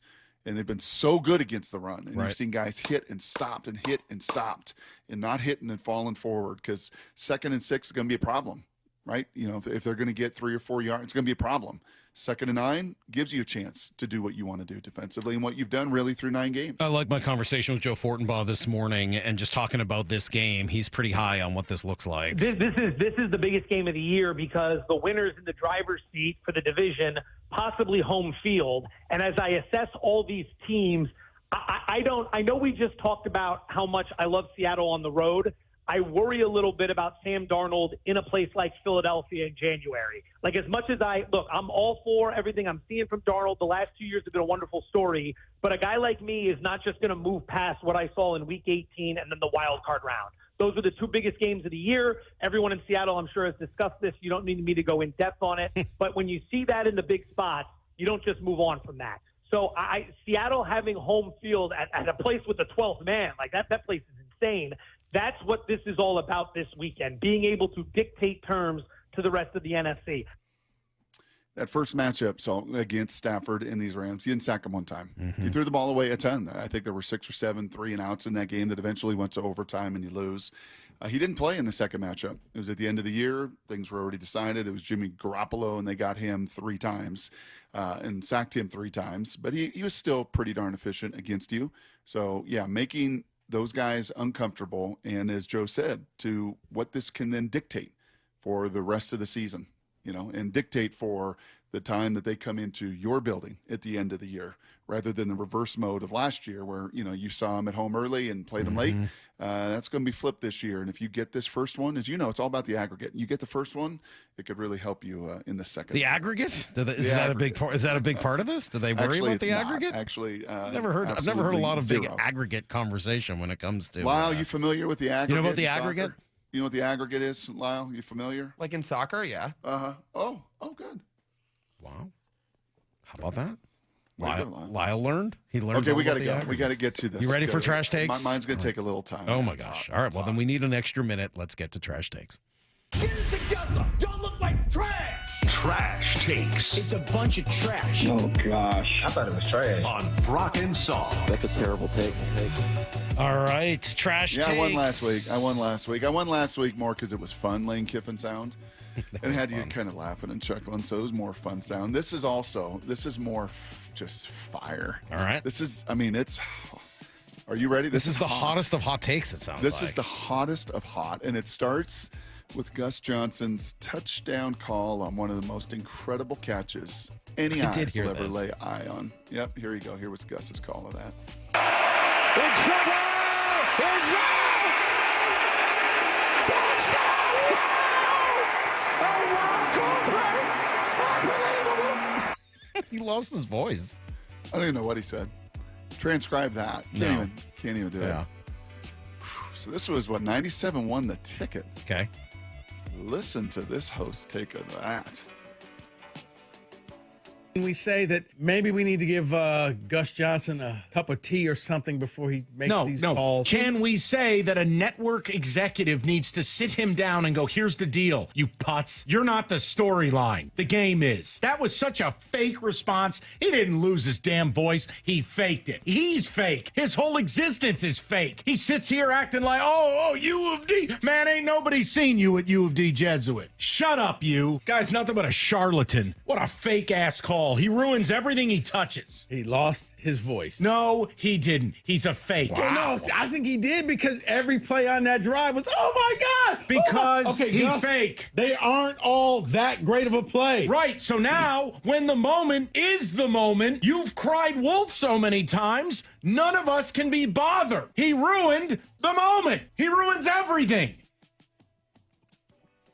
That is a hot take. I'm not going to lie. That's spicy and very, very, very, very, very hot. Whoa. Wow. Okay. Wow. Gus is a fake. I couldn't. It was too long, but I think he also went on to say, "I hate him." Wow. Well, that sounds a little personal. Yeah. Whoa. Where is 97.1? Anybody know? All right. Detroit. Oh, yeah. That's right. Okay. Gus is fake. That's Brock's for today. Maura, what do you have for trash takes? All right, even though I like the show that's on before us on Sportsmanlike and the people on it, I'm going to go with Chris Canty this week. Oh, Chris. He said that Eli Manning has more of a Hall of Fame case than Matt Stafford. A lot of people say, Eli Manning, is he a Hall of Famer? Isn't he a Hall of Famer? Well, he's got 2 Super Bowl rings and 2 Super Bowl MVPs, and he beat Tom Brady in those games. He's going to be in the Hall of Fame, but when it comes to the Matt Stafford, we're still waiting to see that. And I get that he microwaved the championship in L.A. the first year he got there. He was the missing piece to put them over the top. But again, he wasn't the best player in the Super Bowl. I'm not sure that you could ever say that at any point he's been the best quarterback in the National Football League. He's supremely talented and he's got great numbers, but I think a lot of those gaps in his resume would keep us from going to the place of putting him there with some of the all-timers. I think once you get the Super Bowl, being supremely talented is like the next category you need to check off to get in the Hall of Fame. I think that's a lot of people's problem with Eli is that other than the 2 Super Bowls, which the defense helped a lot with, even though I will say he was much better in the playoffs than he was in the regular season, I don't think he always looked like he was supremely talented. Mm-hmm. He looked okay. Mm-hmm. Okay. Maura, thank you. Chris By the way, Canty. Stafford, over 400 touchdowns, top 10 all time. Where's Eli on that list? Well, and you constantly hear players just be like, marvel at his throws. Like, only so few people can do that. Correct. Okay. What about marveling at Eli's throws? Oh. I don't remember. Other than the Manningham. helmet catch? Manningham! Yeah. Where's Wassel when you need him? All right, Lyle, what is your trash take for today? It's pretty simple. It's straight to the point. Nothing too crazy detail. It's just easy. Easy trash take. Big Cat of Pardon My Take got asked this week before Sunday slate of NFL games, what is your favorite play of the day? He answered Cardinals +7. Ooh. No. Incorrect. That didn't go well. So I don't know what you want me to tell you. I saw that this week and I was like, that's a trash take. It's easy, simple. It's a trash take. It wasn't even close. All right, so let me see what we've got today. We've got Brock saying Gus got the 97.1 host saying Gus is a fake and a phony and all that. We've got Maura with Chris Canty saying Eli belongs in the Hall of Fame before Matt Stafford, and Lyle with Big Cat saying picking the Cardinals +7. Okay. By the way, are we going to be done next year? Are the Cardinals not going to be the sexy pick of the hipsters that they're going to finally turn the corner? Are we done with that nonsense? I would hope. Sheesh. I mean, again. Yeah. Bad owner, bad coach, bad quarterback, bad fan base. Sorry. Just there's no win there. There's no win. Maura, you want to go through the Red Sea again and what I think about it? And how much you like that take. All right, Lyle, sorry.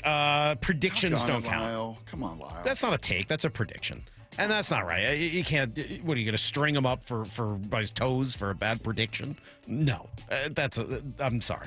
Lyle, I mean, it's a bad prediction. It's been a while since you've won this thing. Lyle. Shame on him. But You should know how I feel about predictions. They don't If mean I've a kept whole my lot. tallies right on trash takes. Mora leads with 11. I got 7. You got 2. Oh, I can't believe you have a tally for this. I actually don't, but that's what Oh, it feels man. like. You said that very convincingly. I totally believed you. It's like, man, we've only done it 20 times. I feel like it's been more than that. That's really funny. You got me.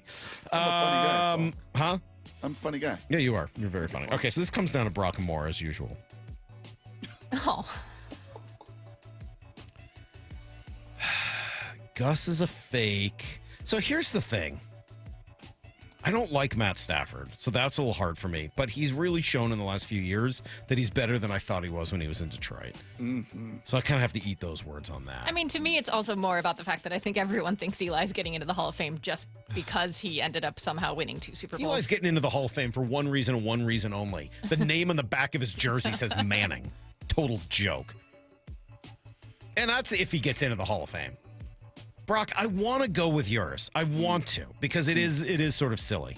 And I don't think Gus is a fake at all. But I've made takes. I've had takes like that before. I don't like the more is more problem. I do worry that people jump the shark. I do worry that if you lean too far into that stuff, that when it really goes down, you've cried wolf too many times. That's right. That's right. And I don't think Gus is a fake, but I think there's a little too much at times. Mm-hmm. I think he's eating it up, eating the big meal. Kevin Calabro would agree with you. I think he would. But I'm going to go with Mora on this one. I'm going to go with Chris Canty as the trash take of the week. I think Eli being a Hall of Famer is the ultimate in ridiculousness. And I think Stafford is probably a Hall of Famer, even though I don't like him. I've been on that Eli take forever. Like, just put Joe Flacco in the Hall of Fame if you're going to put Eli in the Hall of Fame. So, Easy. I didn't know I was stepping on your toes on Eli Manning. I'm agreeing with you. Were you even alive when Eli Manning won Super Bowl? Shockingly, yes. I'm All sitting right. here agreeing with you. Okay. Put Joe Flacco in the Hall of Fame if you're going to put Eli Were in the Hall you of Fame. 9 in 2007 when he won? Sounds about right. That's awesome. Good for you. How old? When was I 9? 78, 80. Okay, so that's like 85 Bears time. Yeah. 86 Giants. Yeah, all right. So you got a pretty good sense of that. Okay. Yeah, Moore wins. Nice job, Moore. Eli stinks. Sorry, Brock. No, felt like- congratulations. That's a good take. It's a good take. I said mine was more fire. This might be the worst take of the day. 323 says, Salk, that's what you're paid for, to be a font of valuable information. No, I'm not. If you think that's what I'm getting paid for, then I'm being drastically overpaid. And I'm sure you probably think I am anyway. I'm not a fountain of information. You're not? No, I don't know anything. I don't have any information. I can never remember what day it is, Great. let alone what happened last Now year. all you're doing is empowering Lyle. It's great. Trying, doing the best I can. Can we have Rob Staten, by the way, read some Shakespeare? I'd be Next better week? than Lyle. Next week when he's on with Stace, Bumpin' Stace. Maybe. We can ask Stacey about that. DJ tomorrow, we can't ask him about Augusta. That feels wrong. I know. Can we play him Joel Klatt's reaction to him getting to go to Augusta? We will do that. Okay. I'm surprised he hasn't been taken out for just even mentioning he was going to go to Augusta. Mm-hmm. If DJ goes missing, we'll know who's responsible. Tied the up in Bubba's Illuminati. cabin to the radiator. The Illuminati. I got into somebody was trying to tell me about my Tom Hanks take being bad the other day. And then we started going through Tom Hanks movies, and he couldn't name 3 good ones. He was like, "Hey, you know what? You're actually kind of Stop right. it. It's true. They're all bad." All right, we got to get out of here. Bump and Stacy coming up next. DJ and others tomorrow. We'll see you at 6 a.m. And until then, the Hay Barnes. See you, everybody. Get to the chopper!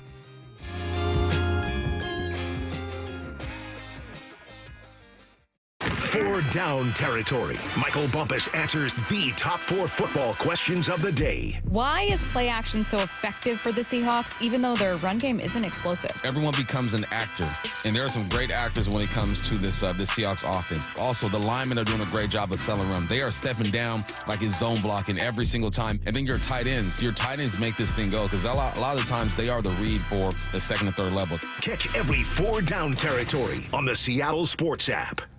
In the Pacific Northwest, choose Star Rentals for construction equipment. With 18 locations, they deliver superior service and unmatched follow-through. Visit starrentals.com. Star Rentals, the preferred supplier to the West's best contractors. Need a break from everything? Escape to a place where anything is possible and the fun never stops. At Silver Reef Casino Resort, you'll discover world-class dining, championship caliber golf, a full sports book and bar, over 1,000 top-rated slots and table games, and so much more. Come join the fun and see why we've been consistently rated one of the region's top destinations. Visit silverreefcasino.com to book your stay and discover all the exciting events and promotions we have in store for you. Silver Reef Casino Resort, located off I-5, exit 260. Imagine all that could happen in 5 years. Jobs may change, kids will grow, new memes will come out, but also, what if you had reliable, intelligent Wi-Fi and the price didn't change for 5 years? Well, thanks to the Xfinity 5-year price guarantee, you actually don't have to worry about that part of your future.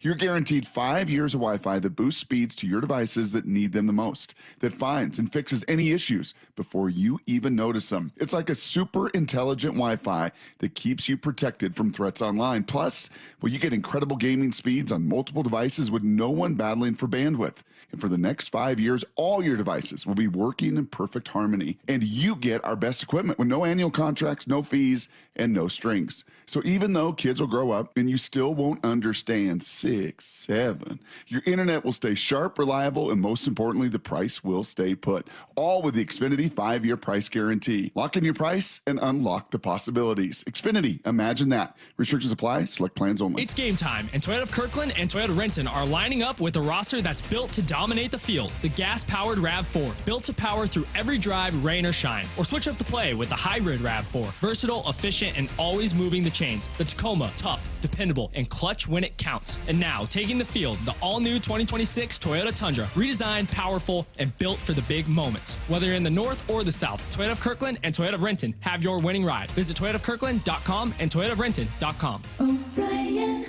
If you use carpool or toll lanes along SR 167, some things have changed, and some things haven't.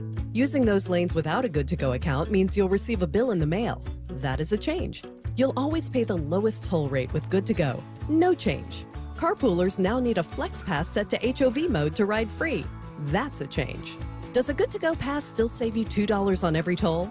Definitely not a change.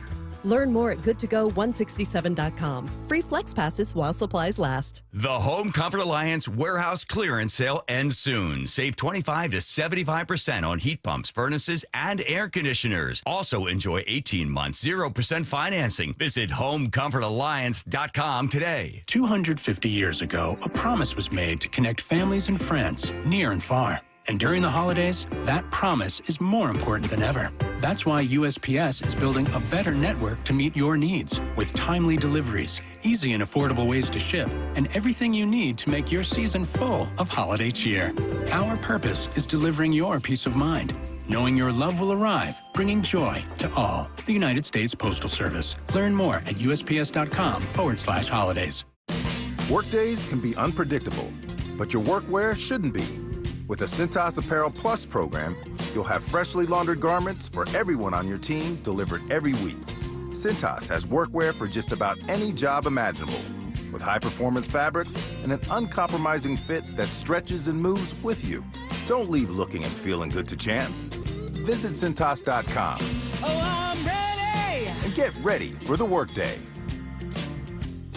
Running a business means wearing multiple hats. So if you're like me, you probably started out using your personal phone, taking client calls and texts nonstop.